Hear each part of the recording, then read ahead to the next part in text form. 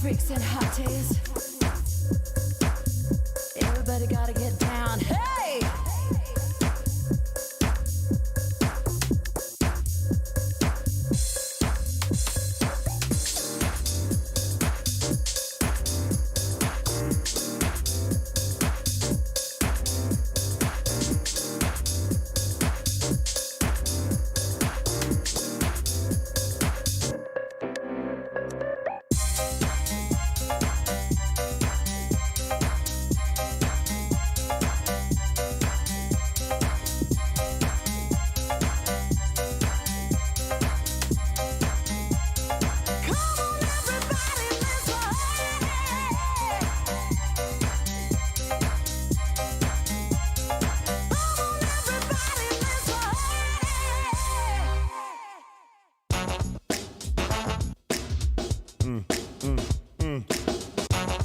Yeah.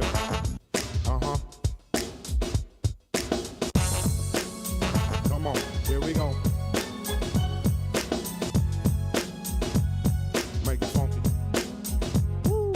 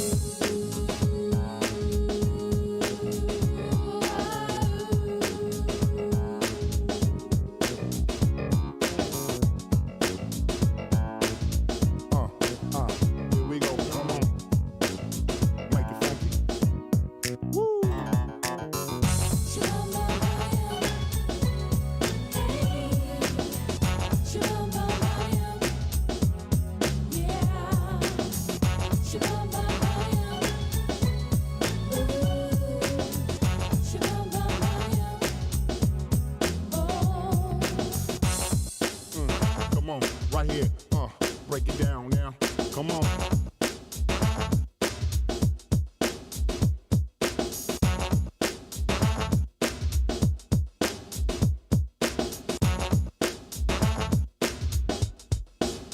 Make it funky.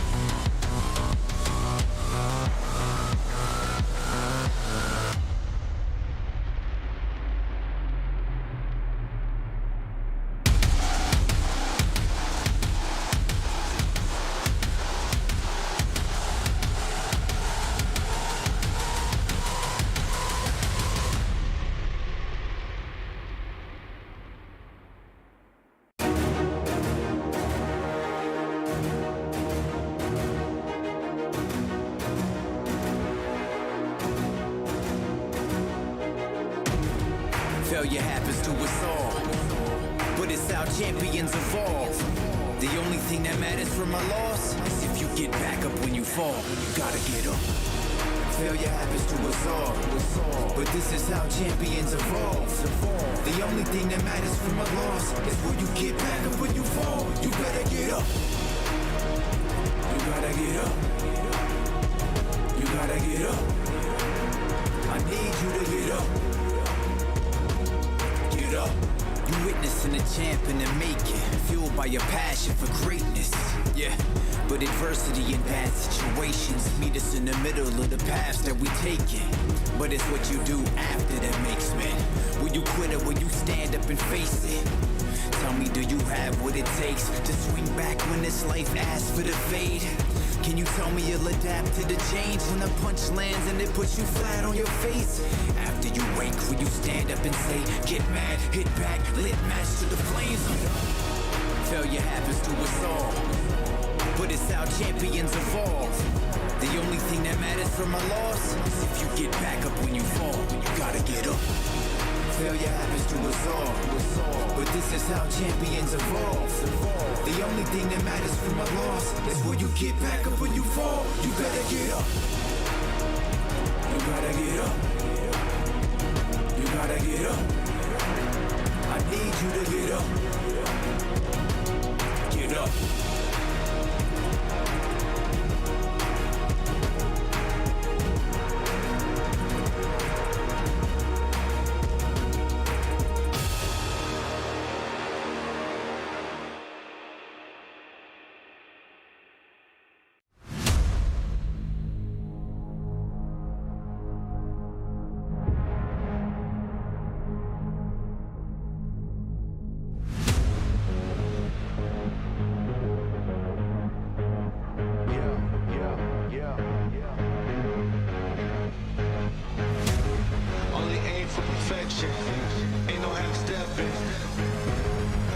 Take you back, spitting facts, you gotta live with that.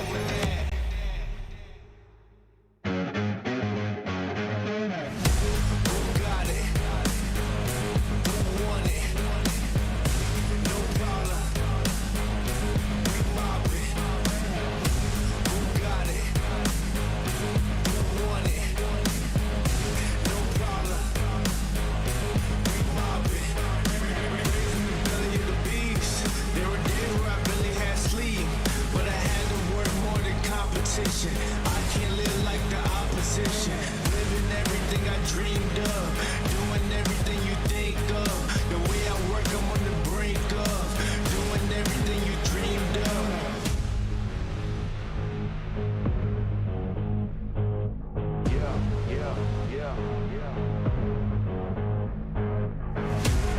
Only aim for perfection. Ain't no half stepping. I'm gonna take you back. Spitting facts, you gotta live with that. Who got it? Who want it? No problem. We mob it. In the city, plenty havoc causing. Do or die, it's either all or nothing. Best believe I'm leaving out with something. Anytime I got the crowd jumping, throwing rage, you know they fist pumping. I'm the king of dysfunction. What would you do if you had my life? Work like me, had them stripes. Would you go hard just to have that ice? A lot of dudes still trying to have that price. You're the yo cooking about to add that spice. Nowadays dudes never had that fight. When they push you good, better burst your pipes.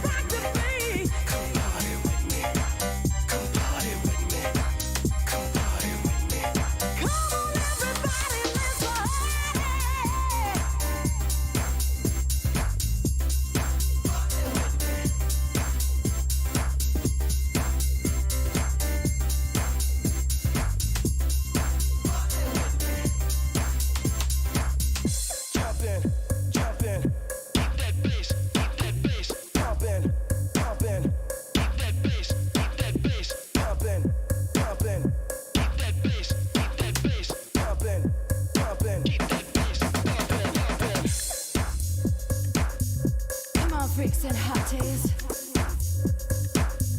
Everybody gotta get down. Hey!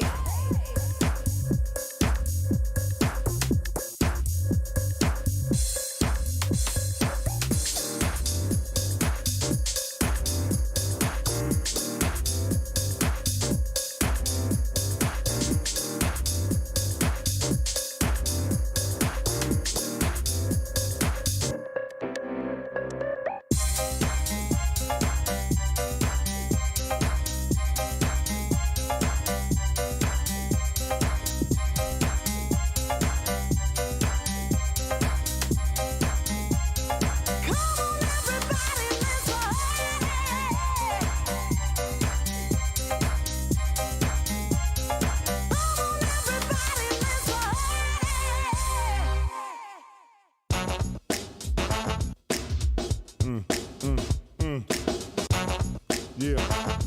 Uh-huh. Come on. Here we go. Make it funky. Woo.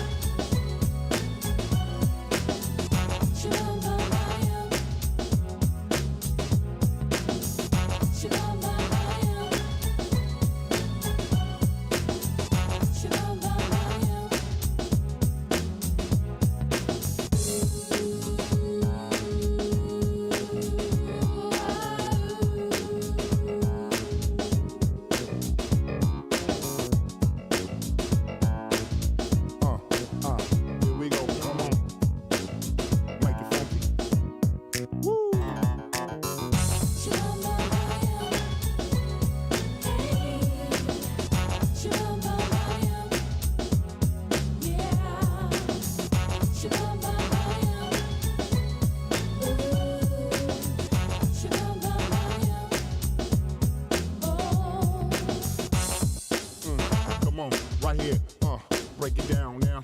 Come on.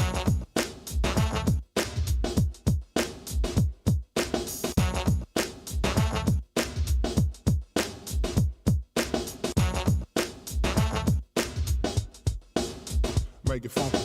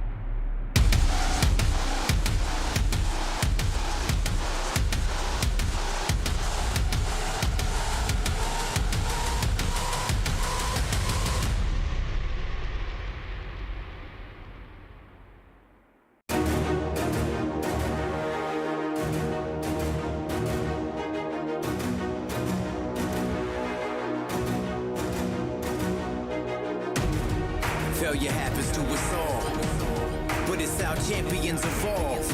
The only thing that matters from a loss is if you get back up when you fall. You gotta get up. Failure happens to us all, but this is how champions evolve. The only thing that matters from a loss is when you get back up when you fall. You better get up. You gotta get up. You gotta get up. I need you to get up. Get up. You witnessing a champ in the making, fueled by your passion for greatness. Yeah, but adversity and bad situations meet us in the middle of the paths that we taking. But it's what you do after that makes men. Will you quit or will you stand up and face it? Tell me, do you have what it takes to swing back when this life asks for the fade? Can you tell me you'll adapt to the change when the punch lands and it puts you flat on your face? After you wake, will you stand up and say, get mad, hit back, lit match to the flames? Failure happens to us all, but it's how champions evolve. The only thing that matters from a loss is if you get back up when you fall. You gotta get up. Failure happens to us all, but this is how champions evolve. The only thing that matters from a loss is when you get back up when you fall. You better get up. You gotta get up. You gotta get up. I need you to get up. Get up.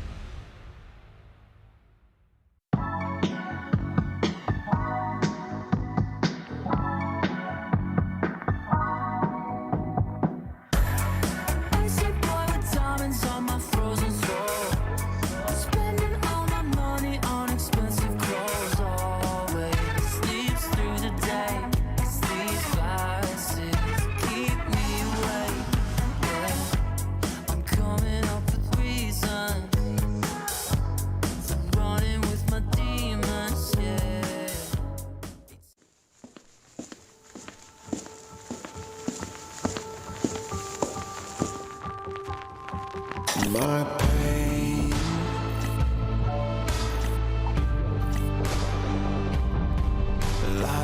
so the world can see. There's a fight and a rage deep down in the heart of me.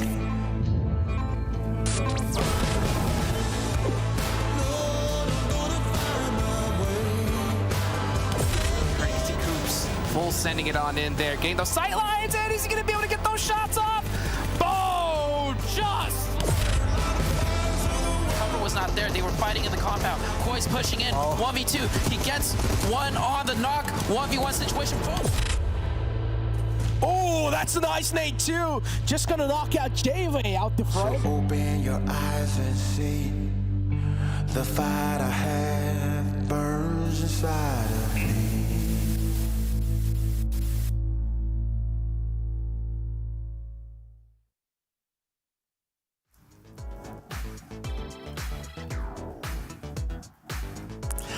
Welcome, ladies and gentlemen, to the PMPL Americas Spring Championship. My name is the Seven Worlds Gaming. I'm alongside my wonderful expert and analyst, Frost and Avenger. Yesterday, day 2 was quite an impressive day. A lot of teams that were towards the top. I'm talking about XSET.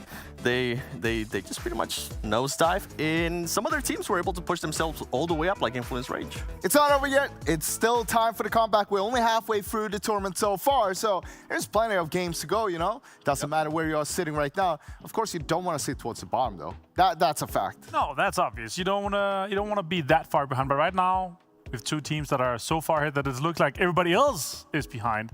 Obviously, Influence Rage Alpha 7 was doing extremely well yesterday, putting themselves in an insane lead. And I feel like if none of the teams are able to make that lead smaller, then it's gonna be really, really hard for somebody else than those two teams to win. Something to keep in mind that some teams, they actually like to chase, right? They don't want to be in the top, in the front, because then you got to keep that up. But when you're chasing someone, it's kind of easier, right? You have that carrot in front of you and you're chasing that. So we're just gonna have to hope that all of those teams that is not in the top right now are the ones who likes to chase it.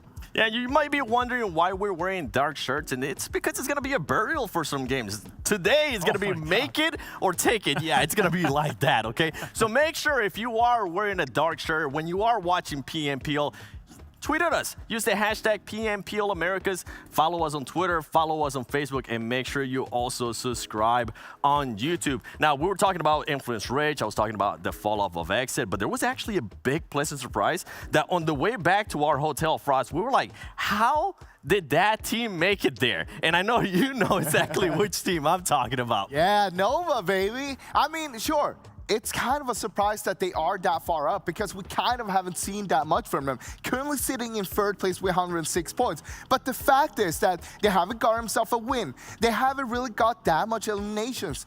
I feel like they're always getting overshadowed by some other teams during the games itself, but they are averaging pretty good when it comes to the placement. They're always averaging 4 or 5 eliminations as well. And with that Avenger, I mean, something that we mentioned is with Sanhok, yeah, it's only going to be 4 matches. We already played 2. But right now, I feel like Nova's taking full advantage of those 2. If you can consistently get, 12, 15, maybe 18 points from every Sanhok game, it's going to be fantastic. And so far, Nova's been able to do that. That's great.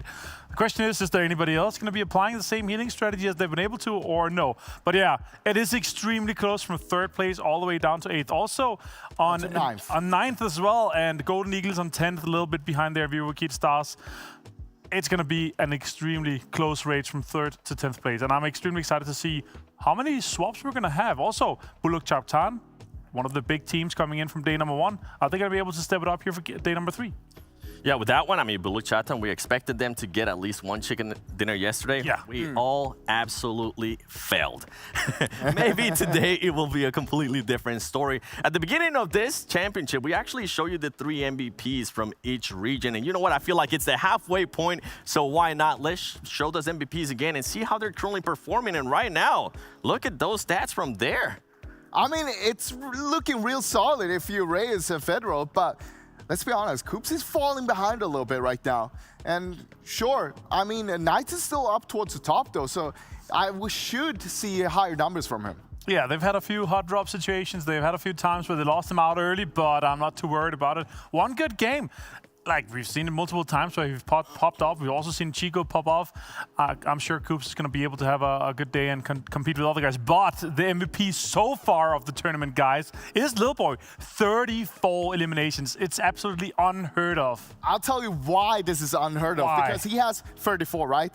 Second place on most eliminations on a single player right now is Ferrum from Golden Eagles with 21 eliminations. Yeah, it's insane. That is the second one. And then, of course, you have Revel Mafioso on 20. You have Ferdinand from Buluc Chabtan on 20 as well. And the first NA player towards the top there. It's going to be Chico on the 6th place there with 18 eliminations. Yeah, Chico's towards the top? I thought stats didn't matter. Oh, you know, it depends. It matters when you're towards the top because then it actually looks good. And also it matters when some of your teammates are not performing the way you expect them to. So good to see Chico currently being able to perform really well for his team. Now, we showed you the MVPs. I do want to see the regions, how the regions are performing in regards to yesterday. We saw actually a big surprise yesterday. It was LATAM being able to lead the charge. And guess what? LATAM is still being able to maintain the average placement lead. Yeah, for sure. It's good to see here, but they are lagging a little bit behind on the damage, though. They are the least damage, but it's still extremely close. If you look at it, when you compare it, it is extremely close across all these teams. Obviously, 5 from NA, 5 from LATAM, and 6 from Brazil, making the average look extremely good here for LATAM. 4 is very, very high in terms of placement points. I'm actually a little bit surprised over how good some of the LATAM teams have been able to perform up to this point right now. All Glory Gaming sitting up towards the top. ATON Esports came back really strong yesterday, and that's putting them up here towards the top of the board, right? Right now, this is looking like a little sandwich. If you look on the overall leaderboard, you have the Brazilian sandwich with the Brazilians in the top and the bottom, and then you put those NA and those LATAM in between, you know? So they're just spice and herbs and vegetables and meat patty or what? That's... Oh, well, it depends on how you like your burgers. I like that. Yeah, sure. All right, you guys are talking the two teams at the top, right? With Influence Rage, I feel like Influence Rage completely turned it up yesterday. Sure. I mean, in the last 4 matches, they averaged about a 2nd place finish.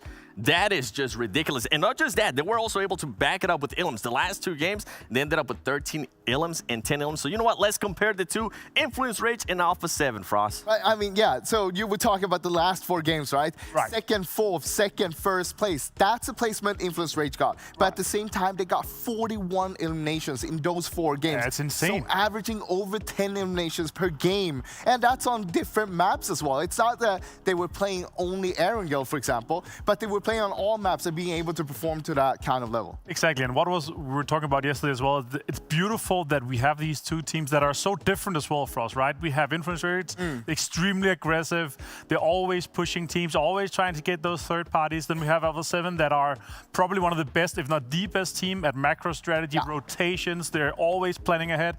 They're always playing chess with all the other teams and being ahead in terms of moves. But Influence Rage, they are so far ahead right now. Yeah, I mean, look at this right here. This line graph just shows how much better Influence Rage has been in regards to the last 5 matches. That 2nd place average finish, like, it's showcasing right now, and it's also showcasing by being able to add up some Ilms. Right now, if Alpha 7 wants to be able to catch up to them, they need to turn up on this first match. I mean, this is insane if you look at it. The worst game here you have from Influence Rage on the right-hand side is 9 points. 9 points, that's pretty high. That's almost like you would put that on someone, maybe a 4th or 5th in the overall leaderboard for that game itself. Yeah, that's definitely higher than me. I'm currently at 7, so they're definitely being able to secure those points. But you know what? We're talking about maps. We're talking about all of that stuff. Let's show you this schedule. That way you can be aware of which maps we're going to be playing and in what order. We always start off with Erangel, Miramar, Erangel, and I mean Sanhok. You heard me talking about what's going to happen there with Nova. But with Erangel, I think it's going to be very interesting to see if the teams that had great performances yesterday, Avenger, are going to have great performances today. For sure. Now, the more maps we play, the more the statistics could really show how the teams are performing on the different maps. Although we obviously love Sanhok, it's going to be a bit of a wild card. Are we going to see more hot drops? How are the teams going to perform? And also where the circle's going to be. Say that to me. You say hot drops, you got me hyped up. I want to see some hot drops. We have continued to see certain hot drops between Knights and Loops. The only thing now that we kind of have to worry, right? With Loops, they're staying within the 2nd page of the leaderboard, and Knights hasn't, besides Chico, they really haven't showcased that Knights that we're used to. Look, you want to talk about hot drops? we also have 2 more hard drops happening, and that's going to be on Miramar. INTZ, Boring Protocol in Hacienda. They tried to fight out. Yesterday, we saw INTZ actually leave it one of the games. They were like, nah, we don't want this. We've lost too many fights here. The next time we came back to Miramar, they were like, all right, let's do this, guys. Let's do this. What happened? It's time. They got clean wiped out from the floor like 5 seconds in, and they were like, okay, we're probably not doing this today. Okay, I have a question for you guys in regards to Miramar, but I'm going to hold it until we actually get there because I want to look at the map performances so far this past 2 days. Well, I want to see which teams have performed, and it's actually not XSET anymore. XSET had a huge drop-off yesterday. A huge drop up indeed. We saw them towards the top, but the real gainers here, that's going to be Influence Rage with those games they had yesterday. And I mean, they are the only one who actually pushed their numbers upwards. Both Alpha 7 and XSET that we also saw towards the top yesterday on the map performance on Erangel, they went down a little bit. Yeah, but I'll say this though. I'm pretty surprised that XSET was able to hold on this good, considering how bad their games was yesterday. It really talks to how good their games was on day number 1. Yeah, they had a 7th place finish. They had an 11th place finish, and I'm just going to stop there because that just, it pains me to see those kind of finishes. And one of the main things, I've said it before, I'm going to say it again, Polo G, I want to see him perform again. Even if he doesn't have the main fragging power for that team, when he's able to showcase with support, when he's able to put up those stats that some people say they don't care about, but they actually matters, it's going to help out this team in a big way. But you know what? I'm hearing that we do have an intro for Influence Rage, so let's watch this video real quick.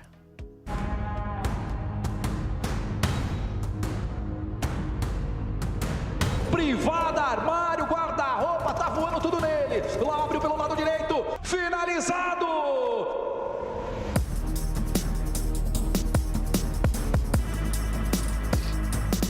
Influence Rage is a Brazilian super team that consists of some of the most popular names in South America. Kajowski and Federal are veteran names, with several achievements to their names, such as winning the PMPL Americas Season 1 and 2. The team's IGL Law also comes with experience, having played for banners such as Loops, A7, Red Canids, and B7 in the past. Since Influence Rage was formed, we knew that this team was destined for greatness. Que ele pega a única entrada na construção. Olha o Kajowski avançando pela direita, pra cima do Arthurzinho. Ele pega no strafe, caiu primeiro. O Seven tá por ali no muro pela parte externa. Tá espremido no gás. A Influence Rage vem avançando. O Seven caiu. Winner de KD. They almost won the PMPL Brazil Spring 2022. Before the final match started, INF was in pole position and VIVOKEYD was 12 points behind them. Influence Rage tried playing it safe and holding their position, but their plans backfired as KEYD engaged in a fight with them. Influence Rage failed to utilize their numbers while KEYD eliminated them early and stole the trophy right out from under their noses. Regardless of whether they get gold or silver, they've made it to the Americas Championship. Forget about being the best in Brazil. Their goal now is to prove that they're the best in the West. Privada, armário, guarda-roupa, tá voando tudo nele. Lá abriu pelo lado direito, finalizado! Vai, torcedor! Influence Rage, a team that I can honestly say surprised me in a big way yesterday with the way they were able to just push up all the way to that first place and hunting down Alpha 7. I really didn't think, after day 1, I didn't really think somebody was going to hunt down Alpha 7. But you know what? For everybody watching on YouTube, you can get a chance at winning a DP28 permanent skin. That's right, I said that right, permanent skin. All you have to do is just answer the YouTube chat poll to get a chance at winning that bad boy right there. And while you're in YouTube chat, there's gonna be a survey pinned towards the top. If you guys wanna make impacts to the future of what's gonna happen with PMPLs, fill out that survey because ideas that you might put up might actually end up happening here, which is going to be pretty awesome. So make sure you do all of that. But as I was saying with Influence Rage, a big surprise for me too. A big surprise too from, it's going to be from Golden Eagles. They're currently in 10th place, and I really thought this team might have been able to be at least within 7th place. Yeah, and I mean, when you look at Golden Eagles, I would say Ferrum is one of the star players on that team. Coming into this tournament itself, we see him being able to perform to a pretty high level when it comes to that team. But it actually surprised me a little bit that he's the second on the overall elimination leaderboard leaderboard right now with 21 eliminations. Why that is kind of surprising is, as you mentioned, they're only 10th overall leaderboard, the whole team, and they only got 40 eliminations, which means that Ferrum himself got more than half of all of that. And he's overperforming, like he's performing better than a lot of those MVPs from a lot of the good teams that we know and would like think that it would be towards the top, but they're not really. I would expect them to be higher than him right now, especially he's in 10th place. They are 25 points behind of 3rd place, so it also talks to how close our 3rd to 10th place is. Absolutely insane. Yeah, look at the stats right here. 3,500 damage, 20 ilms, all of that stuff. And I mean, the backpack that this man is carrying right now, his back must be hurting because this stats, and you mentioned it too, he's the only one being able to put up this kind of stats. Frost is crazy. Yeah, I mean, it's really nice to see, of course. But, I mean, we're only halfway there, so there's a lot more to give still when, who knows, maybe he can climb a little bit higher on the leaderboard. His teammates might still have a chance to drink a Monster Energy, wake up, and actually start putting on those stats because he cannot carry it by himself. Before we go into the game, though, I do have a quick question for you guys. We're talking about that battle at the top, right? 1st place, 2nd place between Influence Rage and Alpha 7. I have a fun one. Who do you think is going to win the first match between those two? I'm not talking about who's going to win Erangel. Between Influence Rage and Alpha 7, who will win first today? Who's going to win a game first of those two? That's an interesting I'm going to stay winning, but you know, you go ahead. You're going to stay winning. Yeah. I'll go with Alpha 7. They're going to win Miramar. All right, this is why I'm going to go with Influence Rage. I stay winning. Ooh, Influence Rage. Any map? All maps. All maps? One on each map today. He's going to say 3 wins today. All right, well, you know what? We don't have to wait long to find out. I am hearing that Erangel is ready, so why not? Casters, take it away. I want to see who's going to win. Thanks, Seven. Thank you, guys. Yeah, I guess we'll end up seeing who's going to go on ahead and get that first chicken dinner between the two. It could just end right away on this first Erangel match, because when I went on ahead and actually took a look at people's performances on Erangel yesterday, honestly, it was a pretty good mixture of people who got that chicken dinner. But as we were just talking about, as you guys were just saying, Influence Rage has been pretty consistent. I mean, they indeed have been. Yesterday was Influence Rage's day without a doubt. But again, Buluc Chabtan were the sleeping giants yesterday. Hopefully on day 3, again, as we said, we're currently at the half point of the entire tournament. So I'm expecting the latter half of the board to actually step it up as well. But Buluc Chabtan, I feel like on day 3, something needs to be pulled out. But Nova, without a single chicken dinner, just with those placement points and elimination points, they're here in top 3. And yesterday, you were actually questioning them pretty hard. They were relatively low on that overall leaderboard, but they really were able to bring it back, especially with the strat they're able to pull from Sanhok. I know that's kind of a little bit of a questionable strat for some people, but the thing is, the fact is that it works and it gets them points, right? Yeah. So we'll see if they'll be able to go on ahead and secure that 2nd place once again on Sanhok, but we're about to be jumping into Erangel, and we got to see how they're going to be performing on this one, because Erangel, this is the most played map of this event, and the first day it was pretty consistent on who was the best, but yesterday it was not the same. It was a pretty good mixture. I want to see, as you already mentioned, if somebody else from the bottom part of the leaderboard is going to be able to achieve in this one. I mean, again, there are some big names in the bottom half of the board as well. For example, INTZ, Honored Souls. Yesterday, we saw a little bit of glorious moments from the side of Honored Souls, especially that Potato Hill control on the Erangel game. We saw Honored Souls doing so great in that game itself. But again, they're lacking in consistency, and that's something Honored Souls will need to work with. It does look like our plane path is going. We got a pretty far eastern play path to start off our matches here.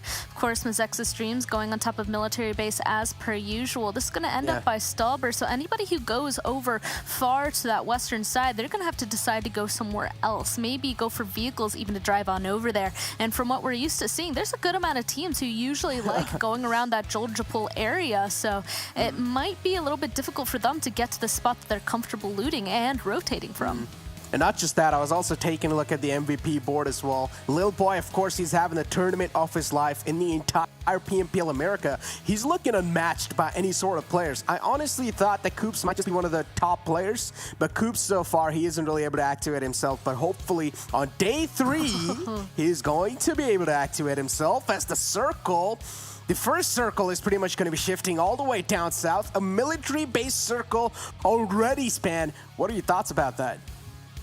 I'm pretty excited. Actually, I feel like this still could potentially pull on up towards the northern side as well. I feel like it's kind of a 50-50 as of right now, but I don't know. There is a lot of that circle that is down to the southern side of the island, so this could be a pretty strong one, a pretty strong down there to the military island. That's going to be quite interesting because all these guys are going to have to decide, okay, are we going to stay on the mainland or are we going to send it across onto military island immediately? Because later on, it might be too hard to get onto the island. But if they commit to that, it'll obviously be much harder to get back off. Yeah, and talk about INTZ, currently one of those teams that is all the way in the 16th spot to the spot of the overall rankings, and they want to kick things off on an aggressive note. And INTZ, they're already able to get the first man down, and the confirmation is there too.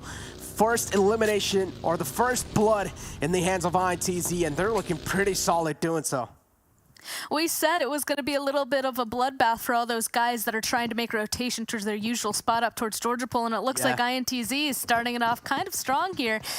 Doing a little bit of damage to VIVOKEYD. That's definitely not a way you want to start off. So as you can see, VIVOKEYD now has 3 people, and same with Buluc Chabtan. They only have 3 players as well. 3 players. That's all they have. They actually started the game off with only 3 players, so that's something that's going to hurt them quite a bit in the longer run in this game. Hopefully in the upcoming game, they're going to be able to kick things off with 4 players, but this is how things really went down. Unfortunately, VIVOKEYD, a team that is currently sitting on 5th or 6th spot, if I'm not wrong. Oh no, scratch that. They're sitting on 9th spot. That means they're still in the latter half of the board with 89 points. So VIVOKEYD, they're also going to be having a lot of pressure. 12 games in their hands, and each and every single game, each and every single move will count.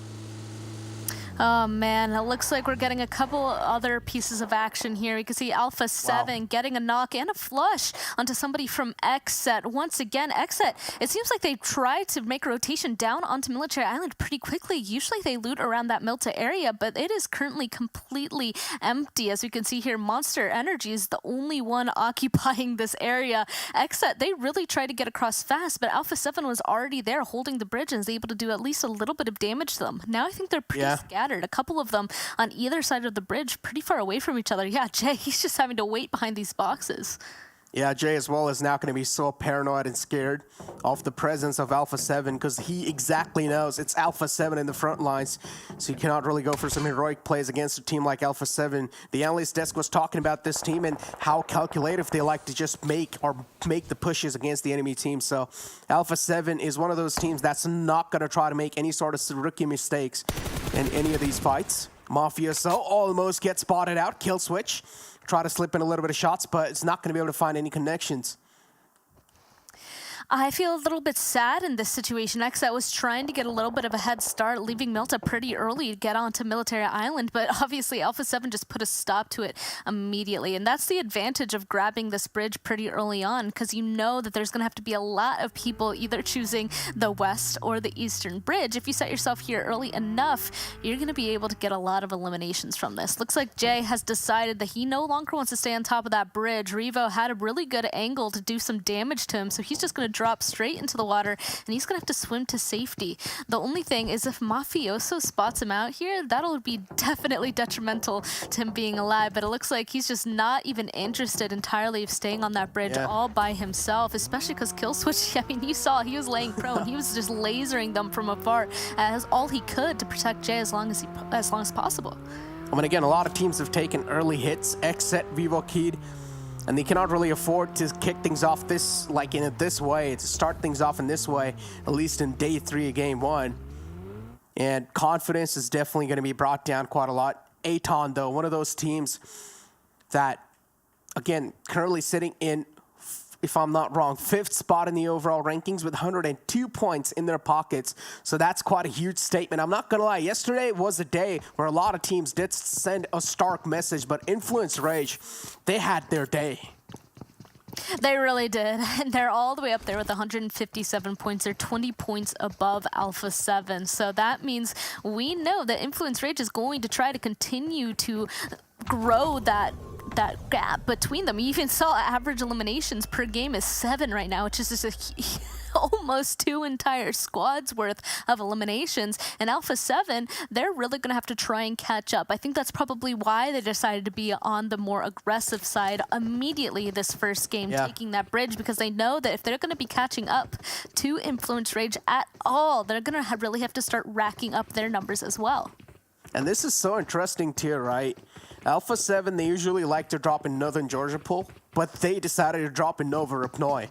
A lot of research done from this squad indeed. And Alpha 7, they have a complete free city for themselves, which is Nova Rupnoy, which is going to be giving them a solid loot. So Alpha 7, nothing much to really worry about. They've already got the footing in the military island as well. On the other hand, we do see ATON Esports slowly and steadily closing up on Nova Rupnoy. That means Alpha 7 now is going to have a challenger. I like that they decided to kind of leave the bridge. They need to go on ahead, continue to get loot inside of Novo, but they actually left Carrillo behind on the compound right across the bridge. So if XSET, for example, does start to cross it, he'll be able to give that information back to his team. It is a little bit worrying since they are also committing to being split apart from each other. If Carrillo's cut out there alone, he won't have his team there to support them. But we'll see if they decide to end up moving later on, because it might not be worth it for them to continue to hold that bridge. Maybe they got a cheeky elimination as of right now, but maybe they want to play the rest of the game when it comes to more of positioning, because we even heard those on the desk talk about how Alpha 7, they're really big into their macro play. They play it like chess. I believe that's exactly what Vanguard said when he compared it to him. So they might have something else up their sleeves. One of them might be, as you already mentioned, holding ATON Esports out from climbing these cliffs on the southern side. I mean, talk about macro plays. Yeah, Alpha 7 definitely doing a great job in that. But again, sometimes those macro plays, man, they're just being outshined by a team like Influence Rage, who just have the pedal to the metal, aggressive teams. They just are out for blood in the lobby. And just doing so as well, they're able to position themselves so well in each and every single fight. Carrillo caught a little bit of bullets, but it's okay. At least safe for now. Carrillo will try to just fade away from that fight. Fernand wants to find a few more connections, but he's not going to be able to because Carrillo is just so quick on his feet.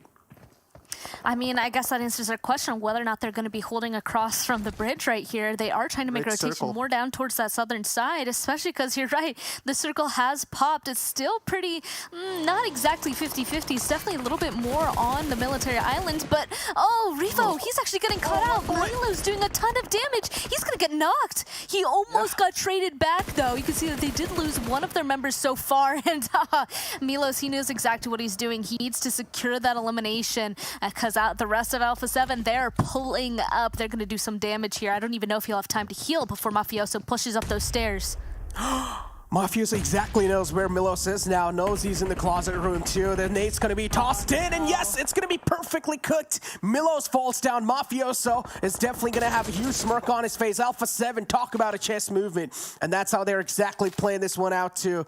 Mafioso, a well-thought approach from this man. Did realize the man was quite isolated all by himself in that little area and was able to shut him down easily. Swag in now, trying to spot out the rest of the players. Lucky's right in the front lines, but he still haven't got the sight lines onto him yet. Yeah, so he knows exactly where Lucky is, right? He was taking a look in that direction at least. Lucky, he's just keeping his head down as much as he can with only a tree for cover, right? Now is the last one alive for his team. It's just, you have to be quiet, you have to be sneaky at this point, because do you really want to be going out in 16th place and get no placement points? That is not an ideal situation. So if he's able to stay alive, especially down on the far southern side of the zone, he could stay alive long enough to get his team at least a few more placement points, but Alpha 7, they're pretty aggressive, and they usually go ahead and hunt down the people that they're chasing. So if he's not careful, you can see he's already moving, knowing that if he stays still for too long, Alpha 7 could start sniffing him out. I mean, again, a lot of eyes are currently on Buluc Chabtan, and if they are going to take a late rotation inside the circle, then it's going to be quite tough, especially if the circle completely takes a hard shift down south. Then Buluc Chabtan are definitely going to be caught off guard. And that's something they cannot really afford. As we do know, Buluc Chabtan slowly and steadily, they're on a downhill curve, and we're currently in day 3. 12 games in their hands, and one of those games is currently being played, so that means only 11 games after this one. And if this game gets slipped by from their hand, imagine the amount of pressure that's going to be on those players. It's going to be a lot for them, especially since they're super far away from the zone as of right now. They're in between quite a lot of teams as of right now, actually. And even over towards the side that we've been keeping an eye on the most, on this eastern side, there's a ton of people, once again, just right next to each other. XSET loops. Can you see Alpha 7 now leaving the southern side, knowing that they pretty much tore that team down there apart? They need to start focusing on getting inside the zone. What we haven't really paid attention to so far is that other bridge, the other side of the zone. And here we go. Here's Buluc Chabtan. Unfortunately, getting caught up by Opa, the Chosen, instantly getting the knock and the flush onto Reyes. Reyes being one of the MVPs for his region. Unfortunately, not quite going to be able to keep that title, at least for this first game, as Fernan, he's going to start pulling it up, seeing if he can challenge Opa for this position on top of this hill. I mean, again, that's the big man. Reyes taking out the squad again. Now down to a two-man squad. Buluc Chabtan, things are looking so shaky for them. How can they try to make a rotation all the way down south in Military Island? That's something I'm pretty sure even the IGL at this point in time is going to be wondering. The next circle is probably going to be popping up in front of our screens soon, and that's what the majority of the teams are waiting for as well. And here we go. The circle shift down south. That means teams like Knights, Buluc Chabtan, the Chosen, they're going to be in huge trouble. I do have to say that the Knights, honestly, they're not in a horrible spot. They're right there on that little peninsula there. They're going to do that strat where they send two people out into the water, swim across, while the other two provide cover, and then they're going to follow behind them. That is my guess as of right now. Right now, they're just standing on top of that peninsula, just waiting for what they're going to be doing. Oh, yeah, they're exactly They do have a pretty, they do have a pretty close proximity, that one being the closest to the mainland, to the island, excuse me, on the southern side. As for everybody else, they're going to have to be making a big rotation around. We can already see action popping out in that kill feed. Yeah, Influence Rage and Buluc Chabtan starting to run into each other. And even towards the center, even on the Military Island already, teams are getting really close. Boring Protocol, Honor Your Souls, kind of following in each other's tracks as of now. And not just that, Influence Rage and Buluc Chabtan. INTZ going to be the last glimmer of hope alive.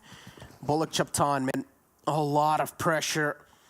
A lot of burden to carry for INTZ, the solo survivor from that team. And Influence Rage is not a team that you want to go up against. They've currently been sitting all the way on the top. They've been looking bloodthirsty throughout this entire PMPL Americas. And Influence Rage is not going to let go that final kill point if they do want to get it. I'm pretty sure Influence Rage would want to stop, but they have no clue that maybe INTZ is right behind them. We'll just have to wait and see. Boring Protocol, though, it looks like they don't like that edge play that they had so far, so they're just going to send it to a little bit of a better position. They could play up on top of this hill here, and for a second there, I thought maybe they were going to keep on going, but instead they're going to stop exactly where we kind of figured they were, and they found a really good empty pocket, actually. Oh, the Knights, they did go ahead and do that strat that I mentioned. It looks like INTZ trying to do the same exact thing, except it seems like the Knights didn't entirely wait for everybody to get across the water. All of them are inside the water, not safe just yet, so that might mean that INTZ leaving their one player up on top of the cliffs might just be able to do a lot of good damage to the Knights. We'll see. They're starting to pop out some smokes here to provide them some cover, but I mean, seriously, he can see where the Knights are. Yeah, Knights is being caught off guard without a doubt. Chico is trying to pull off some plays, but again, his head is just something that he will need to watch out, because that boat's not going to be providing him a lot of cover. Knights, they're just being slowly and steadily chipped off. Chico is trying to pull something off, but as soon as he just reveals a little bit of his body, he's taking a lot of damage, and he cannot really afford to just be like that. From the back now, it's Nova knocking on the doors of Knights, a third party. It looks like only one of them is over there, though. Take a look at that mini-map. Nova's actually really split. 3 of them still by the bridge. I wonder if they're hoping people are going to make a cross. Only Koi has kind of extended over there to see if he can kind of poke at this fight that's brewing over here. Knights so far doing a really good job at staying alive, using their smokes as their cover. But not only do they have to worry about INTZ, another team is actually swimming on over. It's VIVOKEYD. It looks like only 2 of them are now left inside of this water. Their third teammate actually seems to be alive over on the other side of the bridge here, but they might be able to sneak their way up on top of this beach and kind of help out INTZ get on the land if Knights aren't careful, especially because Koi is just being a little bit of a nuisance from this angle that almost got knocked from an INTZ member there. Yeah, that was a little too close for comfort. INTZ could have got that 1 elimination points in their hands. VIVOKEYD, though. Now they as well are going to be on the shorelines, and there we go. Diego just mowing down the fields in the front. Coops getting caught. And the elimination point will follow it up to Diego, just securing that elimination point for his team. The rest of the players, the Knights, the 2 players alive, they just have a little bit of shack in their hands. Alpha 7 and XSET crossing their eyes again this time. And Alpha 7, I'm pretty sure they're one of those teams that will try to take out XSET.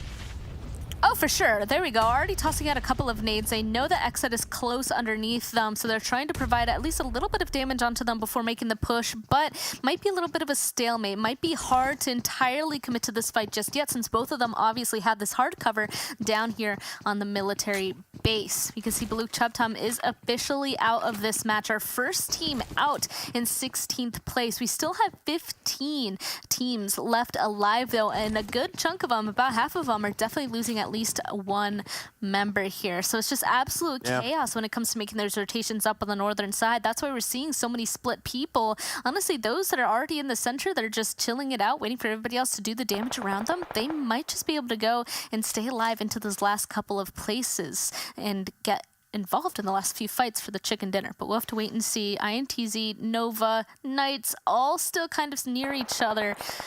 They already did so much damage to each other. Honestly, I don't know, even if they get out of here, if they can kind of come back from this, Necro.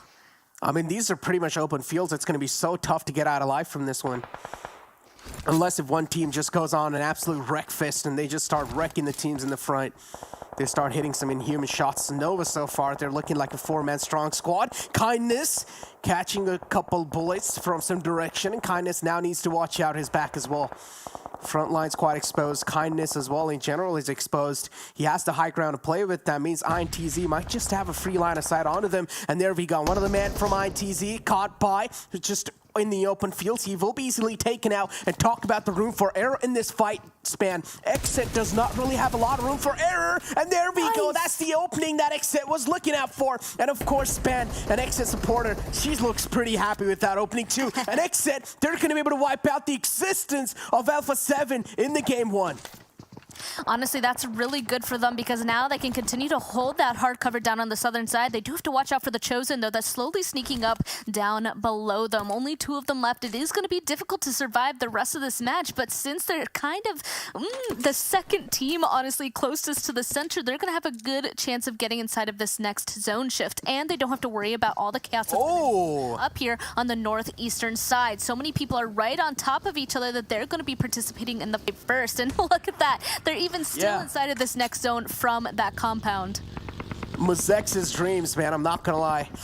Currently the most controlling spot. If they are able to play this one really well, if they're able to be the guardian angels of the edge line of the zone, they can hold off so many teams and they can wrap up so many elimination points, just like how Honor Souls did yesterday on that potato hill.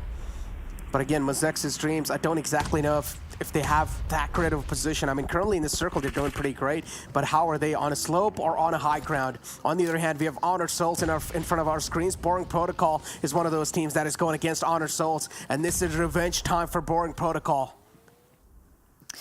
Well, Mezexis Dreams, I will say, are definitely on the high ground. They're on that little compound that's at the top of this hill. They're just going to have to be careful from anybody sneaking on up to them from the northern side. That's really where their sight lines don't really exist. But you're right, there is fighting right beside them on this western side. Looks like Honored Souls and Boring Protocol kind of going to disengage, but Honored Souls disengage from one fight straight into another. It's Nova once again. This time, though, Zifan is the one that is disengaged, as far away from his team. So they're just going to be fighting against 2 of the Nova members. Oh, almost getting a knock on a QZ over there. He was around 5 HP before he ended up being able to cut off that sight line. And Honored Souls, though, they do not have any time to waste. They're just going to start sending it on in to find a place to play right underneath the noses of Mezexis. XSET. Exactly.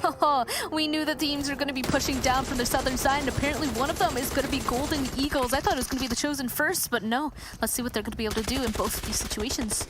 Exactly. Now XSET being challenged by the players of Golden Eagles, and they cannot really afford a 4-man squad against them. XSET, they don't really have the manpower to face against them, but Honor Souls again dismantling the players of Boring Protocol. 3 players down. It's all down to Carnage. And there we go. A blink of an eye, and Carnage is going to be taken care of easily. Honor Souls again, just taking care of Boring Protocol so easily. Man, but Honored Souls, they're not over with this fight just yet. They still have 2 people knocked as of right now. They got to get these reses off as fast as possible. Otherwise, some teams might start getting close to them. Not quite sure just yet, though. Mezexis Dreams doesn't seem to be budging, actually, from the compound that they have, so they might be fine, because Mezexis Dreams doesn't want to go on ahead and push off of that. This fight between XSET and Golden Eagles is still going on, though. The longer that they fight down here, the more prepared the teams up to the northern side are going to be able to look down in this direction and ensure that nobody's going to be crossing that road later on. So this might be the last fight that these 2 teams are really participating in before those guys on the northern side are just ripping them down.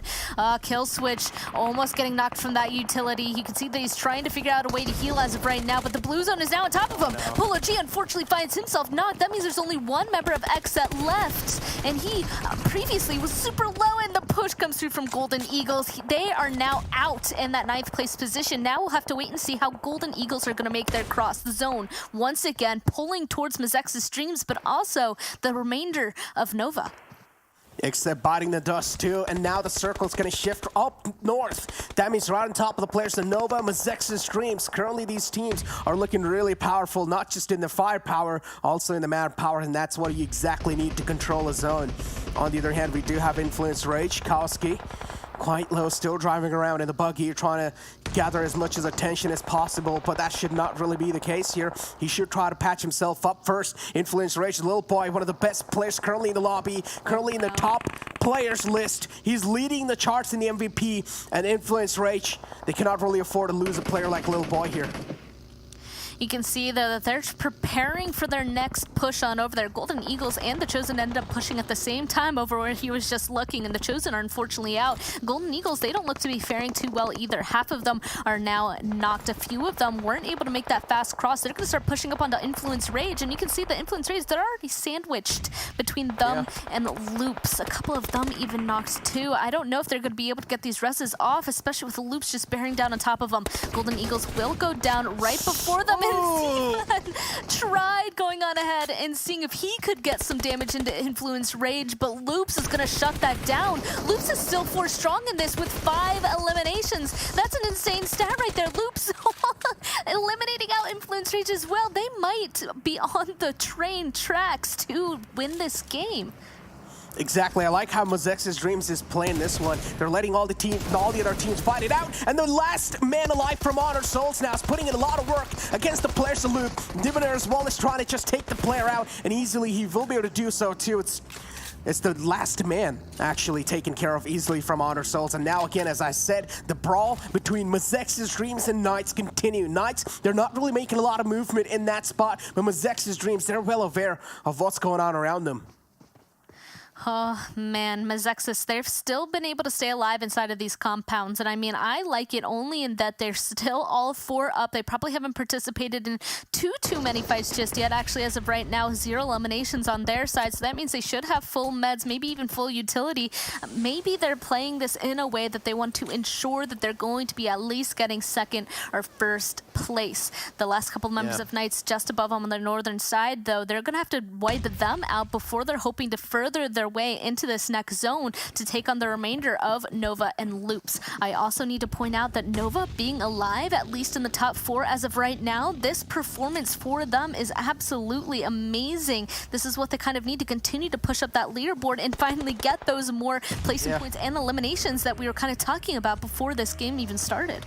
And Mezexis really desperately needs the chicken dinner 2-span. They're currently sitting in 14th spot in the overall rankings, and they cannot really afford mistakes like those. TNX falls down, Fold as well will follow it up. Knights somehow, they're winning this uphill battle. It's all down to the final man alive, Xenox, but this time is not going to be able to clutch this one out. Too many players to deal with, and Mezexis Dreams will put the final nail in the coffin as Knights, they're going to wrap up from this game. Now it's the final 3 teams up, 9 players remaining in total, a 4-on-3-on-2 situation.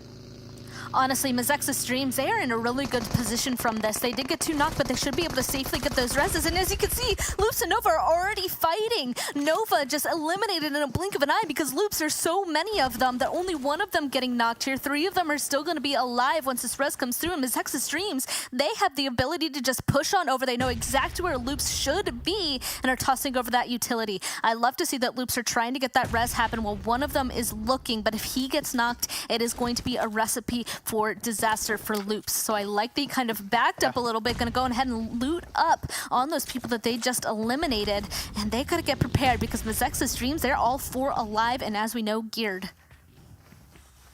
Loops an unstoppable storm in this game, and they're now against a team who cannot really make a lot of errors in this one. And Mezexis Dreams, they're able to find the opening, and the elimination is going to follow it up to the last 2 players alive for Loops. And Mezexis Dream, they're just engulfing the players of Loops like an amoeba. It's all down to the last man up, and not for long though. He's also going to crumble down under that pressure. And Mezexis Dreams kicking things off on a great note in the first game of day 3, and this is a well-needed one too.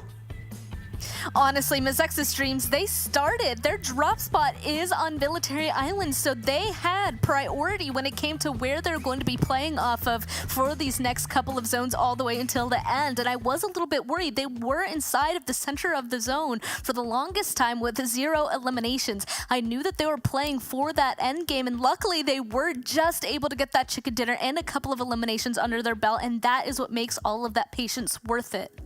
Exactly. I mean, the patience in the end. As I said, Mezexis Dreams, I was loving how they were playing it, and it clearly made sense too. As soon as you saw the way Mezexis was playing on the map, it was like, all right, they're clearly just playing over here to win that game. In the end, they kind of got caught off guard by Knights. If those 2 players from Knights were able to get those thirsts through, then I feel like Mezexis could have almost just lost that game. But hey, in the end, they got saved by the rest 2 players, and in the end, they were able to take care of Knights easily. Yeah, we're going to send it on over to the hosts, though, so that they can continue to talk more about our first match. Wow.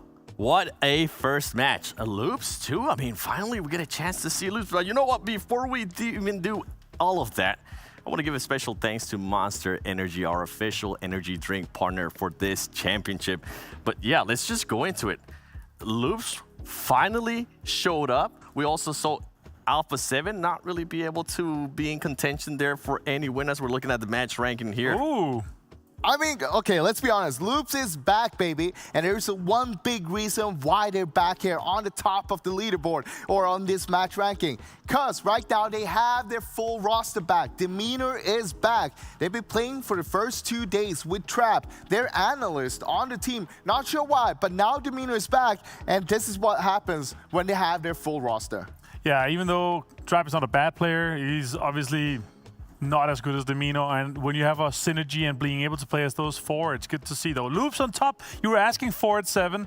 They had to. Mezexis though, they won the game and they played it safe. They played it to make sure that they got as many placement points out of this one, and they didn't go for the kills until the very late game. Look, we talked about how Nova always get overshadowed by another team, right? This time, they get overshadowed again, this time by Loops. But once again, Nova's towards the top. 3rd place there with 8 eliminations, putting 18 points on the board. And we saw them, how they had the southwestern side of that circle, how they played that so well, pushing in towards the end there. But in the end, they get overshadowed. And this is the thing, right? This is why we keep on not seeing Nova. But still, despite that, they're on the top on the leaderboard. Exactly, silently consistent, right? It's behind the 2nd place, the 3rd place, the 4th place. They manage to always get those consistent placement points and squeeze out those eliminations throughout the games. And that's why they're on the kind of pounce. They're going to be able to jump maybe. If it's today, if it's tomorrow, we'll see. Yeah, we're seeing a completely side of Nova here. Yeah. I mean, we're now finally starting to see them, right? Yesterday, they caught us by surprise. Now, they're in our scopes. Now we're keeping a close eye on them. And remember what we said yesterday, right? We were talking about Nova, how they always creep up with 1 or 2 players. But this time around, it was not 1 or 2, but they had basically the full team there towards the end. And that is what they're able to put up when they have the full team. Look at the damage there. 1,500 on the top of this leaderboard here. It's very linear as well. Like, the teams are sharing. It's not one of the games where we Carrying see... is carrying. Exactly. It's not one of those games where we see super top heavy. We saw yesterday, we've seen some of the games where, you know, 3 teams have more than 20 points, and then the rest of the teams, they have to share the rest, which is not that much left. But here, it's very linear all the way through the leaderboard. Yeah, and also you get, when we talk about Mezexis, right? They got themselves that chicken dinner and played it so well. They were the team that dropped in the military base itself. They managed to actually secure themselves a good spot to play from time after time, rotating, adapting to the circle itself. And this is great because a lot of times when you get the circle top view like that, it is very hard to choose where to play from. Yeah, you know what? One of the players I was talking about yesterday, QC, Exactly. finally decides to show up. And I was also hinting at Polo G. You know what? We'll go to all the teams. Look at the survival time. I mean, yeah, look at the survival time. And that is huge for him. Because usually, it's crazier though. This man can put up those kind of numbers in about 15 minutes of average survival time. But it's so much better to see him averaging that kind of survival time right there. Yeah, good to see Toyko back as well. We know him as the Red Dot Grand Master from PMPL Brazil. He's able to hit these insane long-range shots just with the Red Dot and then giving all the scopes to his teammates. Well, you know what? I'm pretty sure there's going to be some changes to that overall. So why don't we pull it up? Because I want to see the consistency of Nova Esports. Wow. That's insane. Influence Rage. There's two big gaps here. Influence Rage down to Alpha 7. 22 points, and then there's another, oh my god, they have 40 points down to third place now, Influence Rates. That is insane.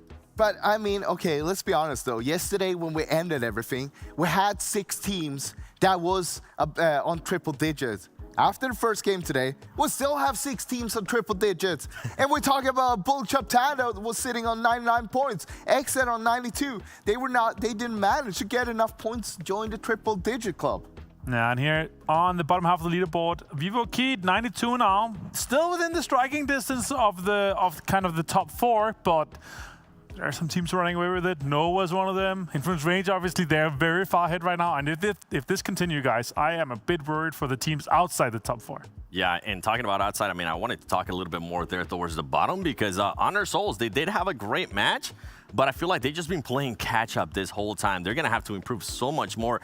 I want to go back, though. You guys know I'm from NA. I like to talk about those teams. And Nova, I would definitely like to see if they're going to continue on this type of consistency because if we compare from day 1, day 2, I mean, all I see here is just pure consistency. It's very consistent when it comes to this team. We saw him in the first day with 51 points in total, 23 eliminations. Day 2, 55 points, 22 eliminations. And you can see here on the numbers, the average numbers, it is very linear when it comes to that. It is. But after this first game, though, it is popping up a little bit higher. Now, we want to see if they can keep that going. Yeah, obviously going into Miramar, we want to see that keep that going. Also, once we get into Sanhok, we're going to see how they're going to apply the same strategy. It's been working for them so far. It's going to be interesting to see if we're going to see them do that again.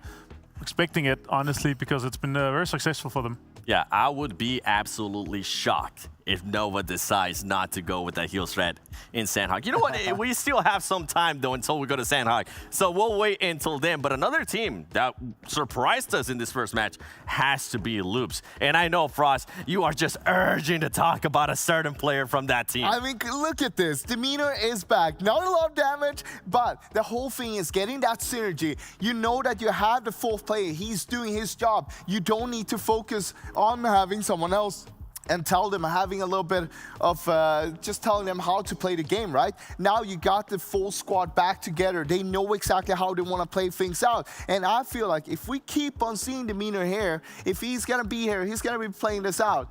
We're going to look at a Loops that is not going to be sitting on a 10th place. Not after today, especially not after tomorrow. They're going to be towards the top. Yeah, and I mean, it just comes out to how comfortable they were feeling those first 2 days. Now, as you were saying, they have their full squad back. They got the players that they're kind of used to playing with. If you're feeling comfortable, the players are going to start performing even more, as we just saw right there. But we are going to be going into Miramar, and I would like to see which teams have been performing really, really well in Miramar.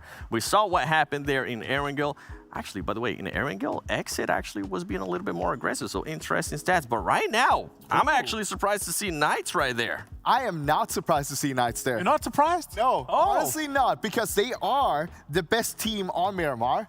But on the other hand, they are kind of the worst team when it comes to Sanhok, and they're pretty average, a bit below average on Erangel. So they need to make sure that they do good on the Miramar games because that is their strong side right now. The points have to come from somewhere, right? They've been able to kind of keep up in the top. They are in there. And obviously, this is a really, really good amount of average eliminations. This is really good to see for them. I hope we see it continue, but my bet is still on Alpha 7 out of Influence Rate and Alpha 7 to be the first one. And it's going to be on one of the Miramar maps. It might be the first one. The thing is, when you look at those stats, though, you have Alpha 7, you have Influence Rate, you have Nova, all 3 there. being one of some of the best teams when it comes to Miramar. And that is scary for the other teams because they're already sitting towards the top. And we're only playing Miramar twice a day, but they're still being able to perform on that map as well. I did get a chance to see a wild card there, which was the Chosen North America. Ooh. That team is currently sitting towards the bottom. And I mean, it's make it or break it here for those teams currently sitting towards the bottom. So hopefully they'll be able to make it. Now, if you are currently watching on the YouTube chat, make sure you answer the YouTube chat poll. That way you can get a chance at winning a $10 gift card for Google Play. That's right. Just start modeling it right there. Answer that poll. We have answered it already so many times every single day, but I am hearing that the Miramar match is ready. I can't wait to see who's going to perform and if we're going to get any other hot drops. So why don't Span, Cargo, and Necro take it away? Hey, Seven, thank you once again. We are, in fact, about to be jumping straight into Miramar, and I am pretty excited going into this one, I'm not going to lie. So we already know, we already have some names on the board for Buluc Chabtan to go ahead and do well, and honestly, they have to, in my opinion, this game, because last match, they started this today with 99 points, and as of right now, they still have 99 points. So clearly, they didn't do too well on our match 1, but of course, they shake that off. They still have 5 more games to go on ahead and bring that back. I mean, not just that, the top 3 teams currently in the overall rankings are running away with the lead. And the rest of the teams, they're just not really able to find themselves that sweet tuning, that sweet spot. The consistency is something that's lacking by a lot of teams. So hopefully they're going to be able to find themselves that sweet tuning, that nice little spot to play around with. And they're finally going to be able to be well calibrated in the upcoming games. Because as I said, 11 more games left in their hands, counting this Miramar game in as well. So Span, not a lot of room for error. You're right. You're right. It's definitely at the end of today that I feel like we're going to have an even better idea of who's going to go on ahead and take those top couple of spots. Because even today, I mean, today we actually started with a pretty big gap. It was 1st to 10th. And already in just one match, it's already 1st to much, much shorter than 10th, right? People are already just slowly getting more and more points to kind of separate themselves from everybody else. So that's just going to continue to happen as each match goes by. And everybody's obviously hoping to be on those shelves above. I mean, again, I just love how the analyst desk brought up the Chosen as well, right? Currently just sitting in the latter half of the board, and not just Chosen. There's a lot of teams that need to step it up, that need to start amping up the aggression as well, because as I said, not a lot of games left, not a lot of days as well. The time's ticking, and every single move that you make will be counted. And here we go. The plane's going to be set in the skies as the plane fly path is going to be starting all the way from down south, all the way towards El Pozo. A little bit of left side tilted plane fly path. That means teams will have a little bit of trouble who do want to go towards El Hazar and Hacienda del Patron. Well, this is going to be interesting as well because we already had an example of this in our last match where even a team that usually goes towards the Georgia Pool area couldn't go there. Alpha 7 dropping on that bridge and taking out a couple members of XSET immediately. In this situation, we're going to have a couple more of that potentially happen because this plane path is not a good one. There are definitely some people that saw this and instantly groaned. So we're going to have to see where they're going to be going to instead because they've been displaced. And are they going to go on ahead and do damage to people who usually drop around this area? We just have to obviously wait and see. That's all we got to do. Just wait and see how things are going to be looking like at the end of the day, too. As you did brought up, at the end of the day, the vision's going to be a little bit more clear, and we'll be able to find out which team we might just count out, right, from those top spots. And yeah, things will be way much more clearer in the end of the day. So as I said, today has to be the day of comebacks. The teams that are in the latter half of the board, they will need to try and make something happen. But again, the plane flat path wasn't really friendly to these players. And also the circle is not going to be friendly. The circle is going to be shifting up north, a little bit tilted on the right side. So are we going to be seeing that drop clash in Hacienda del Patron, INTZ, and Boring Protocol? Where are you guys? As of right now, yeah, you're right. As of right now, don't entirely see it happening. Just kidding. INTZ here we go. Protocol looks like they did find each other anyway. We can see a couple of bullets into Acer so far, doing a lot of damage. I don't even know if he has a gun. It does look like Sam L will be taken down. Acer, he's so low HP that he doesn't even want to peek to try and do damage to INTZ. He just has to wait to see if one of his teammates will be able to help out. Carnage, though, he also has barely any health left. It's really going to be up to Spec in that northern building to see if he's going to be able to bring this back and get a couple of knocks back onto INTZ before their last couple of members that are actually above them on the up here. Oh no, unfortunately for Acer, he gets cut out. And Carnage as well. It is just up to Spec. You're right, he just got on top of this roof to see if he could do something for his team, but unfortunately, even he's down to 50 HP left.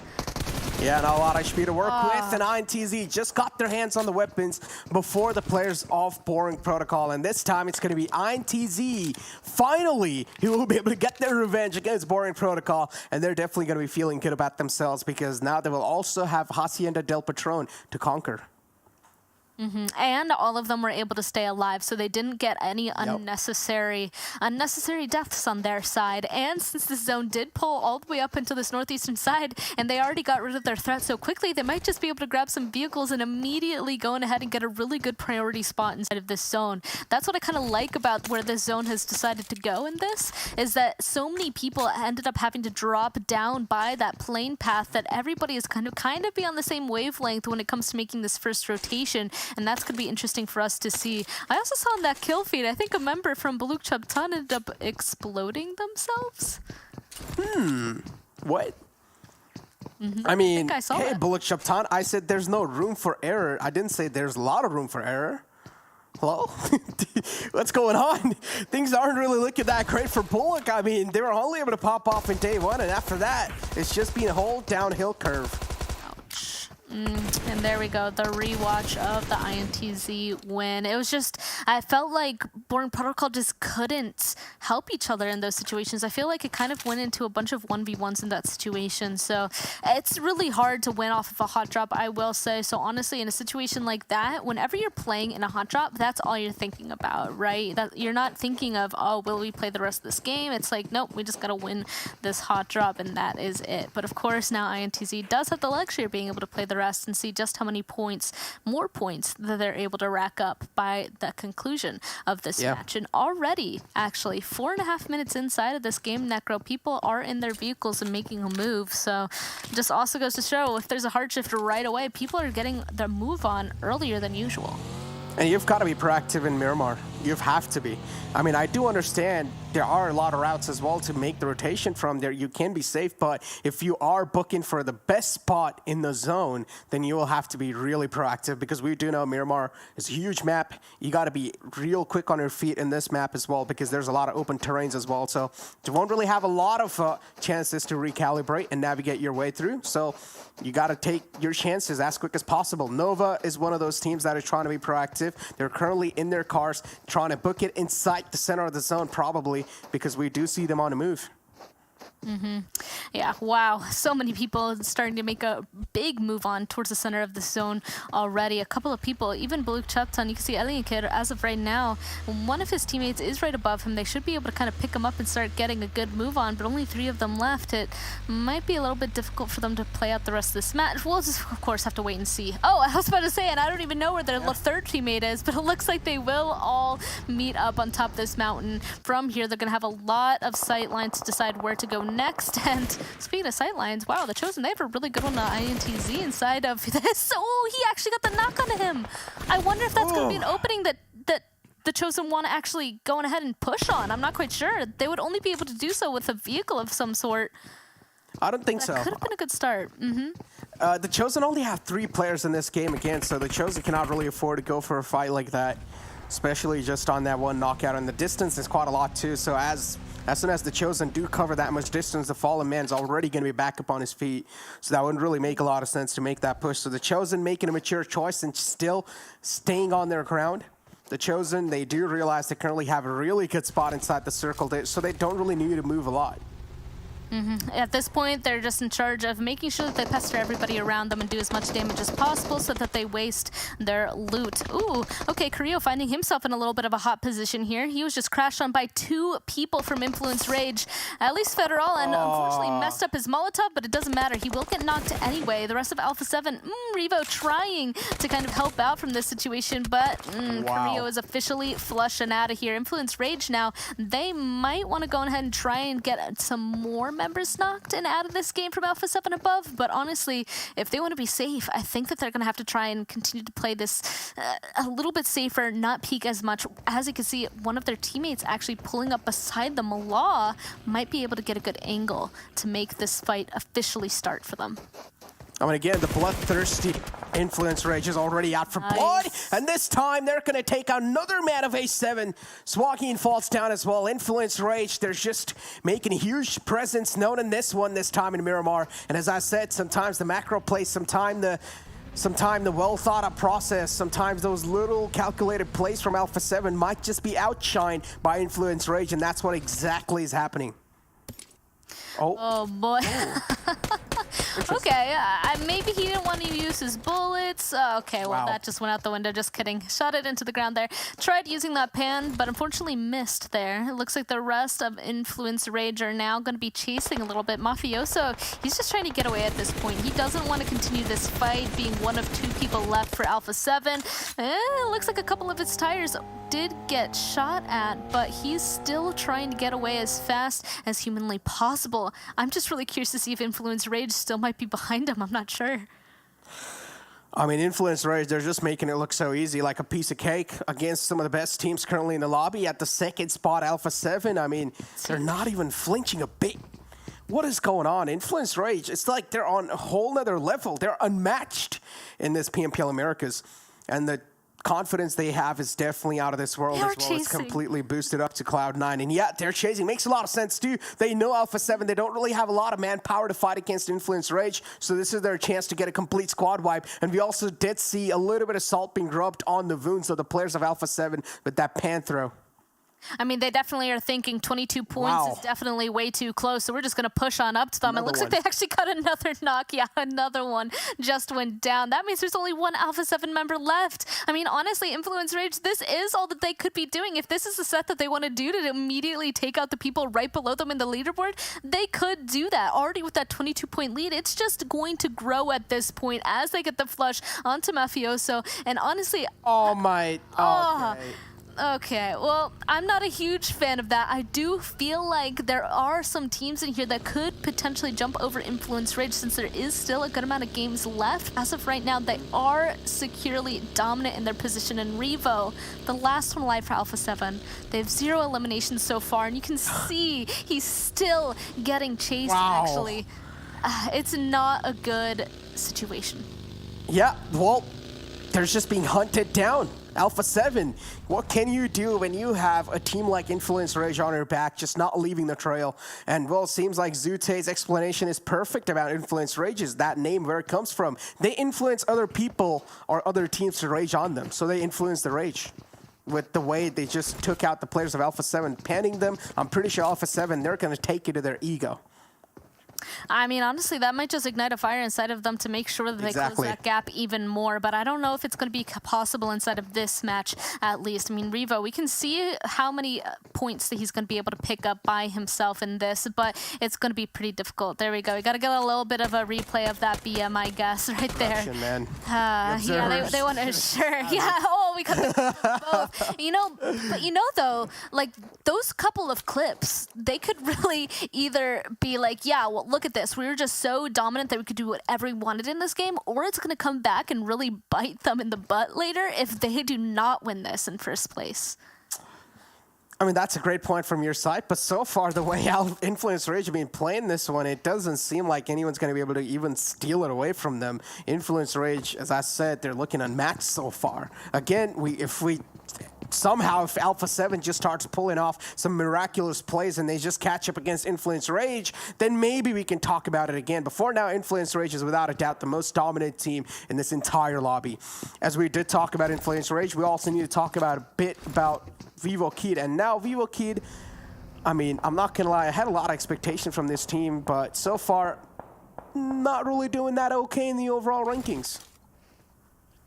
I mean, you're not wrong. Currently in that 9th place spot, that's not where they want to be, but they're not that far away from at least 3, 4, 5, a couple teams above them. So they do have an opportunity if they do well in any matches moving forward, especially just getting a chicken dinner with a good round of eliminations. They could be pulling themselves right back up there into some of those top spots, maybe even up to 4th place potentially. So they're in 9th right now, but there is a huge movement. There's a big opportunity for movement still for a lot of these teams. And that was one of the questions that the desk proposed at the very beginning. How much of these standings will move by the end of today? I have a feeling it might be a bit drastic, but this next circle is about to close, and we're going to have to see who wins this one. And once again, Necro, it's a hard shift. So many people tried their hardest to get out of this southwestern side of the zone where that plane path was, and now they're going to have to go right on back as this pulls back down there.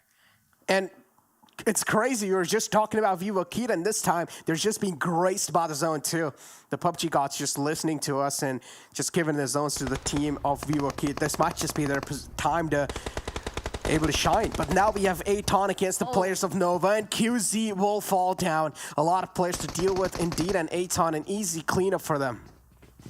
I was going to say, now that Alpha 7 only has one person left, it might just be up to Nova to see if they can close any distance between them and Influence Rage. But obviously, it's not going to happen if a couple of them keep getting torn down. They do still have 3 members left alive, but they're making a rotation right now. They're all the way down to the southern side. It's going to be pretty difficult for them to find a place to play out of in this next zone. Of course, they're not alone. The majority of teams, I feel like, are going to have a pretty difficult time finding a place to call home in this one. And, oh my goodness, so much damage happening inside that kill feed, actually. You can see the Knights versus Mezexis Dreams. Even Mezexis Dreams, unfortunately, exploding some of their own members.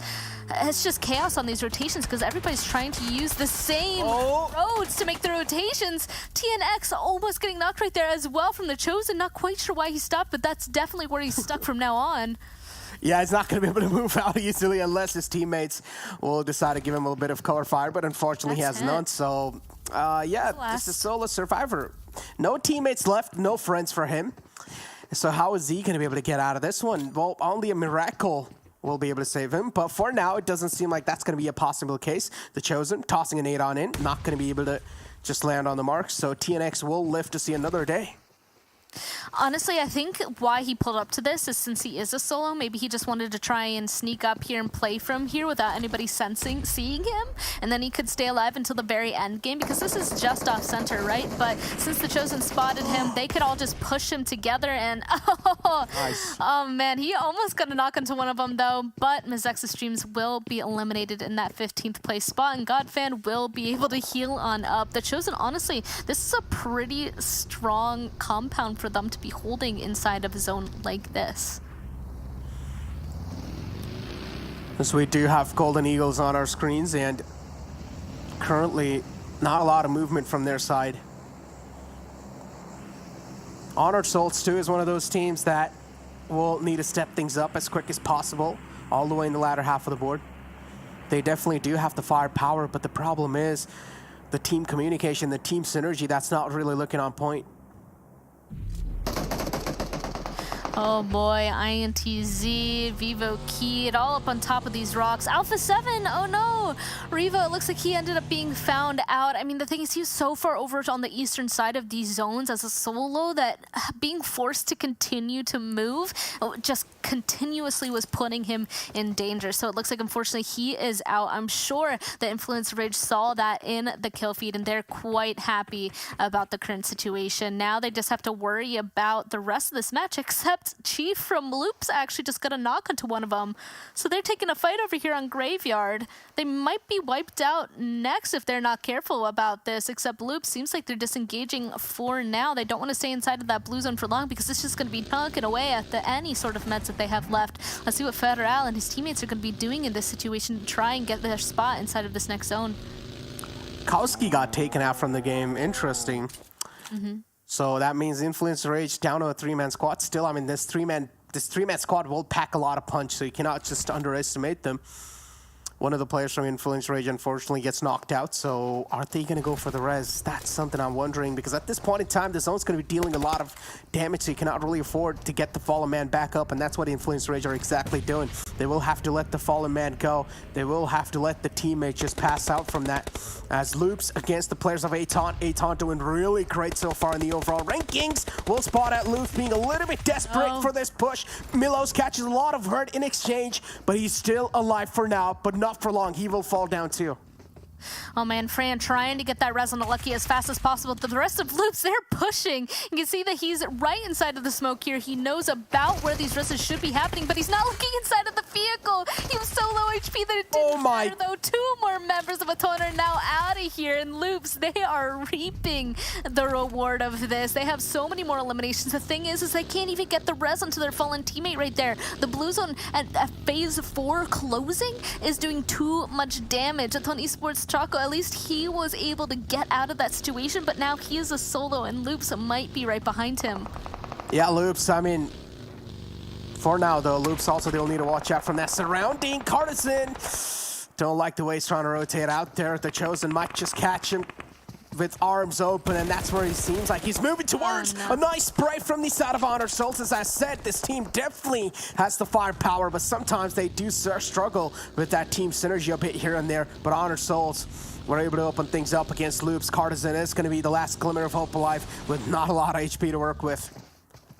And in that inside of the feed there as well, we saw Old Glory Gaming going out of this match. They were just chasing zone this entire time. I think the last one might have been taken out by the blue zone as well, which is just so unfortunate if you can't find your way inside these zones. Going out that way, in my opinion, is one of the worst. Maybe right up there with it being taken out on rotation.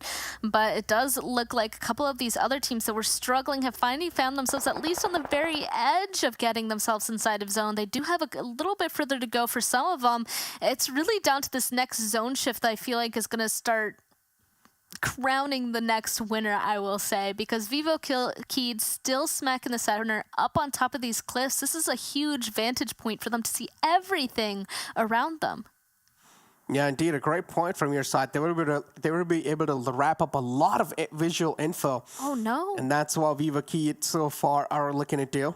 And we do also see a bit of skirmishes happening a little bit on the northern right side of the map. INTZ, they currently have some of the best spots in the game. And of course, Influence Rage, the Grim Reapers themselves are getting ripped apart this time as Lil Boy falls apart. And now it's all going to be down to Federal, the man who has been able to prove himself time and time again. That nade. Federal, he will need to clutch this one out. I'm sorry, that was a disgusting nade onto Influence Rage there. But yeah, so much fighting over here now. It's a good thing that the zone, I guess, pulled towards them because they could just focus on the fighting and they're not going to have to worry about the rotation as much. But this is what I was talking about, where this next zone shift is really going to decide who's going to be doing well, because VIVOKEYD, they had all of those cliffs and plateaus to play up on top of, but since the zone decided to pull over here on the eastern side, they can't entirely play up there anymore. They're going to have to figure out how they're going to get inside of this next zone as much as everybody else, so they can no longer say we have the best spot here and we can just see everything that's happening around us. And even the Knights, they were so far up on the northern side, they're deciding to make a push inside of this zone from the northern side onto INTZ. So we'll see who's going to come out on top, but Coops will catch out at least one of them. Totally unexpected gun away, trying to book it away from him. Coops getting knocked at least one of them. The rest of them are going to be pushing up to see how many more members of INTZ that they can catch out up here. Knights, I mean, they can try to play on with this high ground, but again, the high ground is quite too exposed. Knights cannot really afford to step in a bit more. Now 2 of the players of INTZ easily taken care of by Coops. Coops finally able to wake himself up, and this is the Coops that we exactly saw in the PMPL North America. And Coops with Chico, this duo will do a lot of damage against INTZ. And this damage will not be able to withstand. The INTZ squad will easily crumble down against Knights. Yeah, now they're instantly going and looking around them to see who else they could go and take out potentially. You saw one of the Knights actually go ahead and take a look towards VIVOKEYD. Some of them still up on top of the cliffs that they had. Even XSET is looking in that direction. One of them is just inside of zone, but the rest are not as lucky. I'm a little bit curious if they're going to try and stay up there for longer, if they're going to start making their way off. It looks like 2 of them are trying to figure it out, slowly scaling down this mountain on the far side. But this blue zone, look at it. It is moving fast. If they don't figure out a way down down quickly without taking too much damage. Oh, they're gonna get knocked. Yeah, look at that, so low. VIVOKEYD is gonna have to be careful. What? He just fell down to his own demise. Cilio gets knocked out because of fall damage, and VIVOKEYD having some of the best spots, best spot in the past in the game, now having some of the worst spots in the game. VIVOKEYD, how did this just happen? They were not able to be as proactive as possible, and that's why now they will have to pay the price for that. Nova easily able to shut the player down to the front. XSET, the nade will reply back pretty strong. Shifan falls down. XSET looking to get the confirmation flowing, but it's not going to be that easy. Oh man, Koi now the last one up for Nova. Let's see just how much longer he's going to be able to stay alive. As Zach said, they get the res on Polo G. One of their teammates is safe. And VIVOKEYD, they actually are keeping at least one person alive so far on the very edge of the zone. I didn't even know where he is. I think he's up above on the rocks. Yeah, he is. Trying to prep a little bit of a nade. He might just be trying to take out Nova with one quick utility, but he is already moving away. So if they heard any sort of utility, these guys might know exactly where the last member of VIVOKEYD is. And you're right, the circle had popped a little bit ago and it pulled back towards this direction, but further up on the northern side, in the middle of nowhere, might I add. There's barely any cover up there on the northern side. I believe it's just a big smooth side of a hill, honestly. So those coming from the southern side, they're gonna have to use whatever ridges they have left versus anybody else that's gonna start making a move into this position. I mean, look at Knights currently just being the Overwatch. I'm not going to lie, this Miramar game has been cruel. It has been unfriendly with a lot of teams in here. Just the circle not really favoring a lot of teams here. So this Miramar game definitely has been so unfriendly to the majority of the teams in the lobby. Knights, as I said, currently being the Overwatch. They have a lot of visual info to work with too. And Knights, they're just raining down death and destruction to the teams in the front. And one of the teams that's currently facing that wrath is XSET. Oh man, Nova! Koi actually got that knock on XSET down there with a Molotov. Look at the nade as well. Getting another knock on XSET. Wow. He's a solo for Nova, and he is absolutely destroying XSET down here. I mean, if he continues to be able to toss this utility in this very small ridge right here, he might be able to get even more eliminations, but maybe he is out as of right now. And it looks like we're going to watch a replay of when he ended up getting knocked here. Unfortunately for VIVOKEYD, there's only one of them left. Also struggling down on the southern side. Everybody at this point is pushing on in. Looks like Golden Eagles are now officially out of here as the rest of XSET did get their reses off and are now pushing on in, but that was a huge delay for them to see if they were going to be able to secure a really good spot inside of this zone. Bunch of savages just sitting in the production room right now, just showing all these little...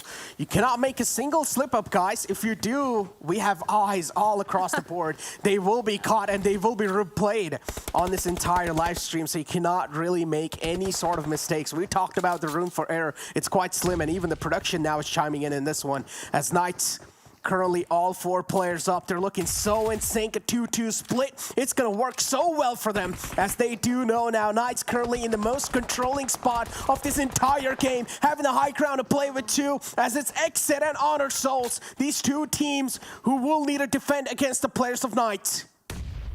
Knights, they're in such a dominating position here. Two of them towards the zone as of right now. The other one right above these members of Honored Souls. So many nades coming through from them, by the way, that they just eliminate X in a blink of an eye with all that utility. We're down to our last two teams, and honestly, Honored Souls, there's nothing they can do. They're all stuck inside of a big bull, and the Knights, they just have a big overview on top of them. That's it. That's the end. The Knights, they were just at such a strong position being up on top of those rocks. They successfully fought and won for that spot, and it secured them this chicken dinner. Knights just, well, we talked about these, right? Knights, the sleeping giants, I would say. I mean, they were still in top 5, if I'm not wrong, the day started. So Knights still, I would say, I wanted to see Knights in the top 3, and after that play, they might just be in the top 3 too, because, as I said, the top 3 was running away with a huge lead. Knights with that one, at least they're going to be able to close the gap a bit. But Coops, the man himself, is finally able to activate himself, and he's woken up. They were about 12 points away from that third place position in fourth before this last match, but they just got 15 points for placement and so many more for eliminations. You're right, I bet they're going to potentially break into that top 3, especially since we know that Alpha 7 was taken out super early. The people just above the Knights was actually Nova that definitely got taken out right before that. We're going to go ahead and jump into a break though before we're going to continue on with our next match on Erangel.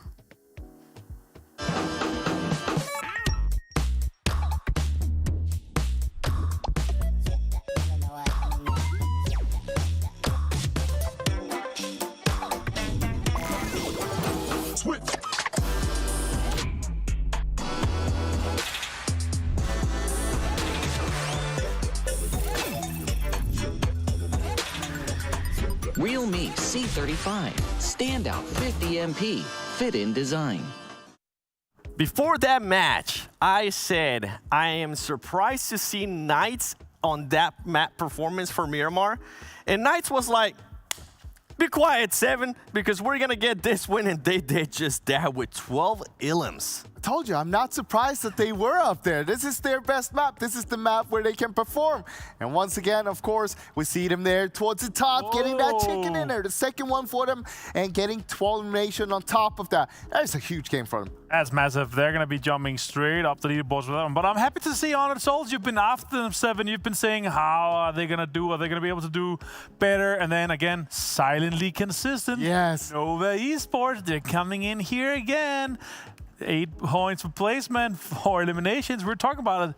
They're just able to do this again and again and again on all the maps. They're getting overshadowed. It doesn't matter, though. They're maintaining that 3rd place. I mean, yeah, they might be getting overshadowed, but guess what? Influence Rage and Alpha 7 wasn't above them on that one, so they're going to be able to close that gap. There you go. Alpha 7, 50th place, 0 points for this one. It's a little bit of a bummer. I mean, they got chased down by Influence Rage. Influence Rage, of course, they saw the chance. They got that first knock there, and they knew straight away, okay, we want to get rid of them in this game. That means that we can extend our lead, and we can make sure that, you know, Alpha 7, they drop down and belong with the others down there towards the bottom while we just keep the top for ourselves. A little bit sad for Boring Protocol, though, losing out to INTZ. You know, these hot drops, they're just not paying off for them. Yeah, and I don't think it's going to keep paying off. I mean, let's be honest, though. That hot drop, we're not even in Hacienda. They couldn't even reach Hacienda, but they were still going for it. They were like, all right. They're going the direction. Guys, this is Miramar. We got to do our thing, right? We got to do it. Doesn't matter. But it was a clean wipe from INTZ, though. Taking out Boring Protocol without basically taking any damage. Yeah, but what I love from Knights and Coop specifically here was that they were maintaining so much control on the northern side of the circle. They took out INTZ, they took out Buluc Chabtan, and they then held back a little bit, and they're like, okay, let's make sure we have this control. Let's make sure we stay 4 guys alive. And then they started sweeping towards the northwestern side and getting the winner-winner chicken dinner. Their 2-2 split, though, was so important. Because of that 2-2 split, that high ground, they were able to shoot basically everyone towards the end there. And look at that, 779 damage. No one else is even close to them. Yeah, it's good. It's really, really good. I love what I'm seeing from Knights here. Really stepping up to the occasion and joining into the lead of what we're going to be seeing of the leaderboard, of course. And slowly but surely there, I saw XSET Coops and Chico. Yeah. There you go. I knew Coops once he saw that MVP leaderboard and he didn't see himself anywhere near that. It was like, it's time for me to wake up. And he's doing just that, Frost. Yeah, I mean, it's time for him to wake up. At the same time, you said it earlier, right? It is really nice to see one like Chico standing up to the occasion when it's needed, when Coops wasn't really there. But maybe it's time for Coops to take back that throne. I think it's going to be hard because Chico has really had a fantastic tournament so far. And now that they're succeeding together. And obviously, Chico still gets a few eliminations here and there. But we'll see how it's going to be going out for the rest of the difficulties. Whoever it might end up on top of that team, I'm just happy. Now we got extra players from Knights being able to perform. And I did hint that the Nova, with that 3rd place, yes, they're being overshadowed by certain teams, but Influence Rage and Alpha 7 weren't above them. So I want to see that overall leaderboard. That way we get a chance to see if they were able to close that gap and by how much. And wow, look at that right there. Oh my God, it surpassed Nova. Yeah.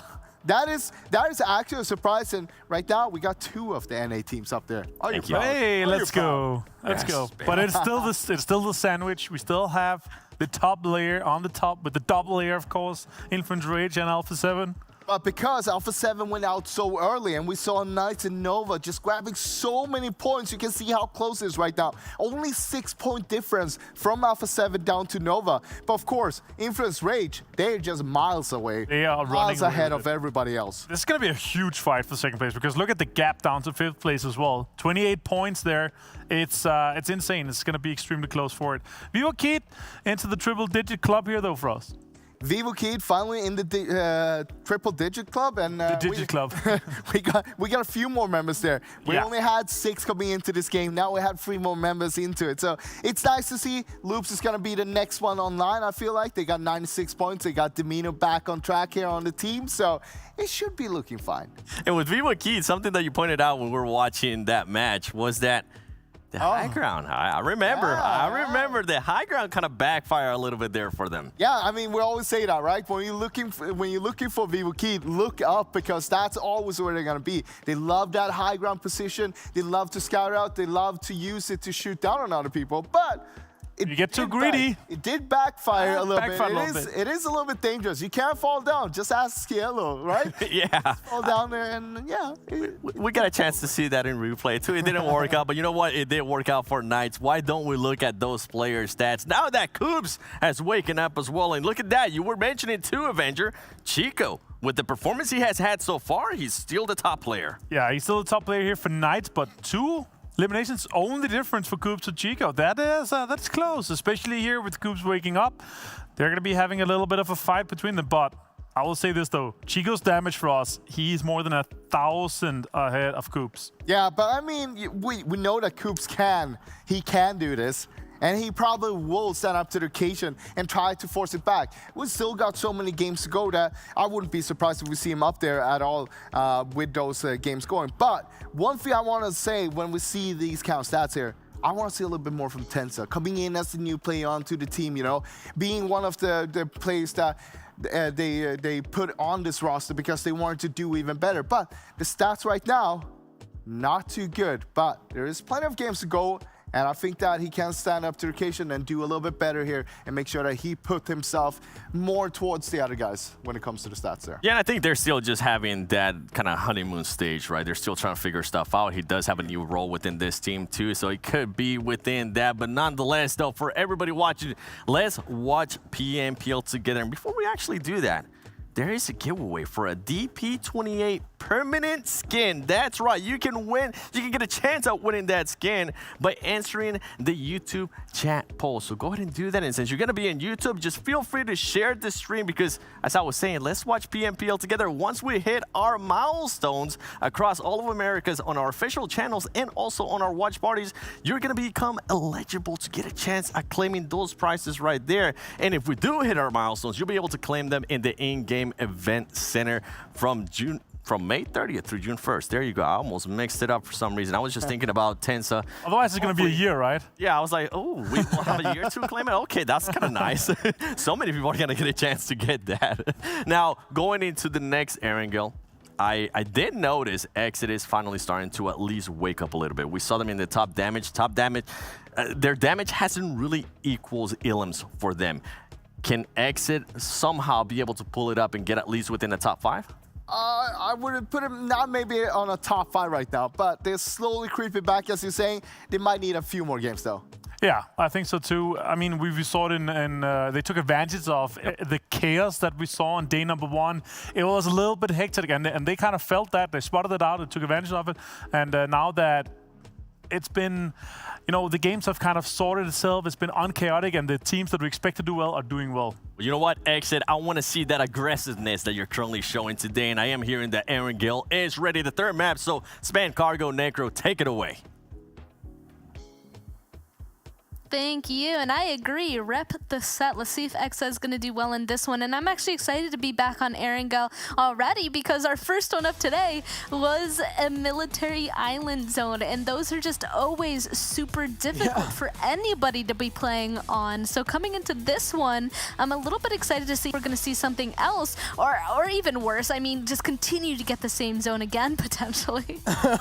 I'm not going to lie. Today, it hasn't really been the day where the zone's actually being friendly with the teams. The zone's being quite cruel because it's the day 3. We're expecting some comebacks, and the zone actually wants these teams to make a lot of error making that rotation. But as we said, not a lot of room for error, and currently the latter half of the board is still looking pretty stuck in that spot. But hey, Span, look at what? Knights finally cracking in the top 3, and that's what we were really eyeing out for. I mean, we had a feeling, right? Especially since Alpha 7 Esports, actually, there's barely a gap between Alpha 7 and Knights now because Alpha 7 was taken out so early. And coming into this, like, since Influence Rage was so dedicated to just chasing Alpha 7 Esports down for as long as possible, like, what are the odds that they're going to be doing it again in this one? I feel like it's pretty strong. If they sniff out Alpha 7, Knights, even Nova, I bet that, and if they start getting the knocks into them, they might might just be as aggressive because they can. They know that at this point that they're so high above everybody else that why not just go ahead and specifically aim to make sure that the people right below them aren't going to get any closer. I mean, A7 again just dropping in Nova Repnoi. But this time the circle is not going to be in Military Island, so at least that's good news for the majority of the teams that do like to go all the way towards north. That means All Glory Gaming will get a chance to fight back again. And we pretty much just forgot about All Glory Gaming throughout this entire day. They were also one of those teams that were so close in the top 5. But now, today, All Glory Gaming, they will need to again shine back. They will need to shine again because I know they've got the potential in 2 days. In the first 2 days, they have been absolutely dominating. But today, it seems like in the first 2 games at least, they have been kind of suppressed down.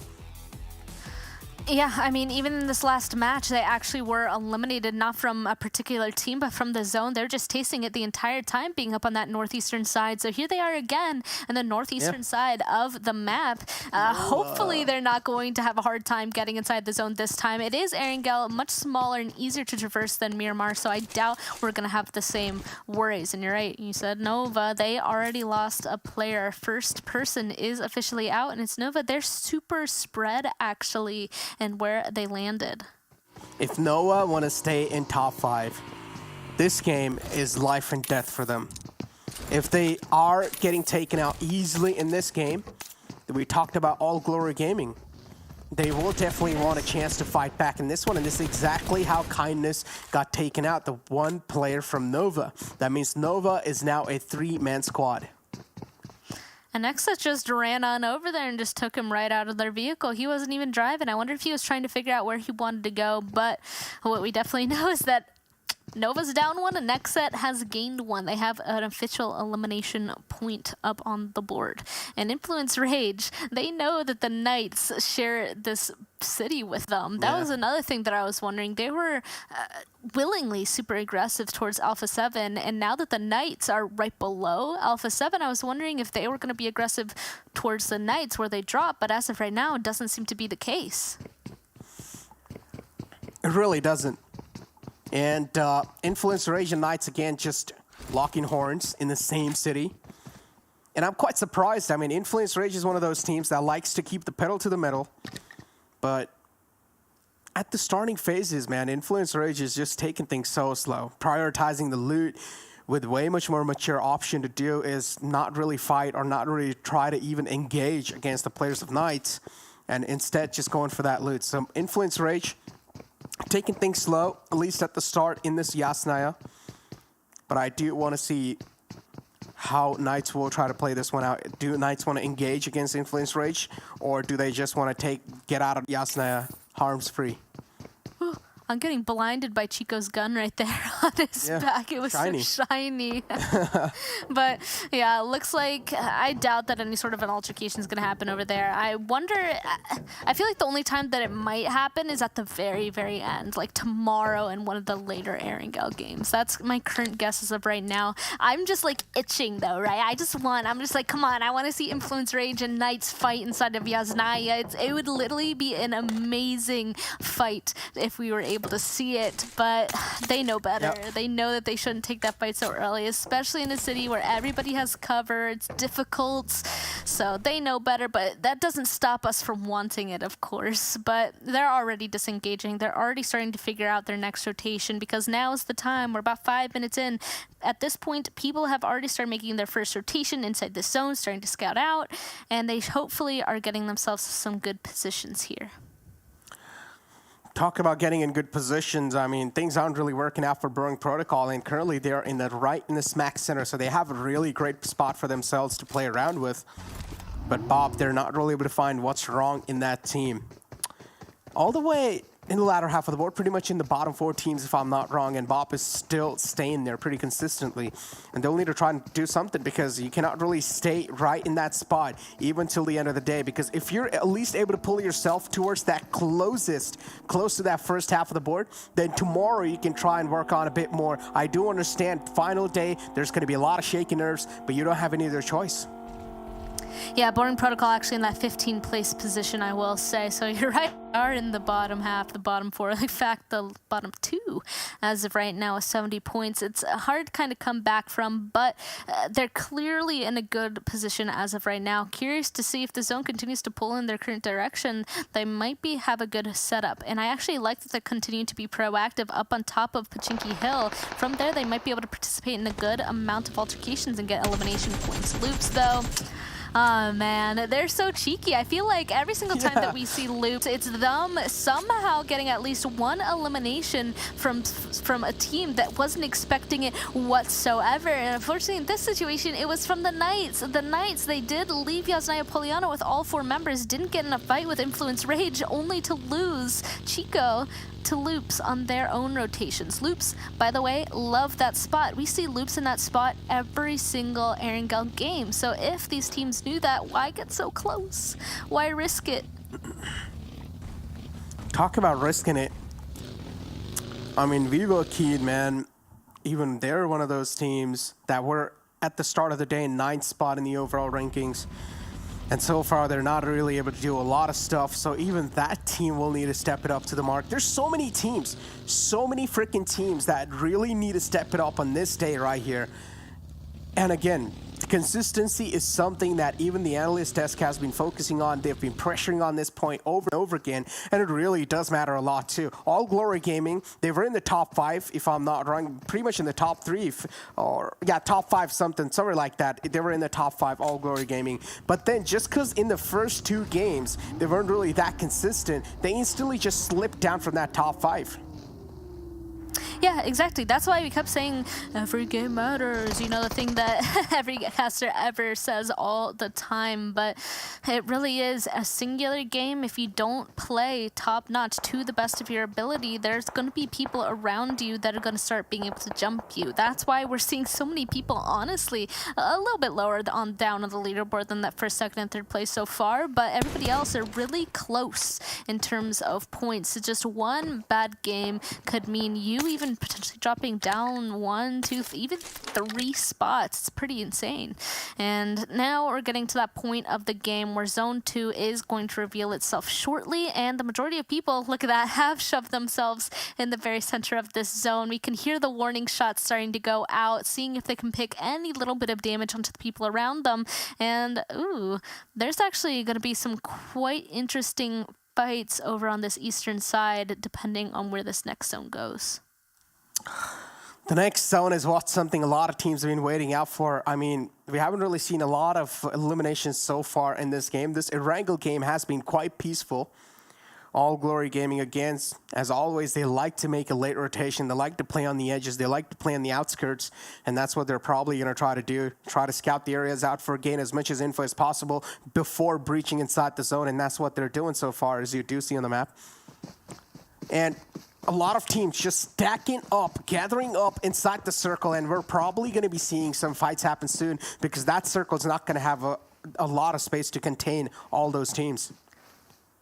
Yeah, for sure. And actually, I already pointed it out, but I'm going to say it again. I like that Boring Protocol has decided to take this Pachinki Hill because usually from this position, you're able to get a lot of information from the people around you and take some good shots at people who are making rotations around you. So I feel like even though Boring Protocol isn't doing too well in terms of the overall leaderboard, we can still see that they're trying to be in positions that they're going to be able to at least attempt to pick up some elimination points as the game goes by. And actually, of course, as of right now, Golden Eagles, they're starting to drive really close by. Look at that, Sam L. He's trying. He wants his elimination point, but oh no, down to like 1 HP. I don't know why he stopped shooting at that situation, but it looks like Golden Eagles, he's going to run on over and spot out Sam L immediately and get the knock. The rest of Boring Protocol are so spread apart that I don't even know.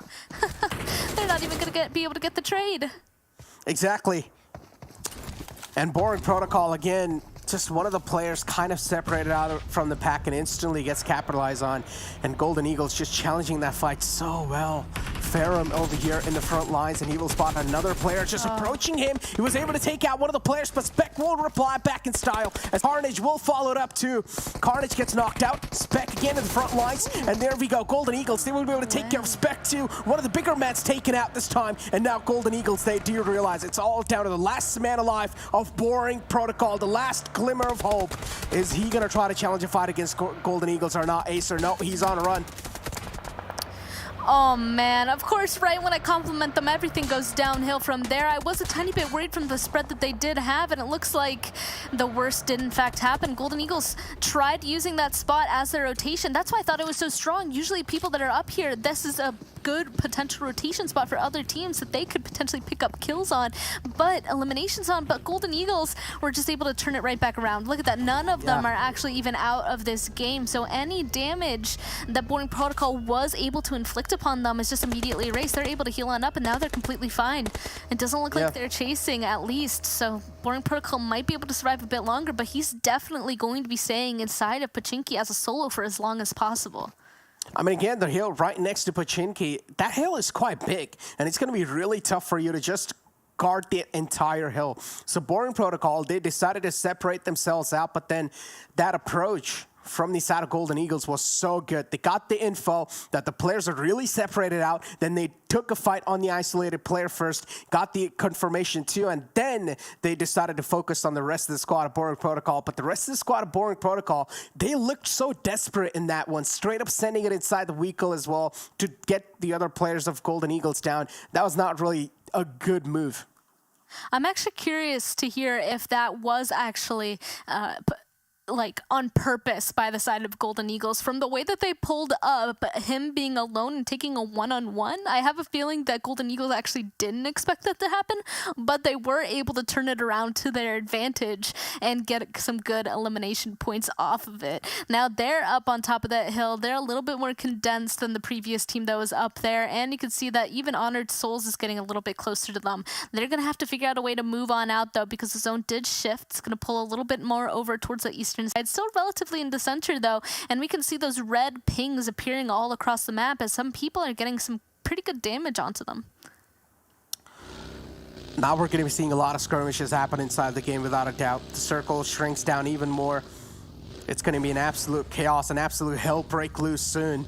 Knight's one of those teams currently inside the game alive with only 3 players. Unfortunately, they took an early casualty. Honor Souls against the players of Golden Eagles. A nice nade will shut down one of the players of Golden Eagles. And again, there's nothing Golden Eagles can really do here. They're just getting pressured by Mezexis Dreams as well at the same time, and then Honor Souls too. Oh, and the vehicle explosion as well.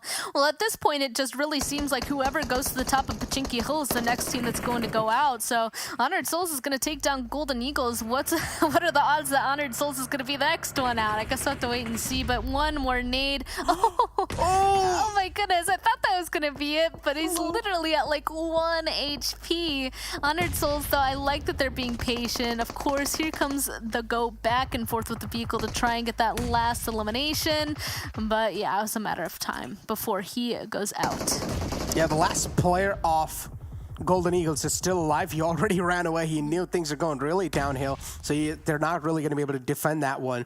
So he's now trying to play for the placements, as we do have INTZ. Oh, that one is just going to whiz right past his ears.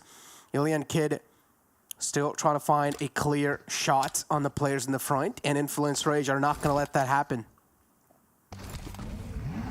Okay, Buluc Chabtan, looks like they're starting to make their move happen as well. I mean, they were just in a fight with Influence Rage. It seems like they're just trying to make a rotation away towards that eastern side. Of course, Golden Eagles, the last one alive that you already mentioned, looks like they're already in another fight. Nova, they're both trying to play at a shack across a street. I mean, this is the perfect position, honestly, for a solo like Golden Eagles, because he has the hard cover of this shack here, and usually bigger teams don't want this location, but it just so happens that Nova Esports QZ, I guess that he was just trying to play this for his team, and Golden Eagles got a little bit too close. So now he's not going to be there safe and sound by himself. Instead, Nova might try to go on ahead and do some damage to him, especially actually the zone shifted down here. This means Nova, they have a pretty good chunk of the zone to themselves, and if they get rid of this person right across the street from them, that's their closest threat gone. All Glory Gaming too, they're still alive, and yeah, you talked about Nova, they're gonna put the final nail in the coffin for Golden Eagles. So now they're taking out the game easily. And yeah, going back to the conversation that I was trying to bring up, All Glory Gaming still alive with all their players up, but unfortunately, this time the circle's not really gonna favor them, but I'm gonna hold on to that convo as Mezexis Dreams, they're up against the players of the Chosen. The Chosen really want this compound, and they're gonna conquer it, they're gonna fight for it, and they're actually gonna win it too, but at the cost of what? Now they're just down to the solo man alive. A lot of damage has been taken onto them. Oh man, that's kind of heartbreaking. I don't know, Mezexis Dreams, they had a pretty good spot, I mean, over towards the western side, but right when they tried getting a spot inside this zone, I guess that fight just didn't work out. That's what's oh so important whenever you make a big movement like that. Like, you know that you're either going to be super successful in grabbing the spot that you want, or something like that could happen. And now you're right, there is only one solo left to hold that spot, and we're going to see if even he's going to be potentially crashed in the future, because that is a pretty good dip for people to play out of in control of this entire western side. But of course, Influence Rage, they have spotted out their next victim. It's going to be VIVOKEYD. Diego just being able to get away inside their vehicles, both of them just booking it down to the southern side. Influence Rage, though, take a look at them on that map. They're getting in their vehicles as well. I wonder if they're going to start chasing, especially because up on top of this hill is no longer inside zone. They're going to have to fight their way on in, and why not do it to the people that they were just in a fight with? Influence Rage just chasing down Diego. That little glimmer should be more than enough. A lot of damage is indeed dished out, and look at them just getting angles from all across the board. They're just so quick on their feet. Influence Rage, one little glimmer will be given away, and Influence Rage will easily take out two of the players of VIVOKEYD. And we talked about this game. VIVOKEYD, they really need this one in their back too. Acilio is just gonna straight up book it for the placement. He does realize he's the only last man alive for that team, so he will need to play things as safe as possible. He will need to wrap up as many as placement points as possible. Has found a really great check, and on the other hand, now Influence Rage just switching their target on the players of Honor Souls. Yeah, a lot of utilities directly on top of that tree, because, I mean, he knows that there's no way that that guy can move too far. So he's able to do a good amount of damage, but otherwise he has to kind of sit back and wait for the rest of his team to get a little bit closer, because the rest of Honored Souls, they're doing a pretty decent job at protecting their teammate from afar, but he will end up going out eventually. It was only a matter of time with the angles that Influence Rage were able to put onto them.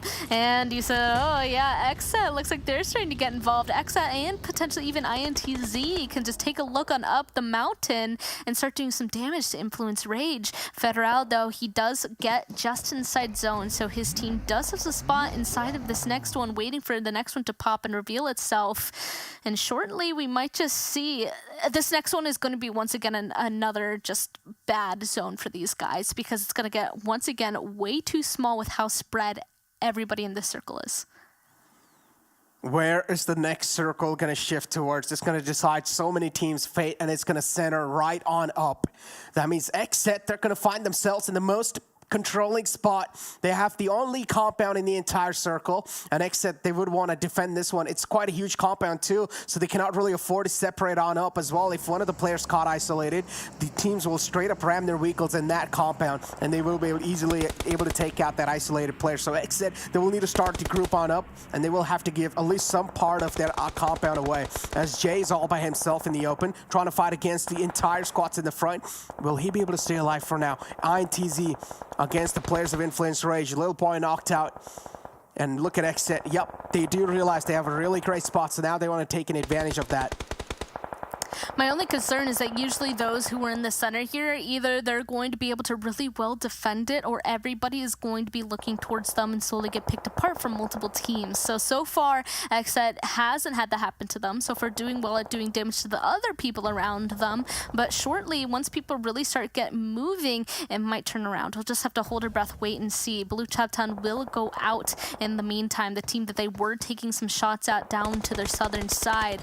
I also like to see that, INTZ trying to make their own push up onto Influence Rage, but Influence Rage, they're deciding to make some sort of rotation down to the southern side where Knights and actually the Chosen currently are. Even All Glory Gaming, Honored Souls, not quite sure how they found their way here, but All Glory Gaming, they've been holding this cliff for this entire time, and they're going to be able to do a lot of damage. Rojas still alive, needing to heal on up. They were able to succeed down there, and now they have a pretty good spot on the southern side of this zone. Now some eliminations. Influence Rage, though, still just outside zone. They're trying to fight their way on in. Got a knock onto Jay that you pointed out was a little bit far away from the rest of his teammates, and now that might be their opening to get closer, especially since INTZ has crashed on the other side. Talk about crashing on the other side. XSET, again, yeah, Jay knocked out. As I said, he was really separated out. He wanted to hold, or he at least wanted to get a little bit of more visual info and a little bit of more blood on his hand. But unfortunately, he gets knocked out. But again, the cavalry is there from the side of XSET to provide that cover and also get the fallen man back up. ATON Choke is quite tagged up, patches himself up, and now he will need to fight against the 3 players off Loops in the front. Loops so far, they've been looking pretty dominating today at least. All Glory Gaming too, they have the entire control of the southern side, and I'm pretty sure All Glory Gaming will try to capitalize on that and taking advantage of that one. ATON, they spot out the player of Influence Rage, and an easy bullet will nail it. Oh man, VIVOKEYD and Influence Rage, both of them tried playing in the center. I mean, VIVOKEYD only had one person left, but both tried playing in the center, and of course, neither of them are going to survive. Oh my zone God. shifts. XSET, INTZ, both of them are the last 2 teams, the only 2 teams inside of this next zone shift. 4 teams actually sitting outside of this next zone are starting to make their look on in to see where they can make their next rotation. All of them far against the edges of this zone. All Glory Gaming clearly looking towards the Knights as that direction to see if they're going to push that way, but Alpha 7 Esports, they're starting to take a look towards All Glory Gaming. And as you can see, Swagowin, he's starting it off with a knock into one of the All Glory Gaming members, but right away, turning around, crossing the street, because that's their closer side to get inside of this next zone. The toes, you gotta always watch out. And the toes are just being shot. Loops being pinned in that spot. Cannot really move from that one. Not a lot of room to wiggle, as we do have All Glory Gaming as well, still alive in the circle. They'll need to make it inside as well. Knights, they start a book on up. 3 players up for Knights, and they cannot really be caught like that because that's quite a risky rotation too. In the front, they're going to meet another North American contenders in this one, and that's going to be XSET and Knights. They just don't care about anything. Straight up ramming their vehicles on that compound. All Glory Gaming too, this time on the receiving end, as Jay is in the outskirts, trying to fight against them, and in the outside of the compound too. Jay's doing a great job so far. Coops all the way inside the house. Kill switch as well is going to be in the outside, and there we go. XSET, an easy wipe up from their side. I like that they're so far being able to successfully defend this area, and very soon they're going to have to get ready for this next fight to start wrapping on up, because both Alpha 7 and All Glory Gaming trying to fight for their same position inside of this field. If they're able to kind of look down in this direction, they might be able to third party this, but honestly, we know that they can't extend out of their compound too far, but they could potentially aid in this to get more elimination points and ensure that everybody over here gets out faster. There we go, already using that ridge that they have to their advantage, trying to peek on over and do some damage to Alpha 7, but can't quite hit just yet because they did make themselves a little bit of a car fort against these rocks that they have. All Glory Gaming, a blink of an eye, and now they're down to just Leon alive. And Alpha 7, they exactly know. They've sniffed Leon where he is. Oh no! A little rock to play around with, but a nice shot's taken from the side of Kill Switch. He's not going to spare the players of Alpha 7 this time. Swaggin knocked out. And we have Kill Switch just locking his sights onto that side. He's not going to let Alpha 7 even get a little bit of room to breathe. Oh man, and I would just like to point out the desk said that XSET seems to finally be grabbing their stride today, and it really looks like they are. Usually Erangel is the map that they really perform on, and now it is going to be tested, challenged as finally the zone moves away from them. They have to get that res onto Jay, and they're going to have to figure out the safest way to push into INTZ and take that fight without being eliminated, especially since there's going to be a lot of eyes on them on the move. INTZ and even Alpha 7 down here on the southern side, I can see that entire in between these two compounds here. Circle was being the best friend of XSET so far, but this time now the Circle is going to be shifting away. So XSET, they will need to try and re-navigate their way inside the next zone, because the Guardian Angel of the next zone this time are going to be INTZ, who are sitting in the last spot currently in the overall rankings, if I'm not wrong. And INTZ too, they really need this one desperately. Yeah, Smoke's tossed in inside the windows, hoping or maybe just blocking those sight lines. But Alpha 7 all the way over here from the off angle. Mafioso creating a nice off angle. Got a little bit of shots on the players of INTZ. That's going to suppress them down. XSET, they tossed out those smokes. They knew that they needed to cover all of those windows for them to be able to push on over. So far successful. You're right, Alpha 7 though, they're taking this as their opportunity to get a little bit closer because they have to be. Polo G unfortunately taking a lot of damage there. Will get knocked from the utility. The INTZ are now tossing over there, but the XSET is trying to retaliate. It looks like they're able to get at least 2 knocks on their side as well. Only 2 members of INTZ left versus 3 members of XSET. Loops is just trying to stay alive right beside them silently. But of course, this is Alpha 7. They're slowly trying to creep up. While these guys are distracted, they could potentially make something big happen. Yet another member of XSET falls, and there's only 1 left inside of this building. Killswitch trying to prep the nade. This could be it to end this fight if he's able to just hit it, but it looks like he won't be able to. Matthias is still alive. Kill XSET. They need to get this res onto their last teammate here if they're hoping to potentially continue this, but INTZ, it seems like they're getting the successful res, and XSET trying to push as fast as they can to ensure that they don't survive any longer. It might just be too late. Might just be too late. XSET again, just getting real up close and personal. INTZ, they're currently in the defensive stance. They want to fight back against this one. The defense is really as strong as Killswitch will be able to slip from the back and does not really hear a lot of footsteps there. INTZ, 1 angle left unchecked, and this time it'll cost him almost their life. The last man is still up for INTZ all the way in the upper floor as Alpha 7. Now they're getting really close to this compound. Do realize both these teams are hurt a lot, and Alpha 7 want to take the advantage of that one. Still 4 teams up, 2 solo survivors from the side of Loops and INTZ. XSET can be the only team that can challenge Alpha 7's caliber here. The thing is that the zone is not on this compound whatsoever. INTZ finally is eliminated in this situation, but Alpha 7, they had this opportunity to just silently walk on up and hold this small ridge that they have against XSET and even the last member of Loops. They're just able to use all of these cars over there as hardcover, and I already mentioned the little Riz XSET. They're really going to have to figure out a way to get this first knock to push on over, but Alpha 7 know exactly where XSET is coming from, and XSET has no idea where Alpha 7 are currently proning inside of this field.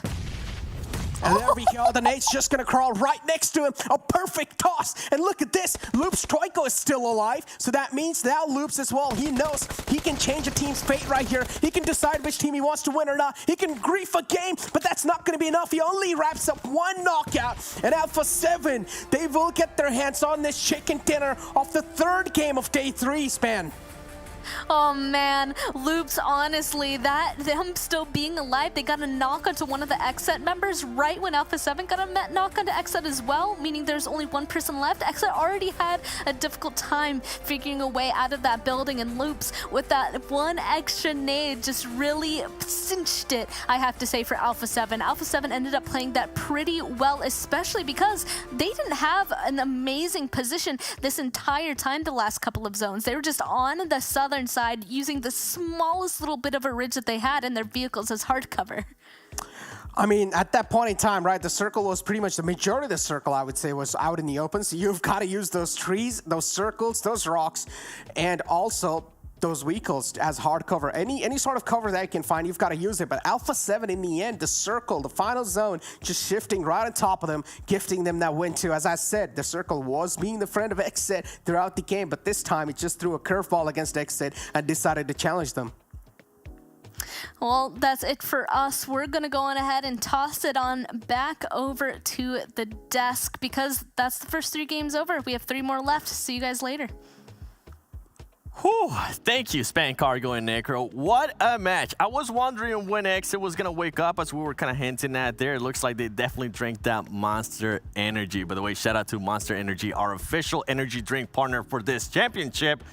And guys, Alpha 7 being able to respond to Influence Rage with the BM that we kind of saw a little bit off in Miramar, and also XSET. We were wondering when they were going to wake up. Look at the stats right here. Hey, you called it. You said you wanted XSET to come back, right? We doubted them a little bit, but there they are. There they are, but Frost, what am I seeing here? Who's going to win the first game in between Alpha 7 and Influence Rage? Oh, it's Alpha 7, baby. I said Miramar, but it's going to be here in Erangel. It's fine. No, you can have I'm just going to enjoy it. You always, like, when you win, you're going to be loud. winning after this, okay? Yeah, Don't worry. It's fine. You know, another team that stays winning, though, it is Loops Esports here on the 3rd place. 17 points in this game. Once again, they are coming back here slowly but steadily. This is what we see, right? Full roster. And baby, are they performing now. Yeah, and completely the opposite of winning, a team that just kind of stays. It's going to be boring protocol. With the 0 points. I mean, this was a team that I can honestly say I expected so much off with them having Spec, my big boy Carnage out there. And right now, that team is just nowhere to be found. At least XSET. Somebody's putting up some stats here. I mean, Knights was able to put some earlier.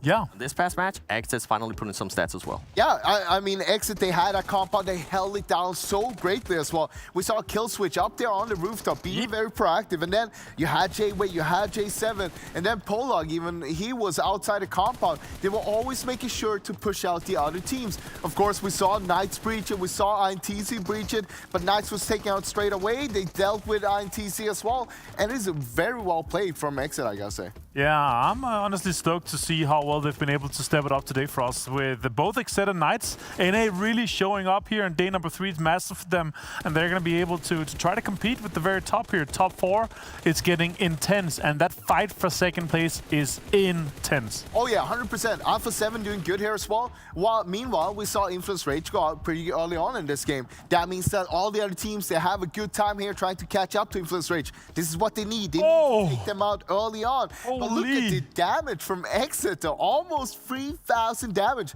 Once again, it comes down to how they played it out, right? They have the compound. They're very proactive. They were always making sure to just fend off any enemies that tried to get close to them. Yeah, it's extremely hard to play these kind of circles, and especially when you're one of the teams that has to get out of the compound where the circle moves away from the compound. Alpha 7 had that locked down perfectly.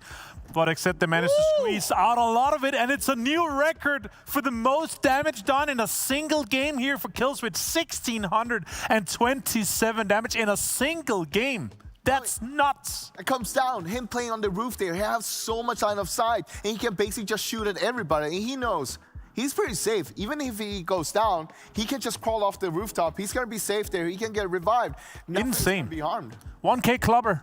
Yes, and the leader in regards to that 1K club. Well, I want to actually see how far they have jumped up on that overall leaderboard, because I'm pretty sure this is going to make things interesting. And guys, I just want to brag a little bit. Oh my God. There is 3 NA teams in the top 5, baby. Look, you can brag as much as you want, but they might be top 5, but they're on 3rd, 4th, or 5th place.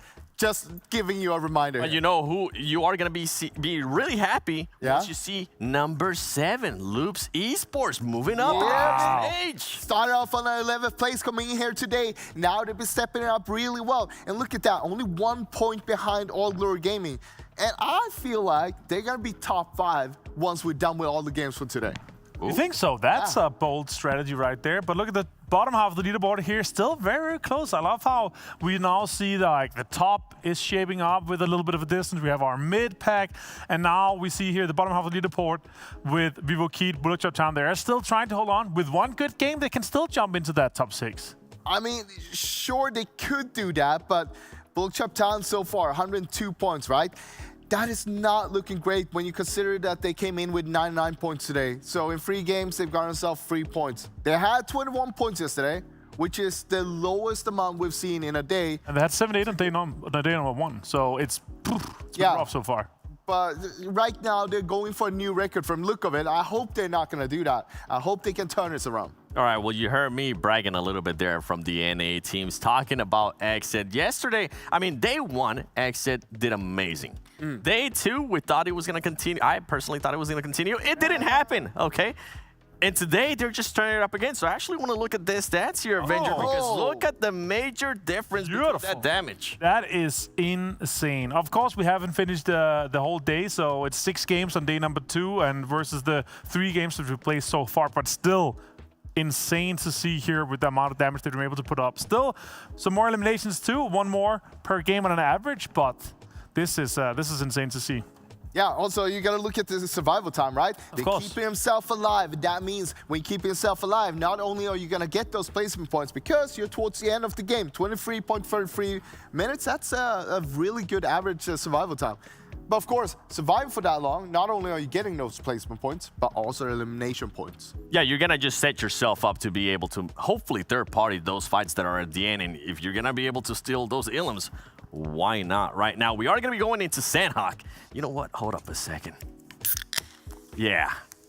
Going into Sanhok, I want to see who's going to be bringing it in this match. So please show me that map performance. Ooh, okay. All right, look at this. Buluc Chabtan, is it time maybe? Is it time? It could be. I would love to see it, but... This is real funny, though, when you look at this one. Top 5 teams on Sanhok, and then in the middle you have Nova with 253 average damage and average 1 elimination. But second place, third place, that's what's gonna give you. Yeah, it's we're not seeing the kind of hidden souls here. We're not seeing the placement points, but they are the best team because of the total points accumulated, right? Because of the heal strategy, and it's gonna be interesting to see if they're gonna be applying that today again. You know what? Tomorrow we might end up adding those placement points because I want to see Nova. It's just going to look absolutely ridiculous. But for everybody watching, let's watch PMPL together because once we hit our milestones across Americas on our official channels and also our viewer parties, you're going to be eligible to redeem those prizes right there. Now, you are going to be able to claim them from May 30th through June 1st in the in-game event center. And since you are already on YouTube chat and you're sharing the live stream to your grandma, to your grandpa, to your father, your mom, make sure you answer that YouTube poll because you're going to get a chance at winning a Google Play gift card that's going to be worth $10. So do all of that fun stuff. That way you can, I mean, there's just so much stuff to win. And then on top of that, later we'll tell you about the DP28 permanent skin. Overall, though, guys, going into Sanhok, are we going to get some hot drops, yes or no? Yes. Hainan. That's the place you want to keep your eye on because that's where it's going to happen. It's 1-1, baby. It's a tie. We got to see who's going to win it. Loops has a lot more to lose now as they are currently within that first space. So you know what? Hajuk Sute, take it away. I'm ready for Sanhok. Whoo, you're ready? I'm ready. What's going on, everybody? Big shout out to my big cheetahs there on the desk. Zute. We're going into Sanhok, man. And like my homie Fusion Turtle would say, dude, the cheese meh here in this tournament is just, oh, it's just beautiful, man. So many storylines, so much to cover here, Zoo. I'll pretend I got your reference, but with that aside, I'm definitely ready for Sanhok. And one thing I'm definitely ready for is to see this Loops and Knights rematch once again. Now, we heard Seven say Loops has a lot more to lose now that they're on the first page, but I feel like the same with the Knights. The Knights have had a really good day today so far, and so if they want to keep that momentum going, if they lose a hot drop fight on, you know, this Sanhok map, that might kind of throw things off for the rest of the day, and they might not be able to, you know, potentially put themselves in the top 2 or even first place by the end of today. Yeah, 100%. I mean, so many of these squads are looking for that first place spot, but it's going to be tough to take it away from Influence Rage because, I mean, these guys are, if my numbers are right, they're averaging almost 12 points a match. That's absolutely insane. I mean, at this point, they had that big gap. It is starting to get shortened with Alpha 7, you know, having a good game in that last one. But at this point here, there's still plenty of games left. I mean, if you're Influence Rage, you got to have a target on your back right now, right? Yeah, Influence Rage, they've been popping off just like yesterday. Towards the end of the day, they were popping off. Today, they've been playing pretty consistent as well. I think each day has been like a different team rising on up. Like drawing it all the way back to day number 1, Buluc, right? They are nowhere to be seen now, kind of. And then day 2, Alpha 7 popped off. And then day 3, towards the end of the day, Influence Rage, and now, today, I feel like we're about to have another team kind of take the very top position. It could be the Knights, it could go back to Alpha 7, and who knows, maybe even Nova could potentially pop off in the last 3 games. I mean, we saw what happens if you string back 3 great games in a row. So we'll see, starting with this Sanhok match. Let's see indeed. Match number 4. Taking it to Sanhok, man. One of my favorite maps to watch. Least favorite to play competitively, Zoo. I think you're going to have to agree with me on that one, huh? Oh, yeah. Sanhok, it's so... It's chaos and it's cut and dry, in my opinion. It's like, you pretty much know you have one option and you just fingers crossed, hope it works out. So we do see that hot drop in Pynon, and Born Protocol and Golden Eagles still contesting one another in their split drops. Yeah, and I'm looking at Pynon, and you're going to see Loops and the Knights back at it again. So neither of these squads have given into each other. Yeah, I mean, and at the end of the day, that's the crazy part about Sanhok, is there's just not very much real estate available. Like, you have to kind of commit to that drop, and there's always going to be a couple squads just going at it. And it does look like we're already starting to see some action, like you mentioned with Boring Protocol and the Golden Eagles up there. Meanwhile, Influence Rage, you know, the big papas in the lobby landing on boot camp.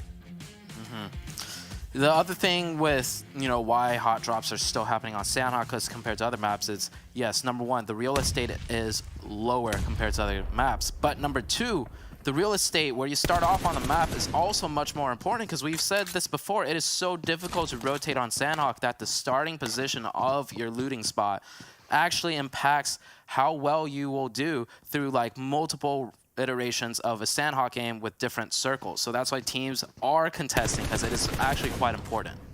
Yeah, 100%. I mean, you saw Nova on the south side. They were doing a 4-man split drop, just looking for meds at this point, because if that zone goes off into a really tough spot, I mean, they're just going to do the tried-true med strat. And it is true. That's for sure. It works. It works. And I'm wondering, I mean, it's kind of dangerous when you do that here at this level, because they're pretty decent up on the leaderboards, and you know, at any point, you can have a squad just trying to 2v1 him. Oh, Acer! Looked like he got some good action here. Oh, the S12K, though. Coming up big there. Oh, the double tap. Oh, and the punch out.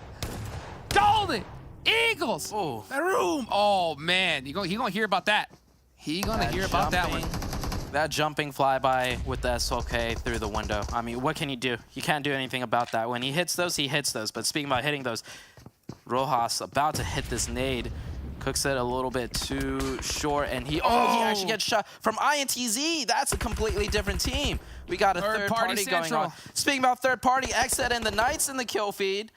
Oh, and third party is going all around right now. That's Sanhok for you. I mean, that's what it is. Every single team is looking for points. They're hungry for it. Yep, look at this. They're getting into the mix as well. I mean, just so crazy how fast.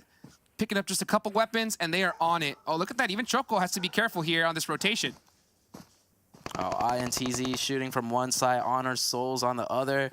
And you thought you were fighting All Glorious Gaming, but now you're fighting 2 other teams. Welcome to Sanhok, man. Like, you gotta be fast with your engagements. And I'm really curious to see what's happening with XSET, Knights, and Loops, because we saw XSET getting into a fight with the Knights. Knights actually managed to pick up 1 point. If you look at the right-hand side, XSET down to 3 members right now. Yeah, even, you know, ATON up here on this hill, anytime you take a shot behind a rock, you have to almost like put like an internal clock in your head, because you know that some squads are going to get angles on you and catch you slipping, and that's exactly what INTZ just did. And now we're just starting to see all these members just trying to find some play here. Nowhere to run, nowhere to move. You just got to hit those shots. That's really all they can do. Yeah, look, he's stuck. So many teams surrounding this area. This is also because the very first circle is up to the northeast. So teams are already trying to find their key center positions. And oh, Güero, that UMP is deadly. He just needs to press the finger down, let the trigger go.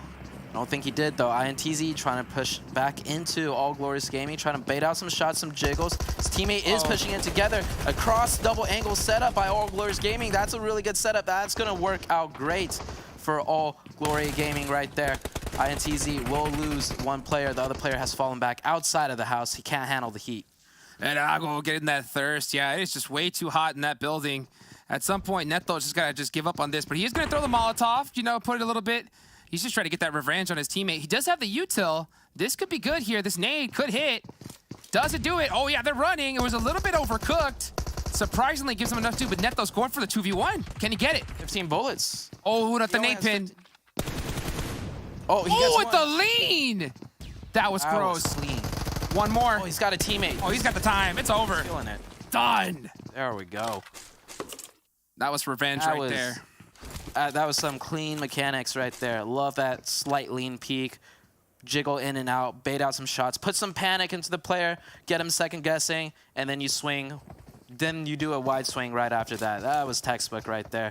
Looking at over on the other side of things, VIVOKEYD looking at where Boring Protocol and Golden Eagles were just fighting moments ago, but you can never be sure, so they're clearing their angles. Boring Protocol down to 2 members already.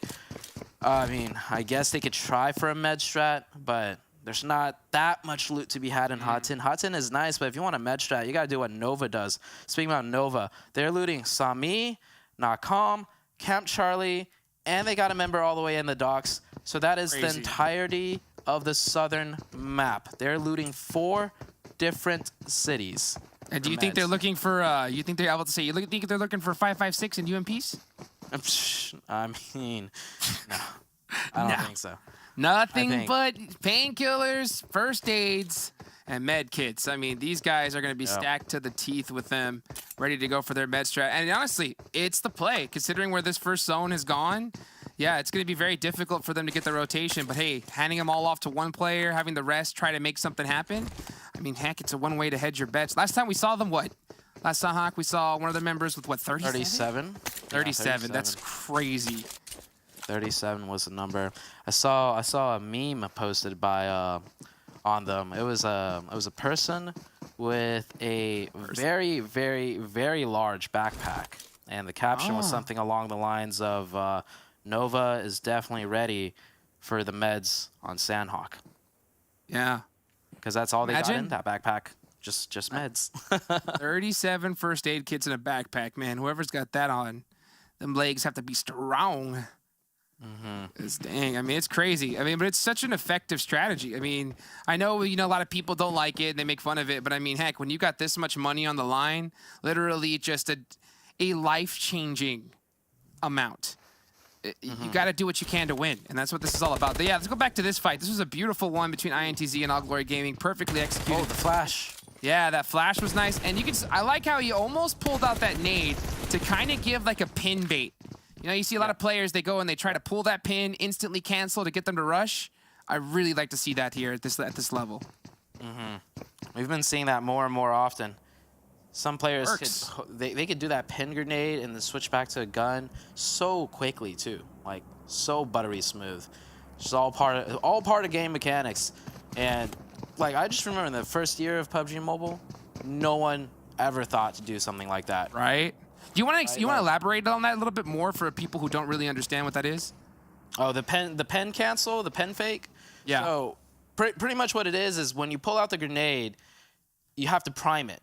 It's like when you pull out the grenade, you have to press your shoot button, and that's when you prime it. It makes a pin sound, and that naturally just indicates to the enemy player, oh, he's got a grenade in his hand. He doesn't have a gun out. I can push him.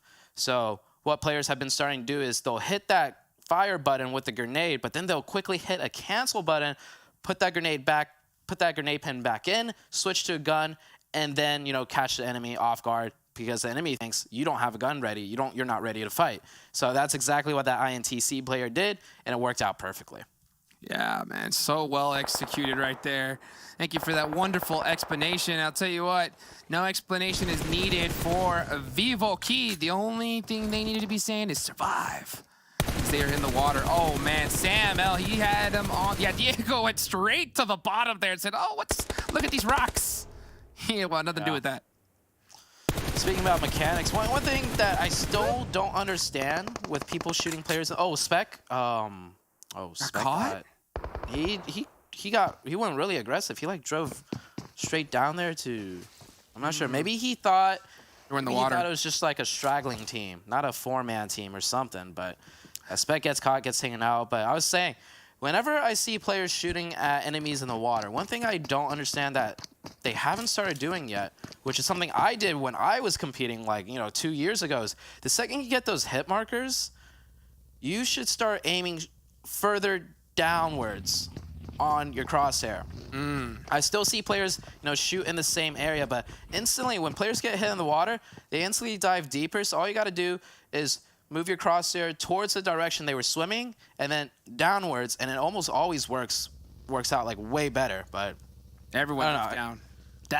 Everyone dips down, right? Like if you think about it. So I guess some players still haven't figured it out yet. Maybe we'll see. We'll see later on.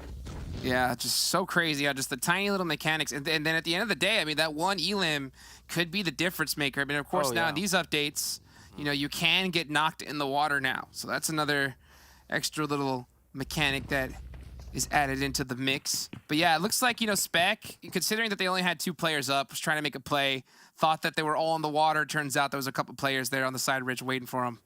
And down goes Spec. Boring Protocol, they're in 15th place.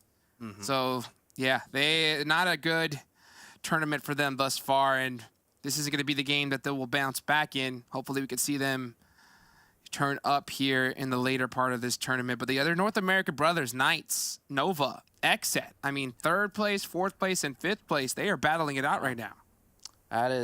That is impressive for those teams representing NA. Boring Protocol, by the way, they barely made the qualifications for this stage. They squeaked it out just by a very thin margin. So, I mean, it kind of goes to show if you could barely qualify in, once you do get here, it is a whole different level of competition, and Boring Protocol is feeling that heat right now, given how low they are placed in the overalls. Yeah, and it's tough. I mean, they did get a new star player, Spec, who has just been performing like crazy for them. But, that new synergy, it's so difficult to get, especially when you're going against squads that have been here for years together. And not to mention played at this stage together in the past. So, I mean, you got squads like Alpha 7. That core 3 has been together for, they played in the Global Championship 2 years ago. And now you see them here in 2nd place here. Next zone's about to pop up, and it does look like I'm thinking it's going to probably center up here. Let's see. And it has, a little bit to the south. Knights in a good position. Zute, what do you see? Knights in a great position. That's a giant sprawling hilltop right there that overlooks there's the warehouse. It's just a little bit north of the Knights. It's a strong position, unless if it keeps centering up right on top of them, then things could get a little bit tricky where too many teams are like, from every angle. But for now, yeah, Knights should be good. And you're talking about Alpha 7 when we were talking about Boring Protocol. To be a little more critical though, right? Alpha 7, they had their core 3. They brought on, a star player. Team's doing great. Boring Protocol, if I'm not mistaken, Acer, Sam-El, and Carnage have been playing together for a very, very long time. And they also brought on a star player, that of Spec. So, to be a little bit more critical about Boring Protocol, I don't think that's gonna cut it. Like that, I think Boring Protocol, something is just not working out for them still, and they need to figure things out. But at this point in the tournament, Hotchuk's like, we're on the 3rd day, almost done with the 3rd day. Like, it's just, I think they should just have a good time, and of course keep learning from the experience, because you only get to this stage every so often, right? And it's like a whole different playing field. So just do the best they can, but don't stress too hard, right? Like 15th place, I don't know. I think the dream for like top 5 is pretty much that's Federal. Yeah, hold on. Influence Rage. Catching INTZ, slipping Federal, like you mentioned, with that just waiting. And man, that one hurt big time because INTZ only had 3 up, now down to 2. And I'm pretty sure we may see, Federal thinking about getting a little bit spicy here.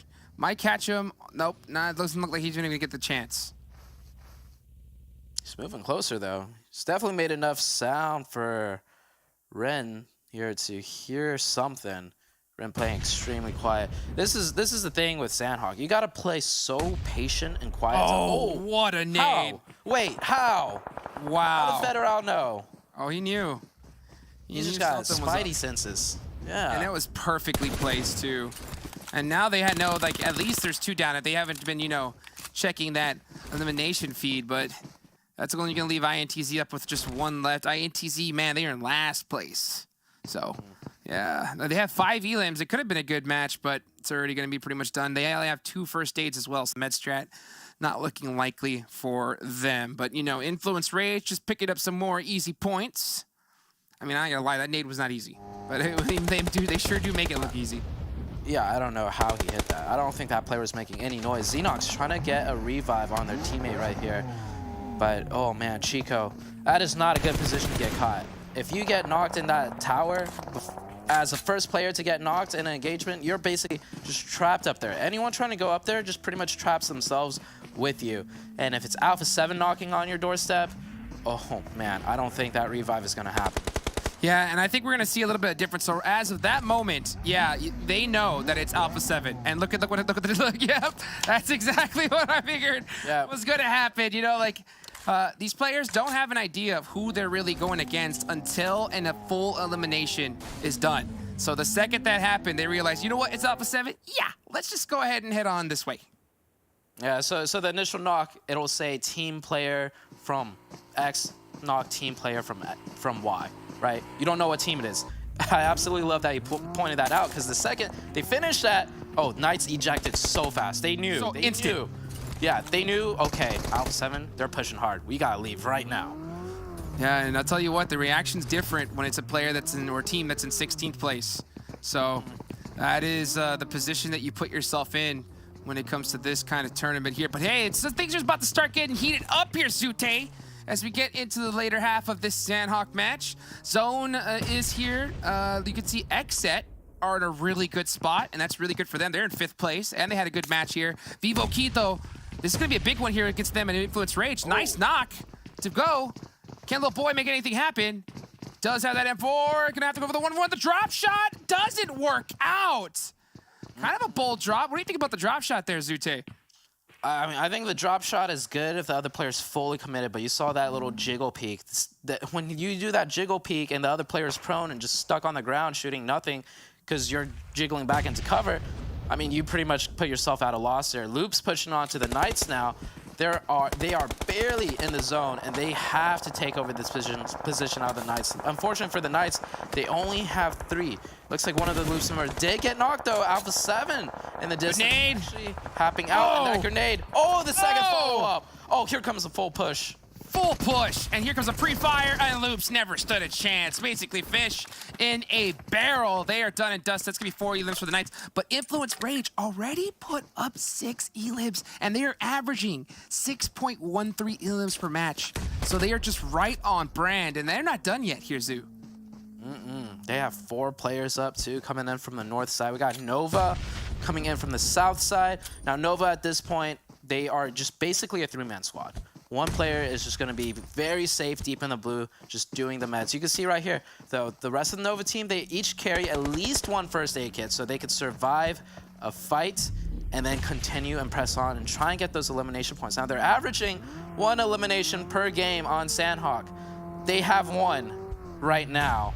So, is this it? Is the stat gonna hold true and they're not gonna get much further as the circle shifts towards Influence Rage? Wow. This is such a good shift for Influence Rage. In a handbasket, might as well just give it to them. I mean, this is this is the deadliest team right now in the tournament, and they just got gifted a beautiful zone with all 4 members up, and these guys are primed and ready. So I think they're gonna go just a little bit above their 6 average eliminations per game here, Zute. What do you think? Oh, they're gonna AWM? At least double digits. Oh, yes, that is an AWM on Sanhok. Mezexis Dreams. That guy's got a dream, and that's to hit a clip with an AWM on Sanhok as Watcho. Swagin! Oh, Swagin? He wasn't even moving. He is leaving, dude. He's out of there. Grouping back up with his teammates. Oh, he kind of crashes into a rock, though. As XSET's got to move in, too. Oh, this is not good for XSET. Nova, Knights make a hasty rotation right into the Nova team in the center of the zone. And you can see, yes, he is getting pieced up, it looks like, by a third party here.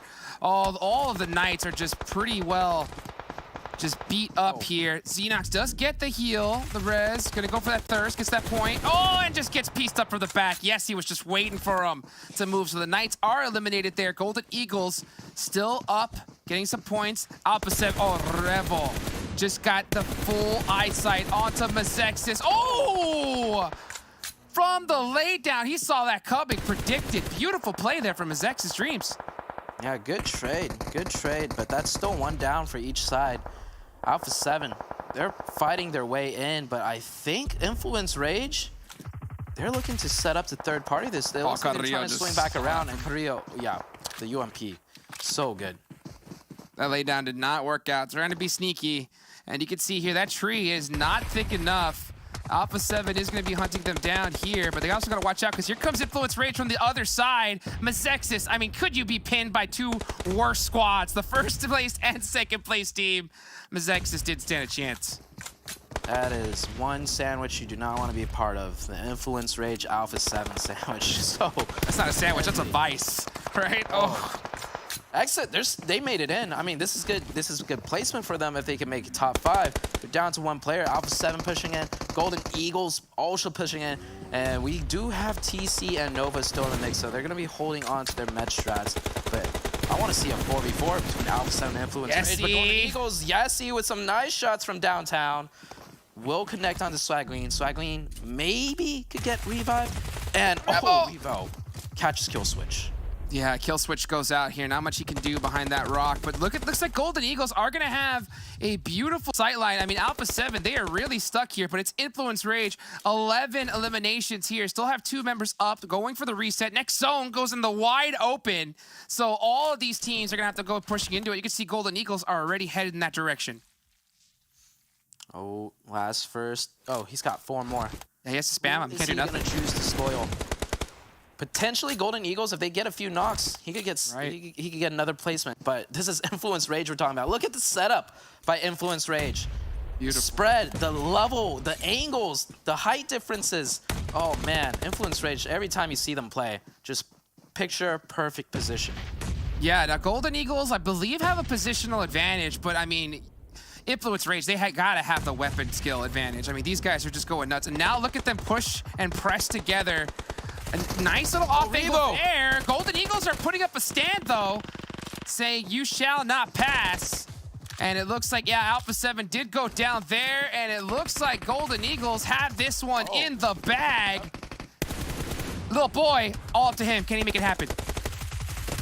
Oh, looking good. 3. Not enough. Not enough. It's Golden Eagles.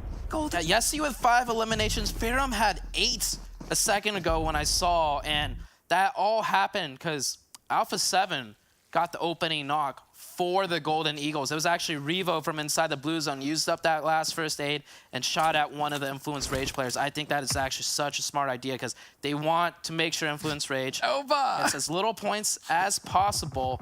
And yeah, if you haven't seen Nova completely and eliminated yet, chances are still you're the last team up. 15? It's Nova. 15 eliminations for Golden Eagles? This is huge for them. I mean, they were in 11th before this one. So they have to be so stoked.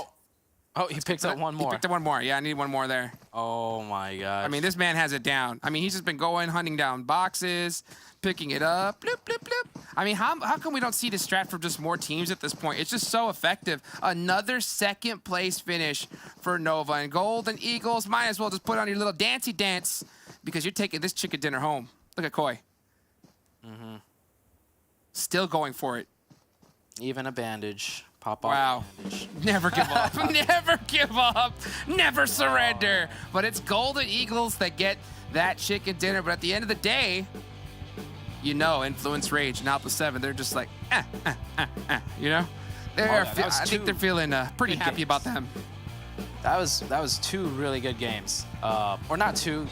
1 good game for both teams right there. However, that does mean that point cap isn't going to really be, you know, caught up. Both teams are still gaining a lot of points respectively. Golden Eagles, though, I mean, that's why I love Sanhok. You never know who can win a match as Sanhok. And that time around, it was Golden Eagles. And it's not like, you know, they got zone blessed and they just sat around, didn't do anything, and finished the game with like 2 or 3 eliminations. They got, what, 15 you said? 15. 15? That Absolutely is insane. a lot.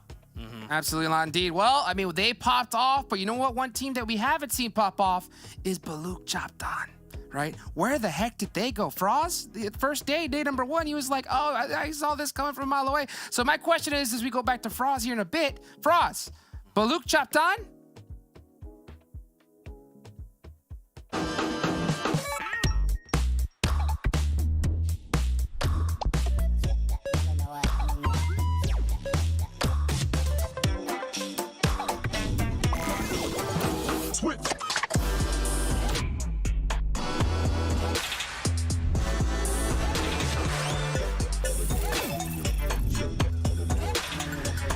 Realme C35, standout 50 MP, fit-in design.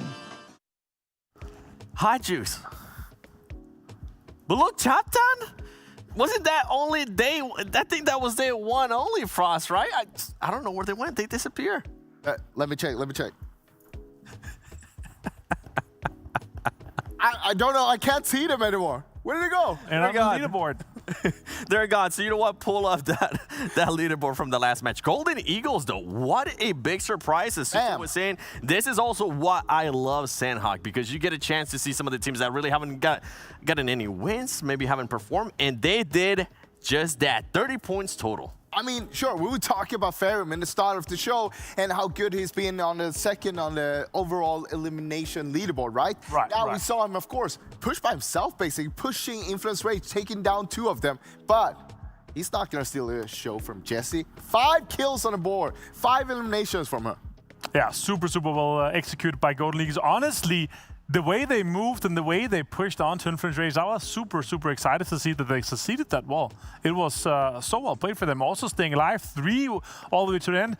But guys, again and again, Nova, second, third. And actually, as we heard, Sute and Hotjux are talking about it.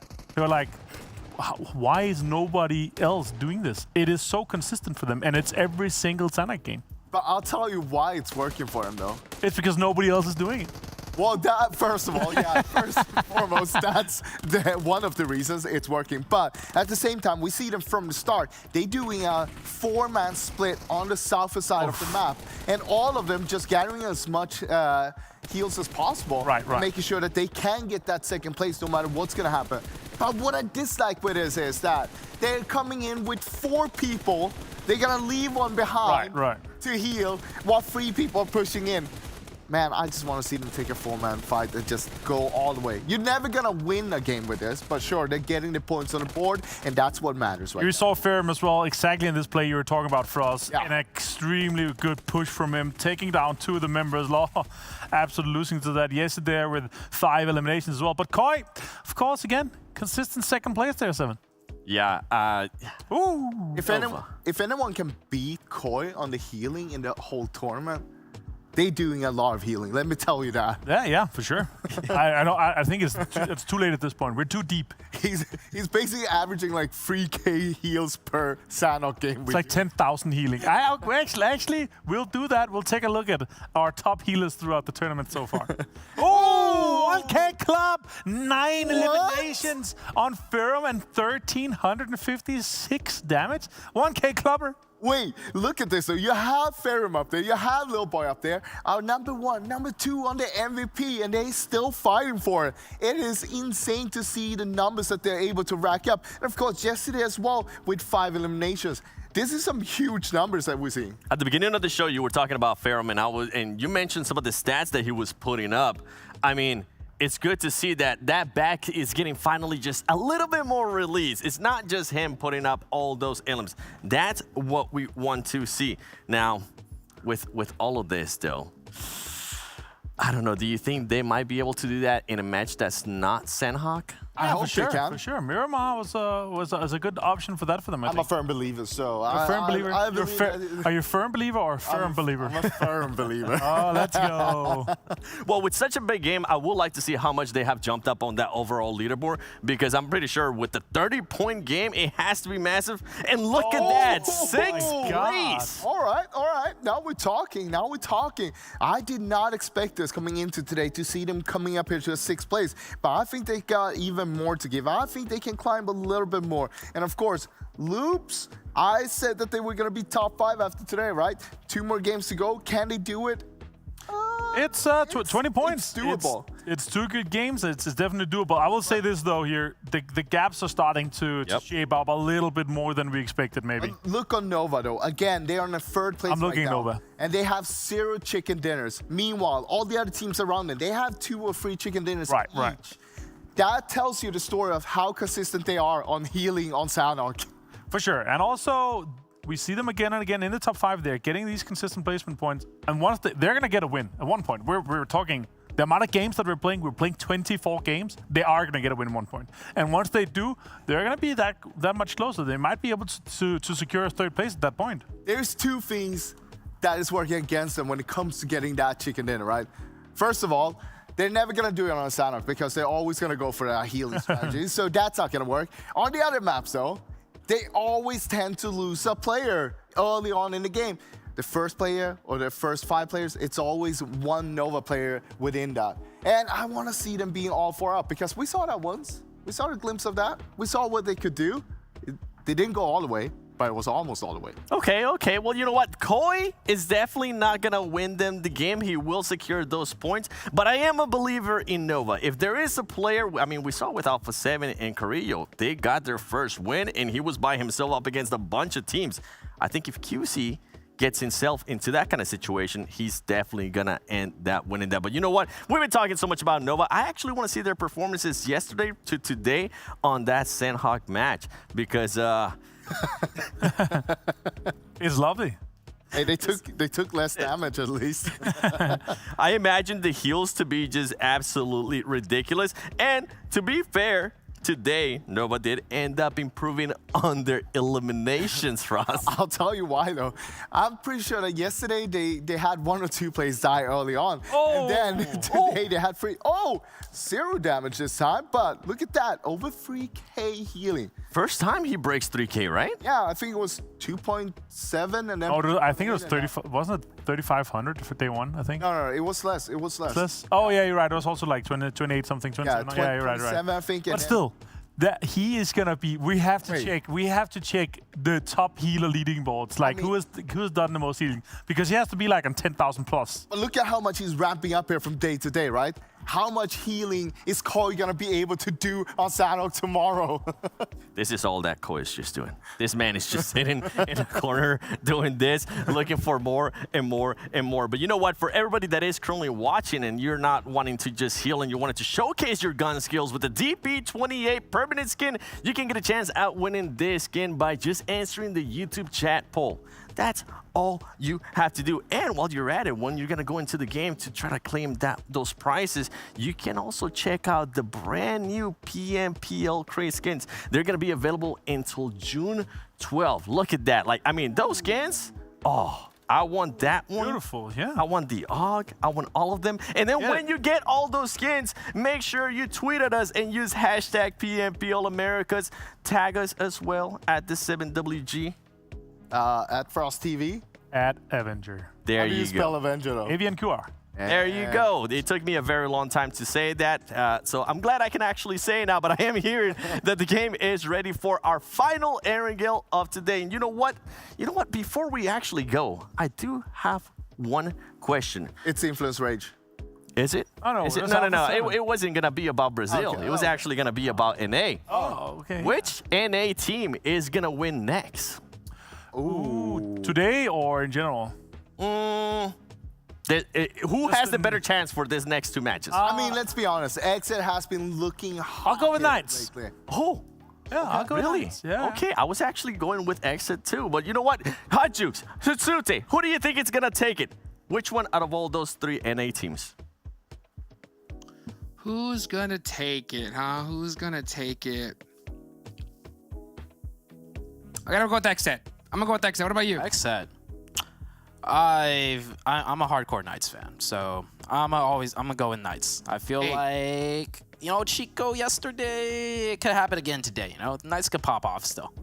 I agree, 100%. Reason why I said XSET was because, I mean, Kill Switch is popping off here today, right? I mean, so he has had that performance here today, and I think that we may see a little bit more momentum from Polo, you know? Polo coming back. We'll see, though. We'll see, though. At the end of the day, you're right, you know, Xenox, Coops, those two going at it, and not to mention when Chico pops up. That's big. It's always crazy to see when that third member really shows up for one of these NA teams. It's like they're unstoppable, but when it's just that duo, you know, you can start seeing some little kinks in the armor, especially here at this level. What do you think? Yeah, well, to be honest, to tell you what I think I'd rather go with Influence Rage or Alpha 7. The question was, yeah, but the question was out of the NA team. So if I'm forced to pick, yeah, but I don't know, man. Brazil, Influence Rage, and Alpha 7, man, it's too much. Whew, they are looking so good. Just no matter what position they find themselves in, they are deadly. They will put up a fight. They will knock players down. They will take names. And now we're finally on to the next match. Erangel on your screen. Plane flying, very nice. Just straight down the middle of the map. Very fair plane path for all of the teams. So we're going to see maybe a slow start as far as the drop goes, but we have seen teams getting more and more comfortable taking those quick little fights in circles 1 and 2. Yeah, and this is the problem when you have just a team that's just so dominant and just so difficult to even engage with, right? Because, yeah, your Influence Rage, you have a crazy point buff. Like, you know, compared to the Knights, they have a 47-point differential. That's between first and third. That's insane, right? So we could talk about them having a big old target painted on their back and thinking about squads, you know, hot dropping them and trying to disrupt them. But they're so tough to fight. Even if you try to take them on early, you can't do it. And that's just like, that's what happens when you're just that good. You know, you just risk your whole tournament and taking a top position. And then this is what happens when you see this kind of point gap. Teams are just like, hey, you know what? You guys do what you do. We're just going to go for second. And that's what I think what Influence Rage wants to do. What do you think? Yeah, I mean, you could try and go for second, but the problem is in second place, you got Alpha 7, a team that's equally as scary when it comes to, you know, trying to overtake or, you know, dethrone, because that team can fight just as well as Influence Rage. So it's just like, I mean, I guess you just have to settle for third at this point, right?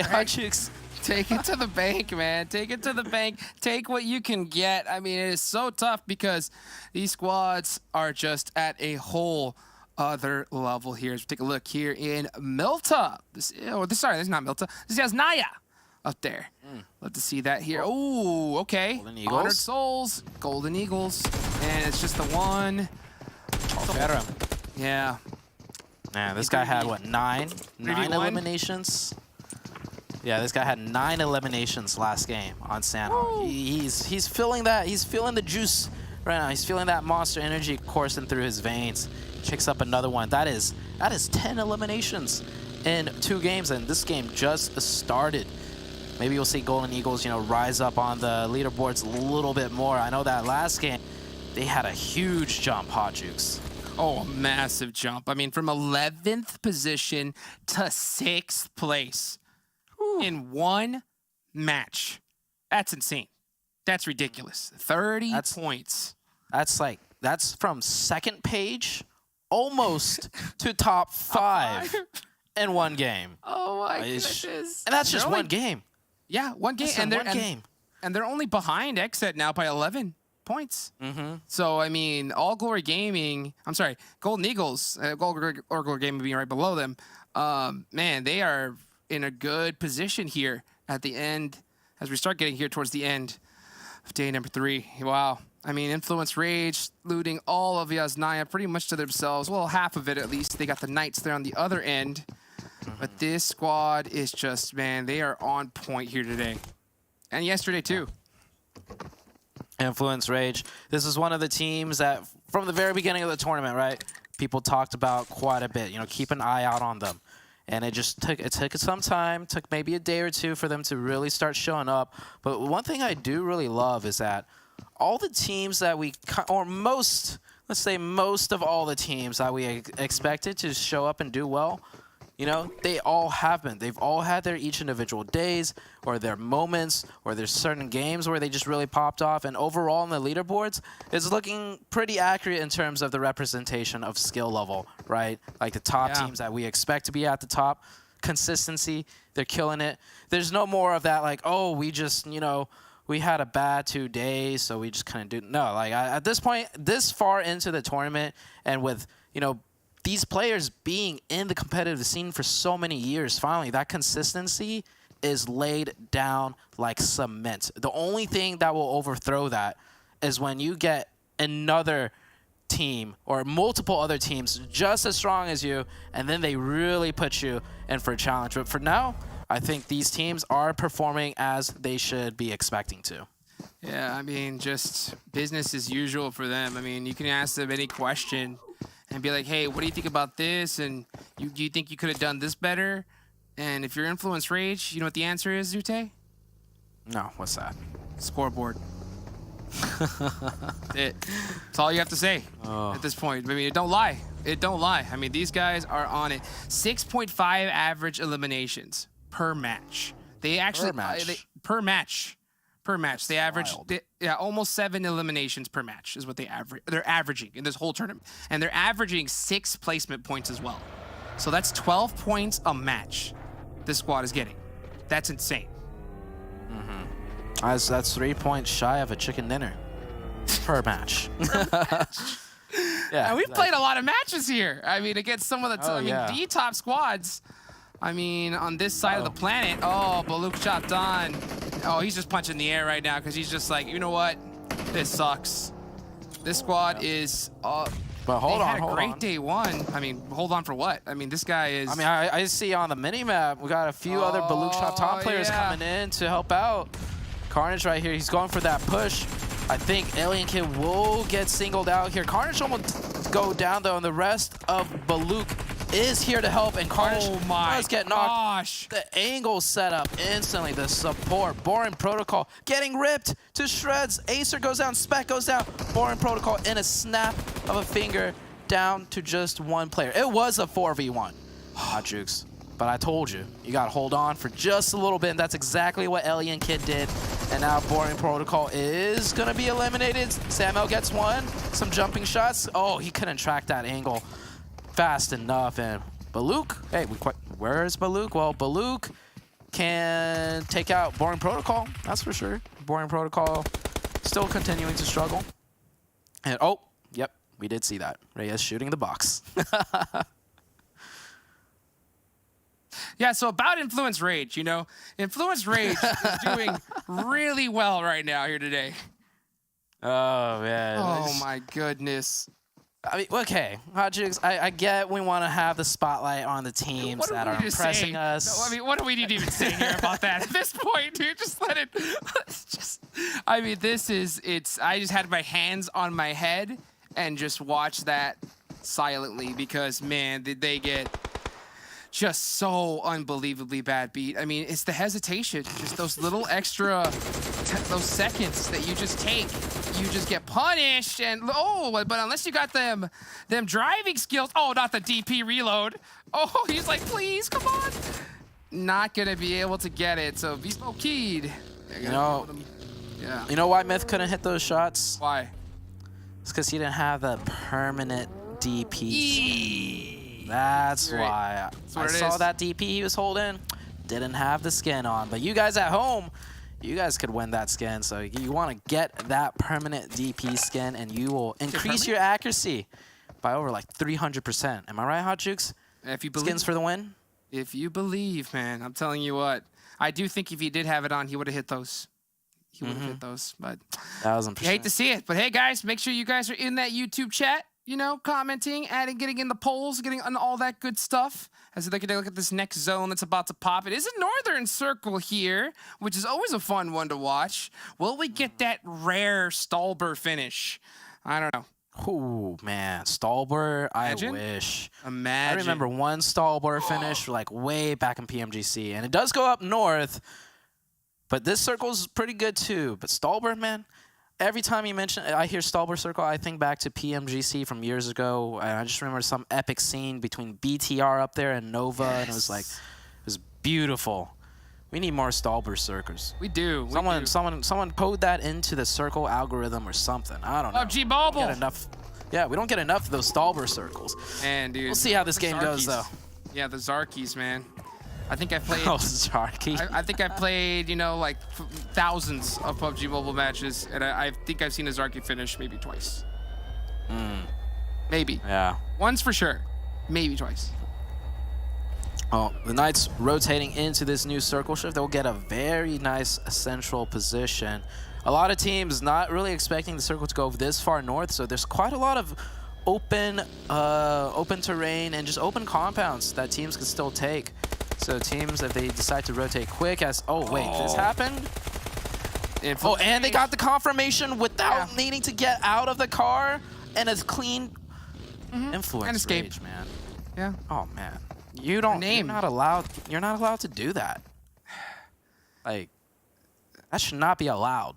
Yeah, I mean, you guys may be thinking we're just fanboying, but I mean, just come on. Just look at that. I mean, it's ridiculous. That's actually really hard to do. Yeah, it's so hard. I mean, they just ejected. Like, they just did a quick little turnaround. Okay, we're going to get back to safety and get that instant finish so they can add that point. I mean, their name is just so tried and true. Influencing rage in this tournament. I'd be TC's pissed. Definitely mad. Oh, like, so they were in a car. They shot someone else driving in a car, and they got the thirst without having to stop the car, and all in one, like, and, oh, well, Influence Rage gets another one right there. Gets one onto Buluc Chabtan. Influence Rage, just taking names on everybody. Influencing Rage on all the teams in the lobby. It's insane. Yeah, it's insane to see. They're just like almost just having fun. It almost looks like they're kind of playing it like a classic at this point. Just driving around, just picking up squads. I mean, when you have such a good point gap and so much confidence, you're allowed to do that. And we've seen that happen time and time again, right? In tournaments where we see squads that are kind of newer here to these kind of stages, they play so quiet, they play so careful. Oh, they're so scared. So yeah, scared. and then the last day when they have nothing to lose, they just start playing like themselves and having fun, and they just start going nuts, you know? And that's just that same mentality is where Influence Rages is. Like, they have nothing to lose at this point because they just gotta just keep doing them. Yeah. Oh, actually, they have a lot to lose, but they just know they're better at this point. Like, we're just better. We'll do what we want. Yeah. Third circle about to shift on up, though. Still have some teams trying to rotate on in. Honored Souls, Golden Eagles. And I hear you saying Stolber, but that's going to take a miracle. If it does, though, I see it, though. But Alpha 7 is all the way up there in the northeast. So is XSET. Might see an Alpha 7 XSET clash on this next shift, depending on where it goes, Hot Jukes. It's possible.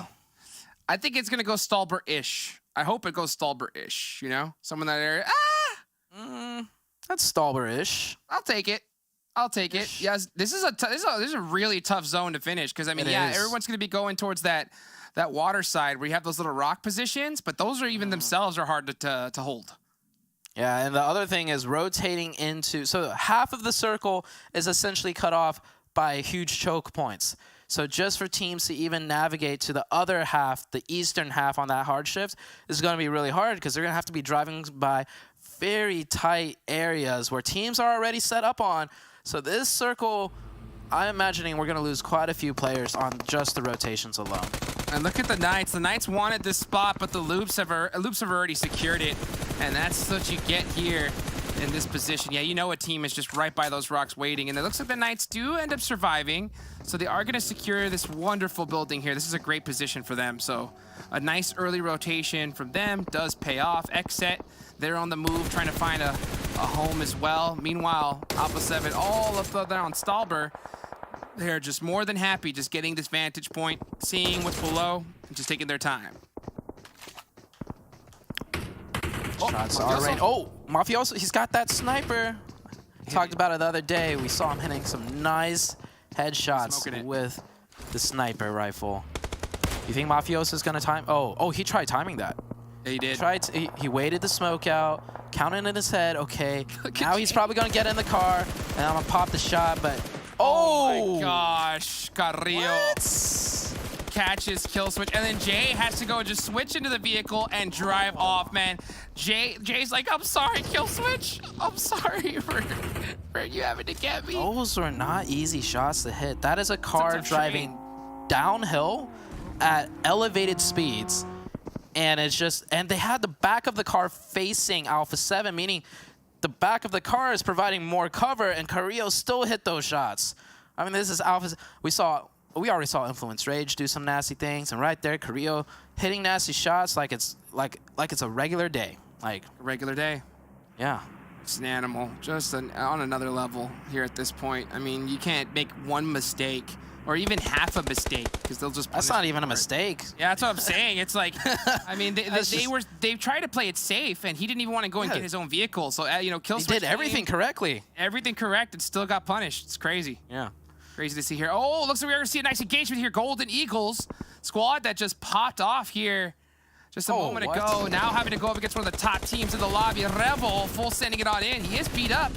Nice shots here. Golden Eagles, they do have a good chance here to finish it out. Can they catch Mafioso? Yeah, I was going to say, Alpha 7 put themselves in a really bad spot, to be honest, but somehow they're bringing this back. Oh, you do not mess with this man. Wait, what? Goodbye. See ya. What did he? Okay, the first two I get because they were like in his face, kind of. That third one, huh? He just scopes down there and just picks up 3 like that. Just an animal. Just an animal. Lagine down there in the bottom too. I mean, it's just ridiculous. I want to tell you something. Tell me. You used to be a competitive player. I used to be a competitive player. Aren't you glad we got out of this? Got out of competing by the time we did? Because I am very these happy. guys. Oh man, I'm sitting on this desk right now. I'll tell you that right now. I mean, this is just ridiculous. Imagine trying to keep up with the level of competition with the way it is right now. I mean, just look at Alpha 7. Look at Influence Rage. I'm like, thank you, but no thank you. I had 10 hours a day. 10 hours a day to even just try and keep up. Sheesh. That's what you have to be putting in against these guys. Look at this. Swagin instantly, right? Goes for the shots, instantly peeks below so he doesn't get knocked or even injure his helmet or vest because he knows he's going to have to make the run for it here. But still, applying that pressure, making it. Look at this. Oh my gosh. Man, you just pre-firing in the open through the blue. And he's going to get another one. I kid you not. If he peeks. Oh, that was perfectly timed though. Lucky was like, yeah. From a different angle. Take any chances. But did you see how long it took for ATON to even peek back, even though he was wide in the open for like 10 plus seconds? That's how scared they are. Ooh. Got him! The vehicle explosion. So it's really saying that Alpha 7 said, hey, ain't nobody taking us out but me. Yep. That's exactly what it is. We haven't even talked about the circle yet, Hodgix. That circle, I like the circle ending. This is Fields, or even just the city. Oh, this is going to be chaotic. This is going to be a good one. Yeah, it was a great zone shift early from the Knights because the Knights have a really good position now, and they can kind of just wait it out. Hopefully the circle, at least they're hoping the zone just goes into their direction here because if it does go across the way, All Glory Gaming is going to be really high. They're hiding underneath that bridge right now, but it's Influence Rage, the top team in the lobby. They have that beautiful wizard tower, and they are just big chilling. Loops, same spot that they're holding as well. Everyone's just kind of just waiting out, waiting for that next zone. This is that planning phase, right, Zute? Yeah, it's a planning phase, but there's not many plans to be had. You maybe have plan A and maybe a plan B, but with the way the zone is, most likely the plan is just, well, we'll just have to take the fight. Because, I mean, everybody's clustered right on top of each other. Look at this. And even the rest of this field zone, it's just all empty, open terrain, and no one wants to play there. So it's just, we're going to expect some crazy, nasty fights by the time the next zone shifts on out. Oh, yes, indeed. And here comes that blue zone. See that nice little play card there up for grabs. Make sure you guys go and snag that. Buy yourself something nice. And I'll tell you what, these players are looking to buy themselves something nice with this crazy prize pool that we got here today. Nova are having that apartment complex down. They're holding it, but where's this zone going to go? That's the question. Dead open field.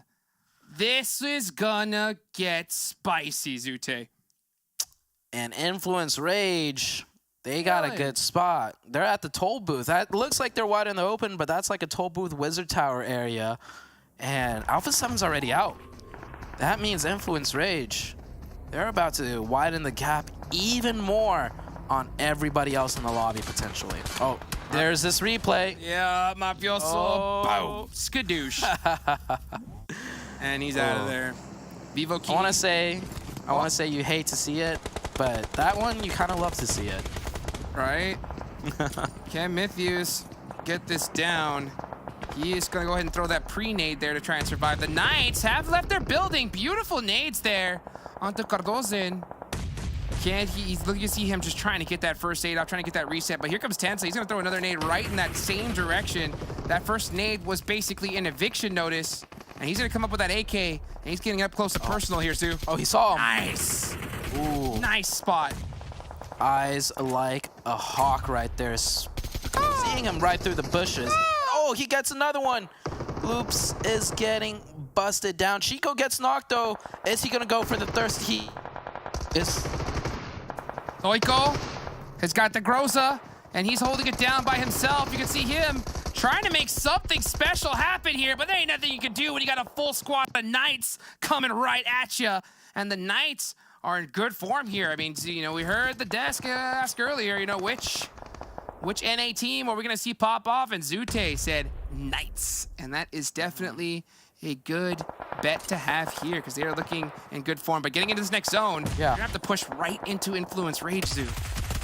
Yeah, I mean, they push past Loops, which is great, but Influence Rage, I don't think they're getting past them. You see right there, Xenox already getting taken down by Influence Rage. I think this is the end of the line for the Knights. Maybe they could get into zone, and that grenade, not connecting. That's too close for comfort right there. And now INTZ is trying to make something happen as Nova is looking to, yeah, beautiful. Oh, that was a selfer. That was a teammate nade. Oh, and Shifan does get clipped up, but he does get that nade off. Oh, but it's not going to be good enough. So it looks like they will get that res. That blue zone is starting to press in there. Myth's trying to go and get him down here to try to get some util, something to happen. QZ is going to go down to the bottom floor, looking more inside, trying to figure out where the next spot they're going to go to, but they got to really worry about INTZ here first. Oh, Kindness at a nice angle on the other building. Catching one on the cross, almost catching the second one, but they do make it into the zone and they will be able to get a reset. Nova might actually want to push this because if they wait any longer, yeah, it's just going to make it harder for them to push into the next circle. Zoo, Influence Rage already has the 8 limbs. Oh, I mean, what else is new? I mean, and they have 4 They're above players, average. Above average. That's what we can say. Above average. Ooh. Yeah, INTZ, they're in trouble. Here comes all the util. Nova's going to throw every single thing they have here at this tower to get this team finished, and they need to. They need to do it quick because they want to get this side completely emptied out so they can start focusing inwards. I feel like they should just push them. Like, right? I get they're looking for an opening with util, right? I get it, and then they'll do the push, but they should just if they take out this team, their entire backside is cleared.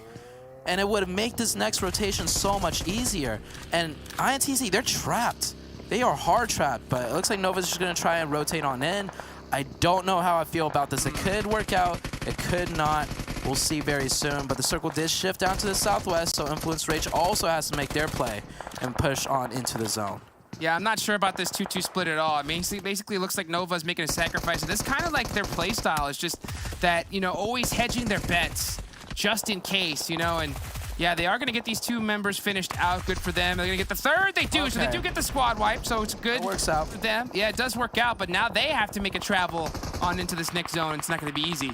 We'll see how it does work out towards the end, though. XSET on the other side of the field, looking right towards Mezexis. Influence Rage, still just causing havoc here in the middle of the open field, but they got them hay bales, and they are hugging them close. I think what we just saw Nova do is like just, thoughts. Ooh, little boy. Oh, man. Little boy.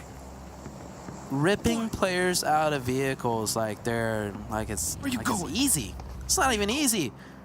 Shifan will get revived though, Hodgix. It looks like he is managing to crawl to a hay bale for cover. And Koi answers right back to Lil Boy. And not before Lil Boy. Those are all Lil Boy names. Oh, Lil Boy. Dude's insane. Just saying, you gonna shoot me? You know? That's after he ripped one of them out of the car, like it was nothing. And then just 2 nades back to back. And look at Federal, just snaking on in. And here comes Kowalski on this other angle and times it perfectly. As soon as he goes down, he gets up. Oh, but from that other side, he thought that it was safe. It isn't, but Law is gonna go. I'm trying to be able to res his teammate as he runs in the open. Beautiful use of smokes here from Influence Rage to secure the best position here in this final zone. Can they survive? Oh, Jay! With the big M24 shot, shutting it down. Oh, this could be a good one for XSET potentially. They have 0 eliminations to their name though right now. They have 3 up. They're into the late game. They got to move on in though. They got Mezexis Dreams right next to them with 9 eliminations with 4 players up though. That's going to be XSET's biggest problem probably going into this next zone. And Oh Mezexis my Dreams, gosh. Yeah, they got a great spot. But they got to move into the zone. Oh, they got to knock onto XSET, I believe. That is going to be the push. Watcho with the Uzi in hand. J7, got to make something happen. Oh, he's kind of like going back and forth. He needs to be focusing on this inside here. Jay does have an off angle. Can he get it done? No, sir. There goes XSET. Mezexis Dreams with 12 eliminations so far. Almost the full squad up. And meanwhile, you still got Nova, Influence Rage inside. Just getting more ready for this end game fight.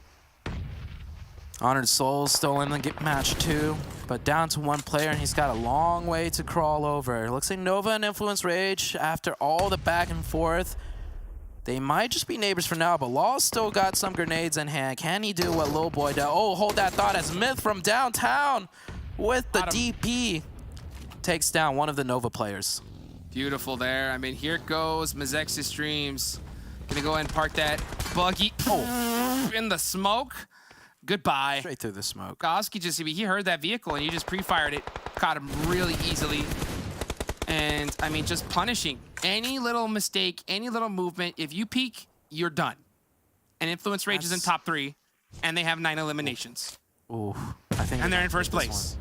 I think they're going to take this one. Yeah, they're looking way too good right now. Every single player popping off, doing insane things. Kowalski's shooting straight through the smoke like it's nothing. I don't even think he messed up. Kindness, though. He gets 1 really nice shot, and I think Influence Rage took that one. Yeah, it is and both 2v1. Of them. Both of them. 2v1. Maybe Nova can win this. I love how Influence Rage win what? Win what?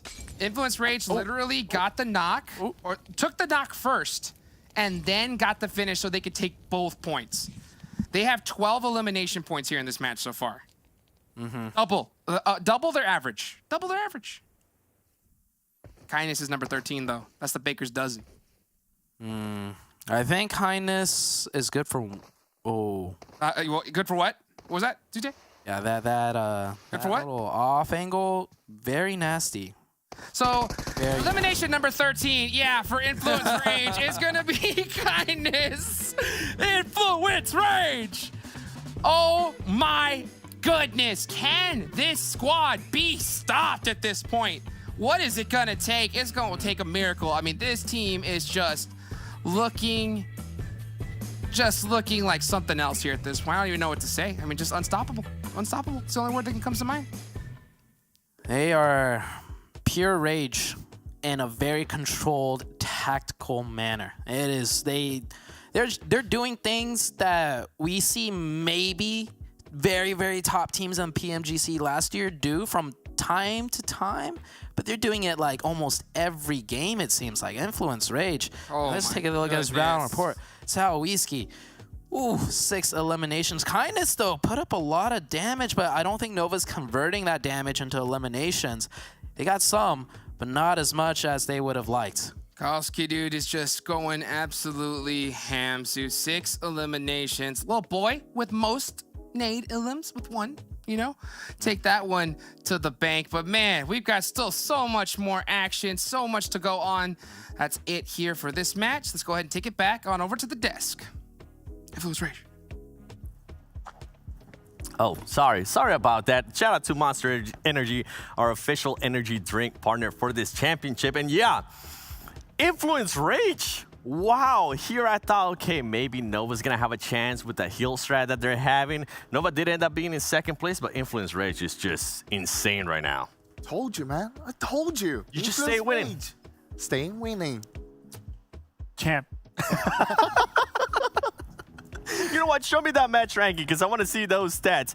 Influence Rage, 28 points. I think they were 1 point out from the 200 mark just before this as well. So they're probably going to be the first team to break that mark. Of course, they had a phenomenal lead coming into this, but now they're extending that one even further. Mezexis Dreams, though, with 22 points, 12 eliminations. Yeah. It's phenomenal. Seeing them playing on the southwestern side and just pushing everybody out and just grabbing them one after another. Yeah, it was super well executed how they were able to control the south side of the circle. And also, they got the most out of the game as they could, right? I was actually surprised that that Influence Rage ended up losing that many players. Lil Boy got M24, headshot knock, like there's nothing he could do there, but they still managed to convert it into a win there for Influence Rage. And yeah, it's going to be a disgusting lead for them at this point. We're talking about earlier in regards to Nova Esports, as we do see the second page here, Boring Protocol. You know what, I'm not going to say anything right now. But going back, yeah. They're still eating donuts, okay? They are still eating donuts. With what I was going to say with Nova, I even hinted at it. What happens if they do end up with at least one player? Can he get a chance to win? I mean, he didn't get that win, but he was able to survive long enough to secure those placement points. And for a team that's currently being chased by two other teams, that's huge. Yeah, they had a rough time coming out from Yasnaya there. But I really like what they did, though, leaving two players behind to deal with INTZ. While the other two secures a position inside the circle, they could eventually just turn back and try to help out. But that was not needed because they just wiped the floor there and kept on going in, all four of them. And it's a great move. But, of course, lacking the cover to play with, they only had a few smokes to work with. It didn't really work out. Even in the hottest circles here, especially as Hot Jukes and Sute pointed out here, Sute said, they are playing at the very, very highest level right now. Like, it's PMGC level, top 3. The way they're rotating, the way they're approaching every single circle strategically, they are far ahead of the competition right now. And it really, really tells. And it also tells in the stats, they're also putting up the eliminations and the damage for that. But Nova, 5 elims, but 2,200 damage. That's an insane ratio. Yeah, I mean, usually we don't see Nova with this much damage. Usually it's just when it comes to the healing, they're up there. But yeah, it's true, though. It's true. Yeah, I'm saying it's mean. But I'm saying, I'm giving it's factually correct. Yeah, they're doing really good. This is really nice. It suits them well. I just want to see the other bar, the red bar, they go up a little bit more. But we got a new member in the 1K club here. It's kindness from Nova. Fantastic to see him in the 1K club. I wish he had 300 more damage, though. That would have been the perfect number. Yeah, of course. But that was not the case. On the other hand, though, we have Kioski here with 6 eliminations. Yep. Huge. I mean, usually, yeah, we see Lil Boy up there, but he's up there as well. adding some. If the average continues here, we have a lot of games. If he continues putting those averages up, he's going to break records. It's going to be insane from Lil Boy. And in general, so far from Influence Rage, it has been insane. We have one more game today, though. I'm all for it. Hey, if you're going to try to break records while we're here, I'm for it because the way I can say, I remember I was there. And hopefully we'll get a chance to see that. What I do want to look at is the overall. We didn't see Alpha 7 anywhere near towards the top, and I feel like, yeah, exactly. That's what I was going to hint at. That gap, it's now even bigger, Frost. 40 points ahead right now. That is insane to see, actually. You know what you usually do with these kind of gaps? You build a bridge to go over it. So Alpha 7 needs to find himself a bridge builder here on the team. So they can build a bridge and go beyond Influence Rage and, of course, take that #1 spot. But that goes for a lot of the other teams just down below. Nova, though, once again, they're up there. They got a lot of placement points on the board. But you can look on the elimination points. A little bit behind Alpha 7 and Influence Rage, but still, they are on a 3rd place, and it's looking good. But I want to see that 0 on the chicken dinner turning into a 1 soon. It's not going to happen today. I think it's going to happen tomorrow. And Okay. tomorrow I'm going to make sure, Nova, I'll bring my jersey just to support you guys because I think it's going to happen tomorrow, Avenger. It is extremely close on the whole leaderboard, though. Honestly, from 13th place, Honored Souls, 107 points, and all the way up to XSET on 5th place, it's only 31 points difference. Our mid-pack is huge. It's so close.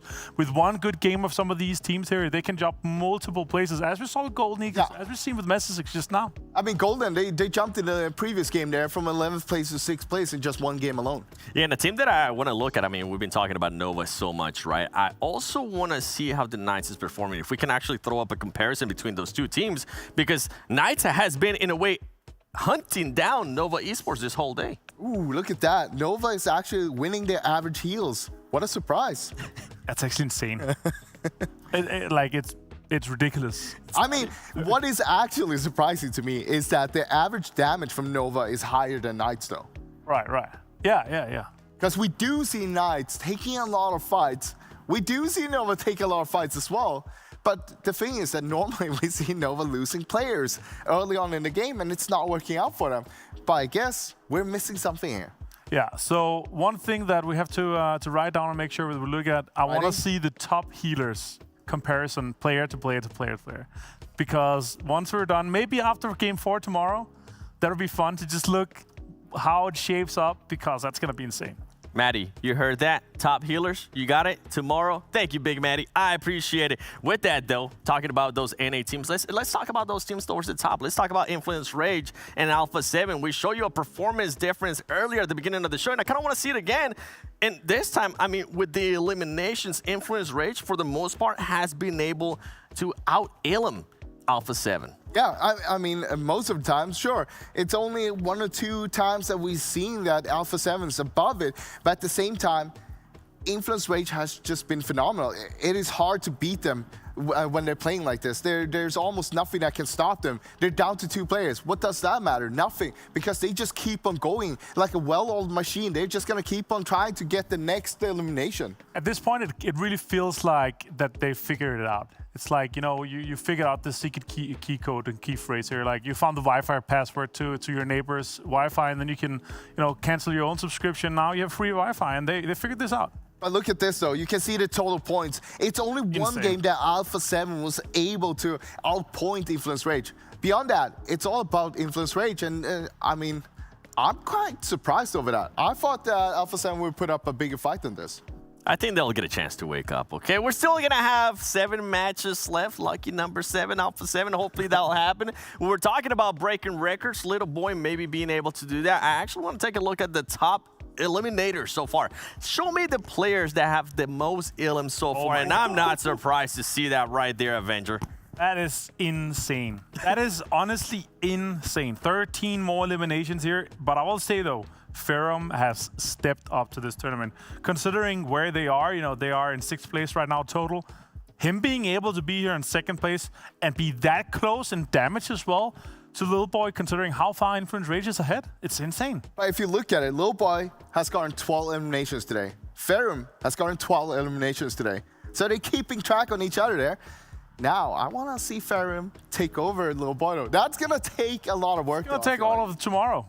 It might work out, though, because now it's not just Ferrum. His team is showing up, so he might be able to put himself into certain positions where he's going to be able to frag out even more. For everybody watching on YouTube, though, make sure you guys do answer that YouTube chat poll, because you can get a chance at winning a Google Play gift card for $10. So make sure you fill that out. And let us know, too, who do you think so far? What has surprised you? Because for me, I mean, Influence Rage, I knew they were going to bring it. I just didn't think they were going to bring it this way. Now, going into the last match, I'm gonna throw a curveball here, okay? I usually talk about a certain region. I'm gonna put all 3 regions on this spot.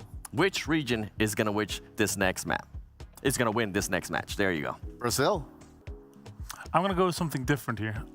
Latam.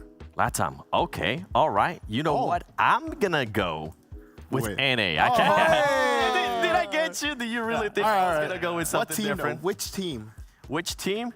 I'd say not Nova because I don't have the jersey on right now, and I really want to just like pop my shirt and show the Nova jersey. It's gonna be a lot of hair instead. It's not gonna look good right now. We're gonna get demonetized and a bunch of other stuff, so we're not gonna do that yet. I'm gonna go with Knights actually. Now you said Brazil. Which team out of Brazil? Alpha 7. It's got to be Alpha 7. I actually thought you were going to say Influence Rage. No. That would have been surprising. They already had their game now. Right? It usually goes with the winner. So. You know what?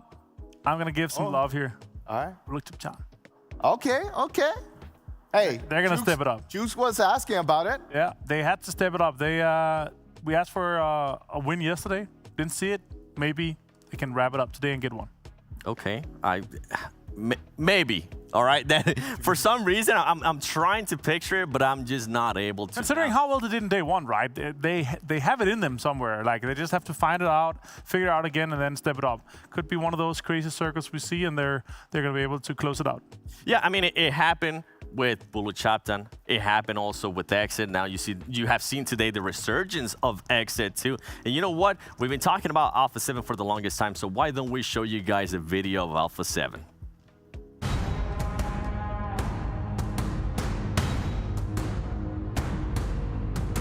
Latinoamérica, la temporada número 3. Fernán se lleva Sohan, mucho cuidado, sale también otro.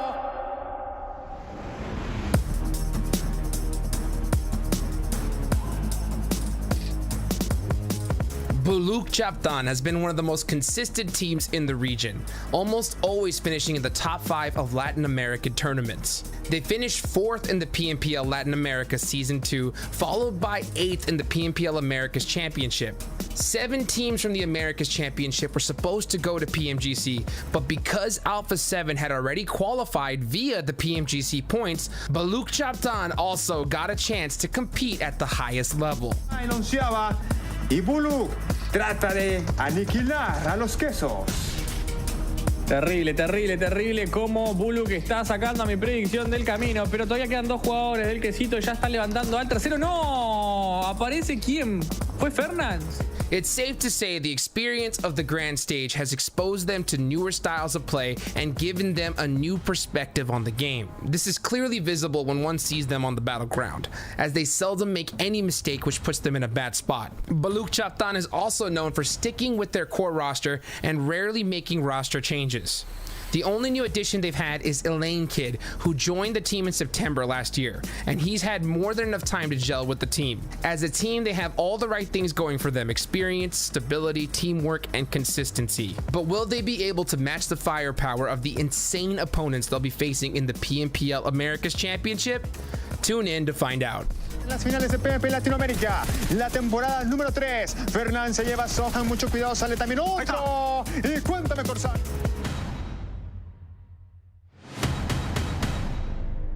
Avenger, you have some amazing powers. I wanted the Alpha 7 video, but you were talking about Buluc Chabtan getting this chicken dinner coming up, and guess what? We actually ended up doing a video for Buluc Chabtan. It's meant to be. Yeah. It's the future. It's almost Stay like winning. Yeah, stay winning. It's almost like I'm gonna see it 1 hour ahead, right? I know who's gonna be the winner. Are you a time traveler? Yeah, time traveler. Yeah. Oh, okay. I'm gonna need those lottery ticket numbers, and also hopefully you can tell me if I'm gonna win that DP28 permanent skin. Don't worry, we'll tell you a little bit more about that later. But I was gonna say though, with Buluc Chabtan, do you think maybe the drop off has happened because they were depending too much on Reyes being the MVP? No, I don't feel like that's the case. So I think they took advantage of how chaotic day 1 was, and that is why they're able to step it up and close it out. Then Influence Rage figured it out for day number 2, and have so far also figured it out. And I think it's hard to hold on to the range right now of Influence Rage and Alpha 7. Okay, well, hey, it's time to make it or break it, Buluc Chabtan. Okay, Rages, I want to see that MVP caliber performance. Let's send it to Hajix and Sute for the last match of day 3. The final match here of day number 3. This is a huge one for so many of these squads. And as much as I want to talk about all that, there's just a number that I just can't stop thinking about. That is 46. 46 eliminations for Lil Boy alone. Okay? Now, yeah. Let's just dive into that a little bit, okay, Zute? That is as many eliminations as Boring Protocol. That's more eliminations than INTZ has. That's almost, yeah, it's more than the Chosen, 1 less than VIVOKEYD, 2 less than ATON, 2 less than All Glory Gaming, and All Glory Gaming is also in 7th place. So, yeah. I get it. Little boy looking like big boy right now. He is bullying everyone in the lobby. I mean, I want to see. Okay, the Des was talking about they want to see Buluc Chabtan. They want to see Reyes bringing back. I just want to see some more little boy action. Like that the sequence towards the end between little boy and Nova, comical, but insanely scary at the same time, right? He rips the player of Nova right out the car. Nova's like, oh yeah, you think you're good?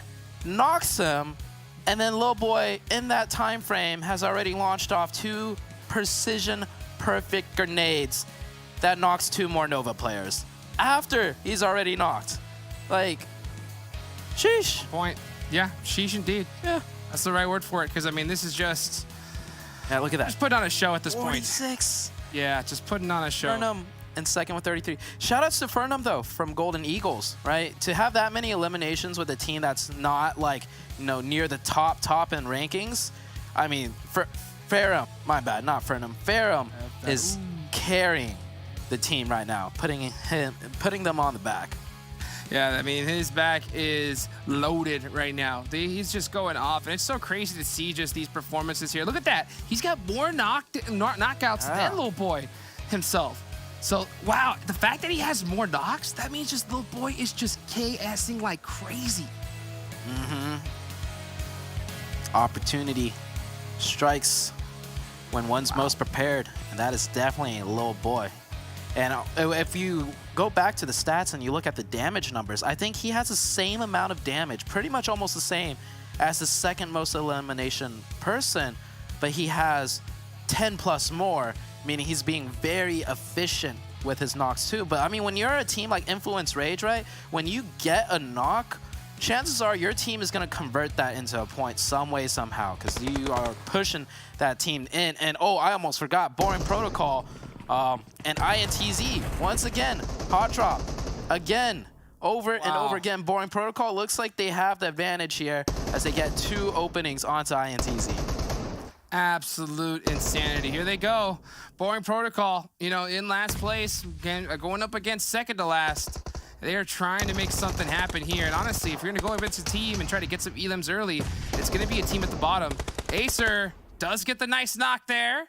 You can see the shotties are going to come out. This is going to be big from a lot of these players here. Can they make something happen? Carnage got that M7. Oh, going to catch it from the back. Gets it done. So, hey, Boring Protocol.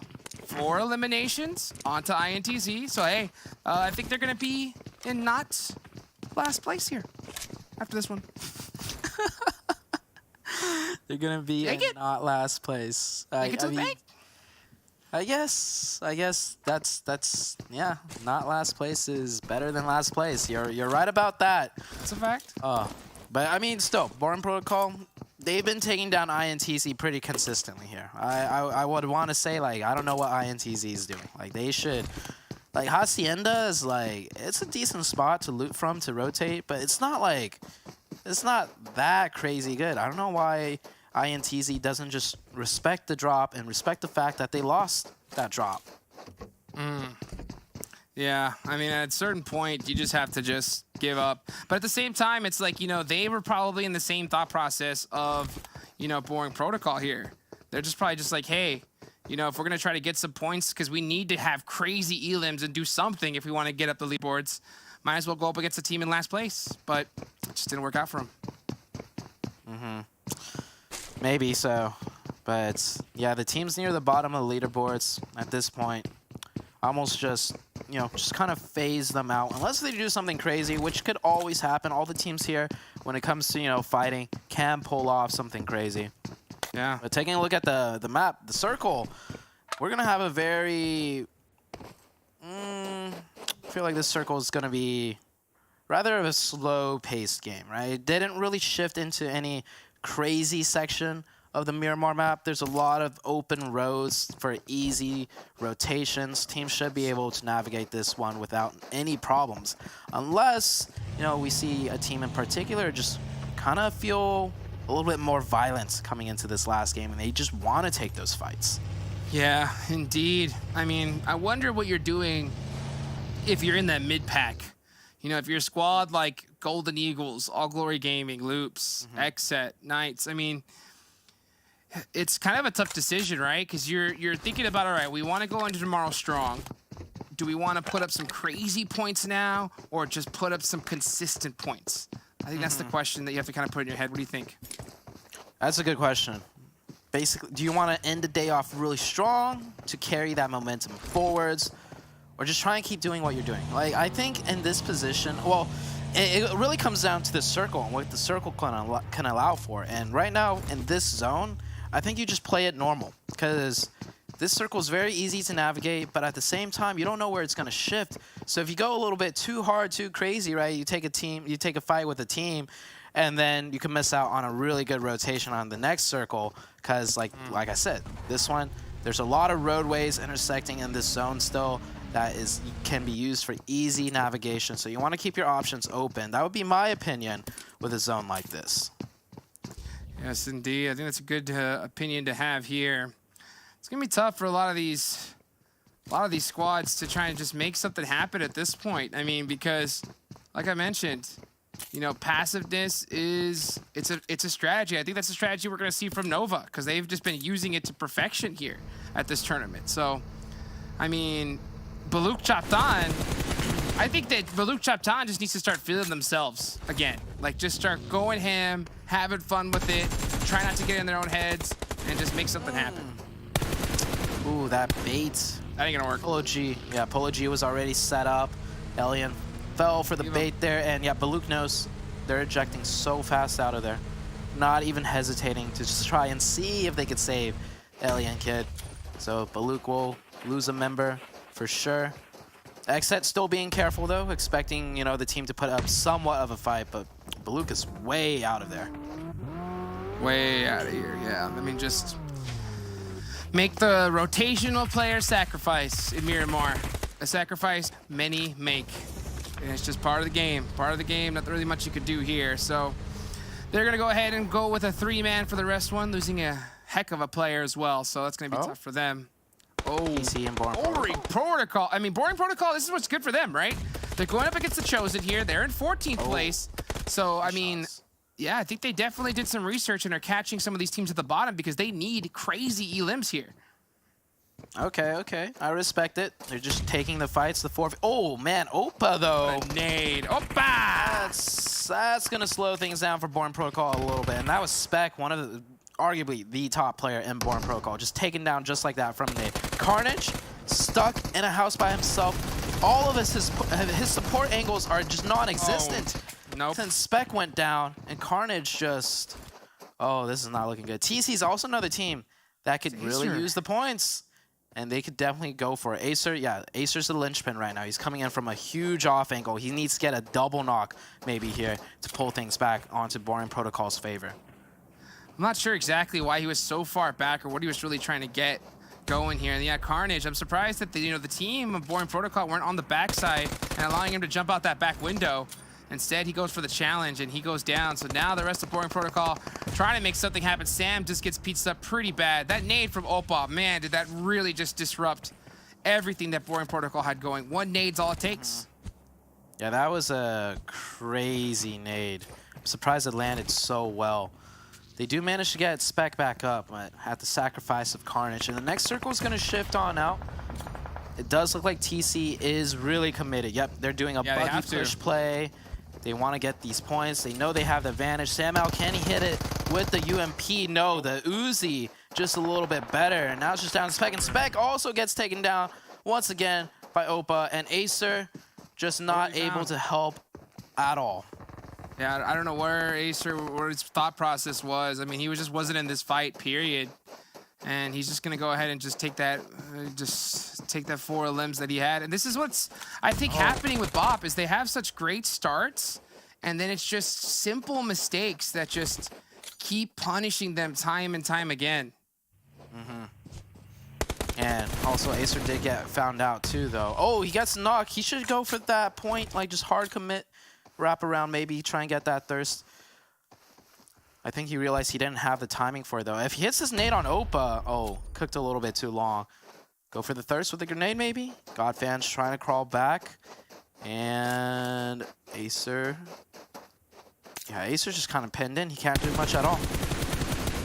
Yeah, he's going to go down. It's crazy to see. Crazy to see from Boring Protocol. I mean, they always seem to have like a really good, like, well, for the most part, right? A lot of times have a good, like, just initial engagement, initial fight, and then they try to just double down on it, and it just goes wrong time and time again. One little mistake, like that one nade, just all of a sudden they just didn't know what to do. I mean, I'll tell you one thing.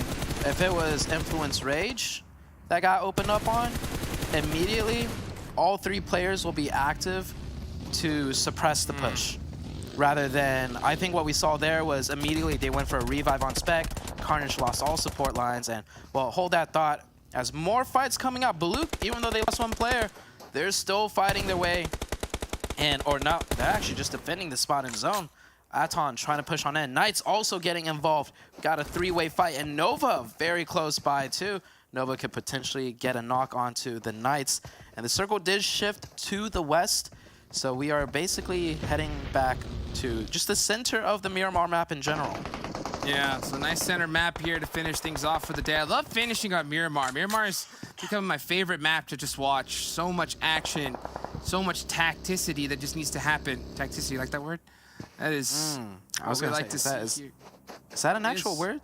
Tacticity? Tactical and electricity. Put them together? Tacticity. I like it. All right. Feel some tacticity spreading through the air right now with the way these teams are all setting up in this zone. We got 5 teams around the crater field set up in a circle. Reyes with the mini, popping off some shots here. This is mostly all long-range engagements. I don't think a knock is going to lead to a full-out push here, just because, you know, the terrain's kind of difficult to push in this one. Yes, indeed. Very, very difficult. I mean, that's the terrain of Miramar. Just so many different angles that you can just try and hold and try to make something happen. Easier said than done. Here comes there. ATON getting a nice couple of knocks there. Here comes the rest of Mezexis. They're doubling down on this one. Actually, yeah, they are. So they're not going to pass them up. They're going to do a crazy jump out here. Oh, the turn, though, from Folo. Gets it done. They're going to go ahead and get that finish as well. So, wow, Mezexis Dreams turning on ATON. Only 1 player left, I believe. Hasta luego. Oh, very low. Oh, Asa's got that grenade, though. It's got to connect. Could easily bring this back. I don't think the other Mezexis... Oh, that grenade, if it flew just a little bit more. They're both low on HP. Watcho gets off the first aid kit. Asta in the 1v2. They're angling up, though. Oh, Full gets a whole med kit off. Not looking good for Asta. And he misses the first few shots. Mezexis Dreams, they drove in on that team with only 2 players up. And they managed to win the fight, and they get the revive. Just absolute chaos here. What we're seeing from these squads. It's so crazy to see these engagements just time and time again on Miramar. You're going to see that zone is going to center up here. Alpha 7, big chillin' in a great position. So they're going to keep on Alpha 7ing at this point. Influence Rage are on that edge, way far out. Minas Generales. This is going to be an interesting, you know, team to just analyze here and see how they approach this circle. I mean, it's the best team in the lobby, so it's interesting to look at. Yeah, they've gotten hard shifted every zone, and it's on Miramar of all maps. One of the most difficult maps when you get that hard shift outside of Sanhok. But Influence Rage, I think they're just, this is what they do. They play on the edge, they fight their way in, and they have their options, right? When you're rotating in from the edge of zone, you could pick which side of the circle you want to go in from, and you could pick which side of the circle you want to fight your way into. So that is pretty much the plan for Influence Rage. Alpha 7, though, does get, you know, some nice circle shifts, so they're very close to the center, and we have XSET and the Knights and Picado. Got VIVOKEYD right north of them at that giant mountaintop, which might come into play in the future zones. Yes, indeed. Definitely going to come into play, that's for sure. And you can just see the rotations coming in from Mezexis, man, Mezexis is a squad that's just kind of hot and cold in my eyes. Like, they have certain moments of just brilliance, and then just other moments where they just get taken out early. And so I think they're just trying to figure it out here.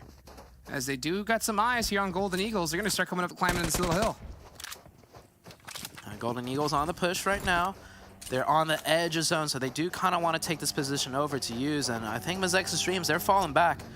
They only have 3 players. Otherwise, I feel like they definitely would have tried to hold this down. Or either that, they're just readjusting their defense right now. Folo with a nade. Chances are not going to connect. Wacho, if he gets one opening, that'll be huge. Gives away his position. And that is not a good spot to be in. They're going to just yeah, that is not a good spot to be in. Yessi with the grenade. Wacho definitely should have readjusted. There's a trade coming back by Folo, though, but I don't think that's going to be enough. Influence Rage, very close by behind, too. And they're coming. I mean, this is what they do. They just seem to just wait and pry and catch these teams in the middle of an engagement and just wipe the floor with them. And you can just see Mar up here up top trying to make something happen, trying to defend the rest of his squad. And little boy, now with all the angles, gonna have to start moving, though, because his blue zone's coming. We're going to get a Picado finish, by the way, Hot Jigs. Circle shifted right onto Picado. It could shift off it still, but it's pretty much dead center of map. Influence Rage. They are struggling a little bit. Oh, ooh, that is Folo stopping Law right in his tracks. And he's going to go aggro here. He's going to try and get the second one. And he does. Oh, Folo down to 1 HP. The trade not able to happen through, but Federal does catch it. And some Influence Rage. When they're getting battered and beaten, they always manage to finish it out somehow, some way where they could get that full reset, man. This team is just unstoppable. Unstoppable indeed. I mean, when they have their eyes set on you, it's done. It's done. They don't make any mistakes. Like, you have to fight them as a full squad, full commit, and once they start getting a couple down, you need to just full send on them until they're dusted. Do not let them reset. Oh, Xenox, 2v1. He's born for this. Oh, do it. No. I feel like VIVOKEYD might have knew he was there. They seemed very ready for Xenox to be in that little corner. And yeah, usually we see Xenox win those CQCs, I wouldn't say very easily, but he usually puts up a way better fight. So this time around, not just go his way. Picado, things are starting to heat up. Teams are setting up on the outsides of Picado. Some teams trying to drive on in, namely Nova. They're going to stop at that ditch down there for now as they wait to see for the next circle shift. Next circle shift is about to come up. Chico trying to keep them sight lines. 2 remaining members left for the Knights. And it is looking like we got Nova as well up on top. They have a pretty good position. XSET is dead center. The Chosen, though, the Chosen have 8 elimination points so far, so they're having a really good game. Yeah, I know they got 4 on board in Protocol, and they must have fought their way in elsewhere. Oh, one of TC does get knocked by Nova. TC still not in the zone yet, so they got to press on in, and Nova's going to have their whole entire team with eyes set on towards the north. That's going to make it difficult for Nova to wrap in, at least through the roadside that Nova is guarding. They could choose to wrap around over the top because the north side is completely clear of teams right now. Yes, indeed.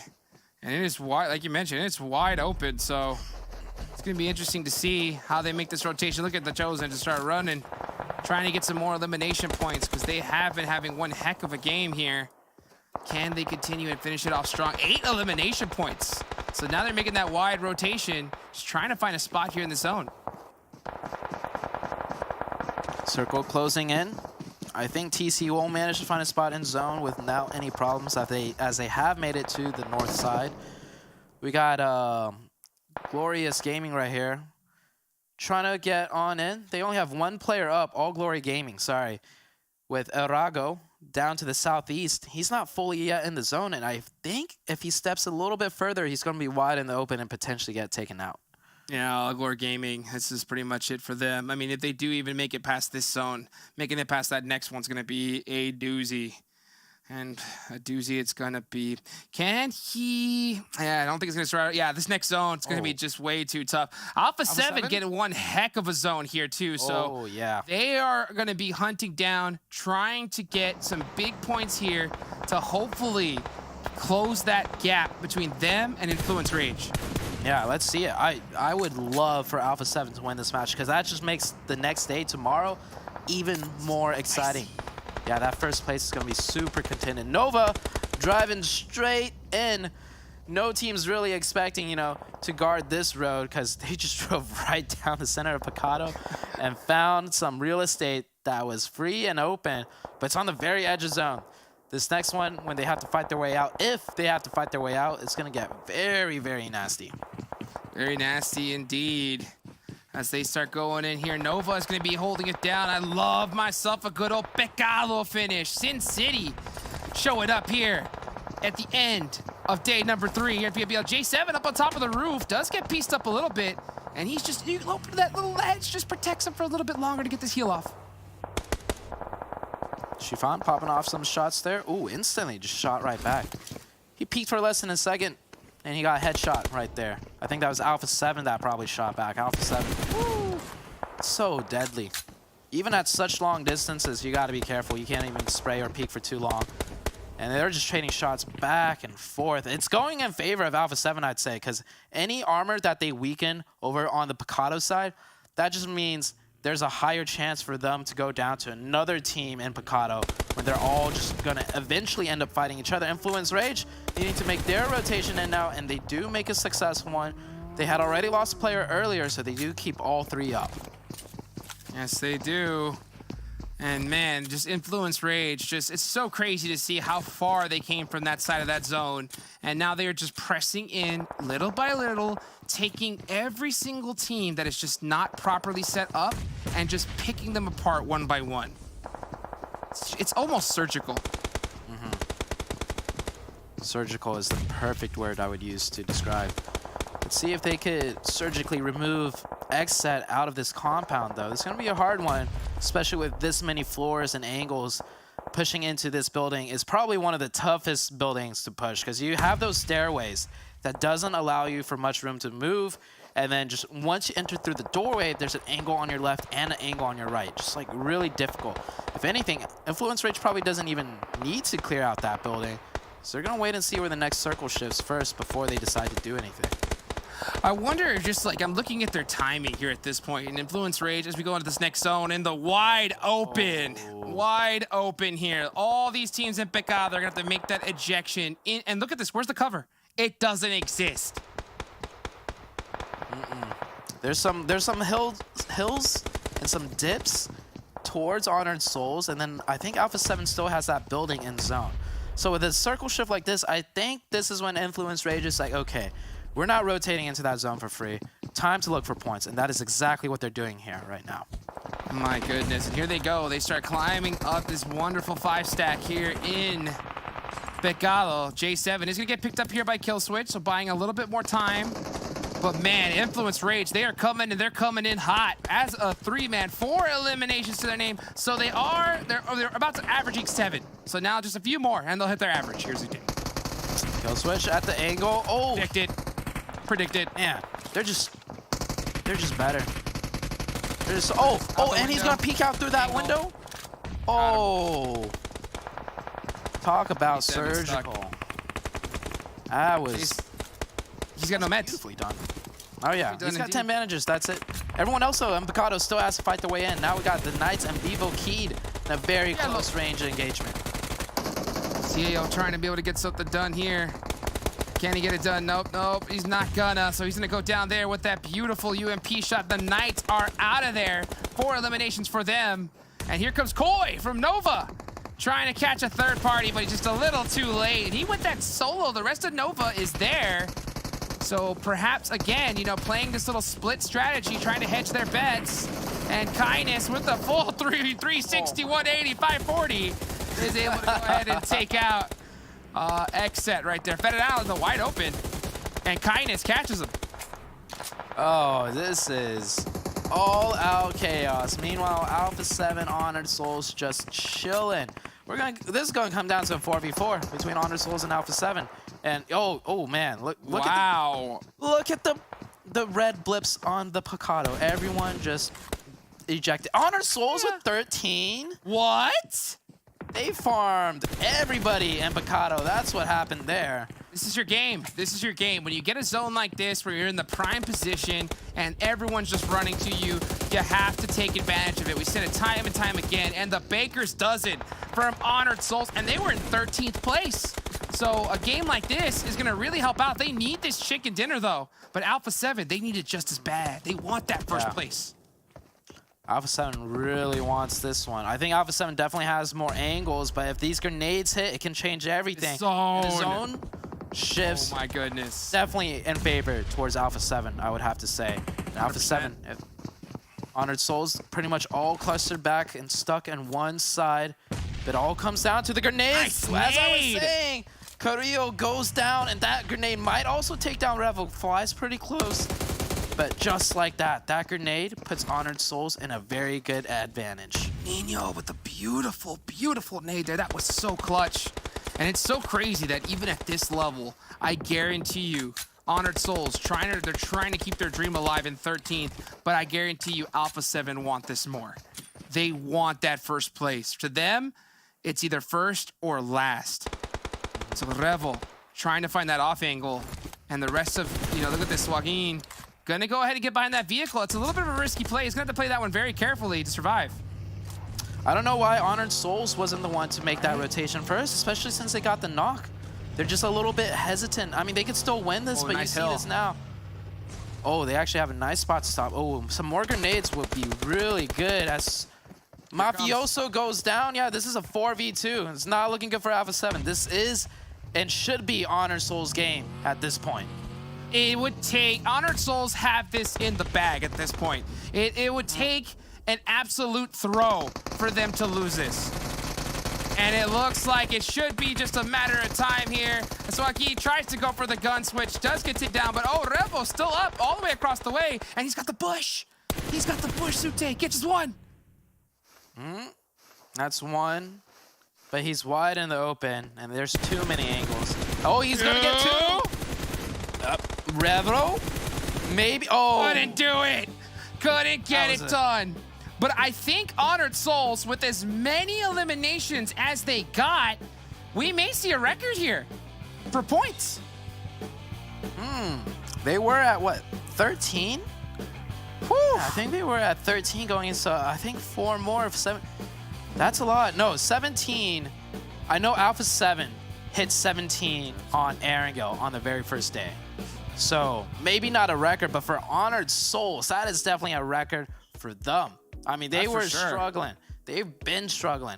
And for them to get that many elimination points and the chicken going into the last day, hey, I'm not going to say they can make like top 3, but that puts them in a good position, and more importantly, Hot Jukes, in a good mental position going into the last day to cause some trouble for some of the other teams. I guarantee you they're screaming at the top of their lungs right now. So a great game for them. And they just they took a page right out of Golden Eagle's book, right? We saw a huge jump from them. I mean, Honored Souls was in 13th before this one. So I'm interested to see where they land on the leaderboards after this insane performance. I mean, anytime you put up like 30 plus points, you're going to go off. But that is it for myself. Zute, any final thoughts?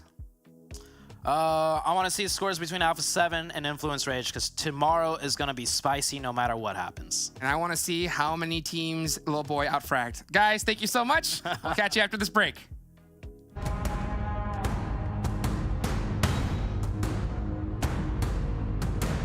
Lanchada.com.br vai Alpha 7.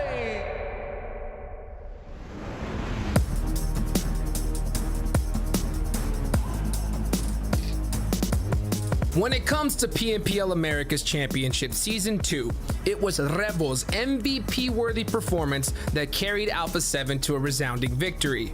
The defending PMPL Americas champs returned to the stage after being the only Americas team to compete in the PMGC Grand Finals. They collected a little over $60,000 for finishing 9th place in that event, and even though most would jump for joy, Alpha 7 went straight to the training room, hungrier than ever after missing out on the $1.5 million top prize.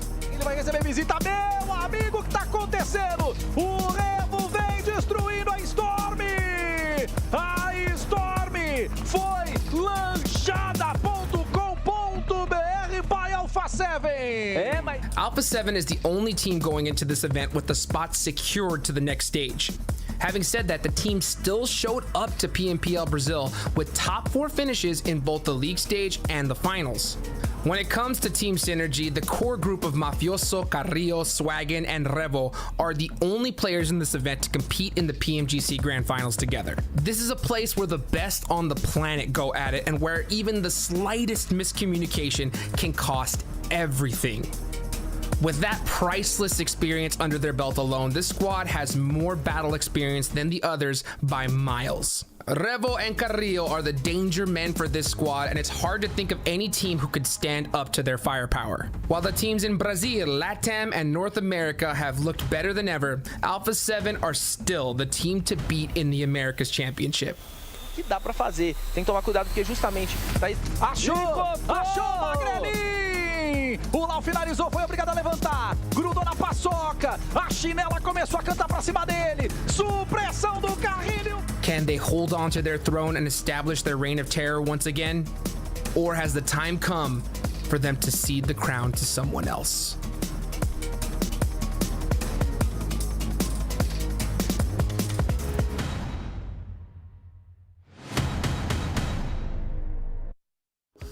Ooh. Ladies and gentlemen, welcome back to the Cheetah Gang. Hydrix, you say you wanted to be the Cheetah Boys. Well, guess what?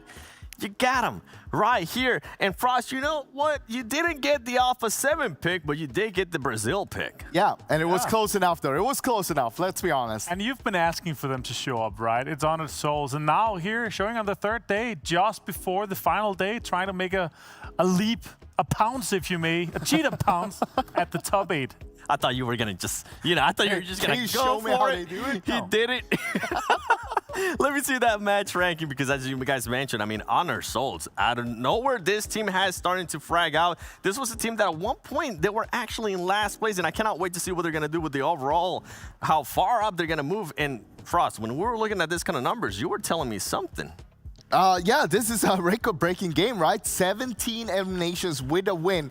And, Jukes thought he got it. Yes, we had a 17 kill in the first game, but it was a 2nd place. So that's not going to be enough. This time around, a record-breaking game from Honored Souls as well. That is a pretty huge thing, considering the performance that we've seen from this team so far in the tournament. But is this going to be the bounce back? I hope so. 6 teams able to get double digits here. Good to see. Of course, very linear once we go down from Alpha 7. A lot of teams being able to rack it up in the top. And a big surprise for me is going to have to be VIVOKEYD, the champions out of Brazil. I was wondering where they have been. Well, guess what? They finally decided to show up there with 14 points. And if we go down, I am actually genuinely surprised. It is not Boring Protocol all the way at the bottom with 0 points. It's actually INTZ, and Loop Esports kind of loses that momentum that they were carrying earlier. Yeah, it kind of died out there. Yeah. They're taking a little chill pill, waiting for tomorrow to come in.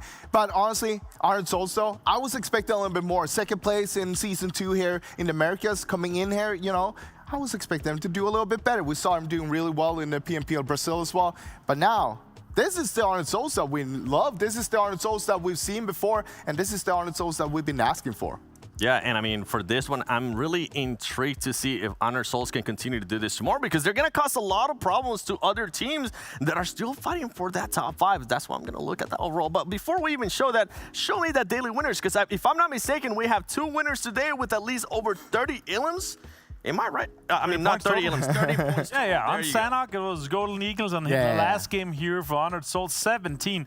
Look at the damage. Look at the damage, though. There's a lot of 2K clubbers there for us. Yeah, a lot of 2K clubbers, but I mean, I'm more interested about the eliminations. That is a lot of eliminations from 2 teams that you might not have expected to come up this kind of high when it comes to the points in just 1 game alone. But nevertheless, those are 2 teams that actually needed it, and they made a big bounce in the leaderboard because of it. We saw Golden Eagle with that win there, with those 15 points, 15 eliminations, jumping from 11th to 6th place. Of course, Honored Souls here gonna be jumping a lot as well on the leaderboard. A lot of variety today again here. Different regions winning, different teams winning, no repeat winners. That's good to see. You can definitely tell that it's the champions competing for the championship. Yeah, and as you were mentioning, Frost, teams that definitely needed it if they wanted to get a chance on the final day, right? It might not be a chance to catch up that first place because right now, influence range, I mean, if we were to look at that big gap, it's not going to be possible, but at least they can get themselves within that top 3 and the prize pool. I mean, it's just going to be so much better. Now, we've always talked about daily MVPs. Before you guys show it, let's take a guess who it's going to be. Frost, you always stay winning, so I'm going to make you go first. Oh, no. I'm not sure about today, honestly. This is a hard one. But I'm going to go with Ferrum today. Really? Yeah, I'm going to stick with Lil Boy then, because they were close before the previous game. So it comes down to who got the most in this one here. Yeah, for me, it's actually going to be the exact same one that you just mentioned, Little Boy. I want to see if he can actually pull it off. So you know what? Show me that daily MVP. Oh, Ninja coming in. Okay. Being able to get in here on the very last game, stepping it up. That's insane. That is pretty huge to see, actually. And I mean, sure, they've had very rough games, right? But them coming back this strong now, Nina being the MVP here for the day, that is some huge accomplishment for him.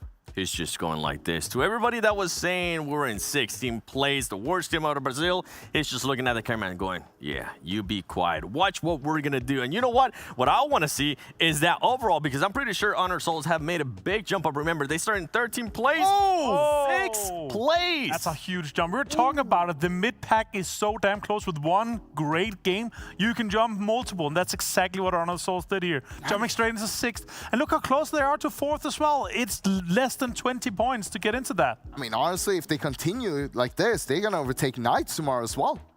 Ooh, it could be possible. And I mean, XSET still there within that 5th place. Yeah. I am surprised to still see Nova, that consistency, I mean, paying off big time. And as we were mentioning, Nova, the only team here in the top 8 without a chicken dinner. And honestly, that is so impressive. Yeah, that's a big fat 0 there. I mean, if that just turned into 1, they could have overtaken Alpha 7. Yeah, they can jump into Alpha 7. I want to say this, though. 55 points from influence rates down to Nova Esports. It is extremely close here. Once we're talking the top 3, they're competing. Nova, they have to get a win tomorrow if they have to have any hopes of trying to win this thing. Yep, I agree with that. And something with this middle of the pack teams, right? We kind of saw it just today as well with Honor Souls. Any of these teams, yeah, it might be looking like they don't have a chance to make it to the top 3, but they could still put up performances. I mean, they are here for a reason. They have the skills, just things haven't been working out for them. And if they put up great performances, they're going to be handicapping those teams towards the top that might be trying to reach the 3rd place, 4th place, and it's going to make it even tighter for us. Yeah, I mean, 100% that's going to happen. But you were talking about how competitive this region, the overall region is, right? And we saw towards the bottom, there's 4 teams that hasn't won the chicken dinner yet. So in total, 5 teams that hasn't gotten a chicken dinner yet. We might see all of them get one tomorrow. Maybe not. Actually, I take that back. We're not going to see that happen, maybe. Oh. But at the same time, it kind of shows you how competitive it is, right? It's not just 2 or 3 teams that keeps on winning and grabbing all of those chicken dinners, because that's something that we normally see when it comes to those regionals. When 1 or 2 teams is a little bit better than all the others, they're going to keep on getting those chicken dinners for himself, and they're going to let everybody else just starve. Yeah, and at the end of the day, yeah, you may be able to get the chicken dinners, but it comes down to actually consistency, right? We've seen it over and over again. I mean, we saw it on the previous regions too that was on today. I can't remember the name. You know what? I'll tell you tomorrow. But they had a team that had won twice, and they weren't even anywhere near the top 3. So yeah, they need those chicken dinners. I can tell you the name. But they need to stay consistent. Tell me. XSET. It's all about consistency, though, the guys. Like, if you're not going to be in the top 4 if you're not consistent outside the wins. Like, you're going to be able to have to put some eliminations on the board. You're going to have to get some placements. Otherwise, you're not going to be able to chase down the king right now, and that's influence rage. Yeah, and for everybody watching, make sure you take a screenshot of this handsome, all of us. All right, myself, The Zone Worlds Gaming, Frost, and Avenger. Take a screenshot, tweet at us, hashtag PMPL Americas. With that said, ladies and gentlemen, we are going to be back tomorrow for the PUBG Mobile Americas Spring Championship 2022, the final day. And so far, from what we're seeing, a lot of surprises. Teams that you might not think have a chance might actually have a chance. So make sure you guys tune in tomorrow. See you.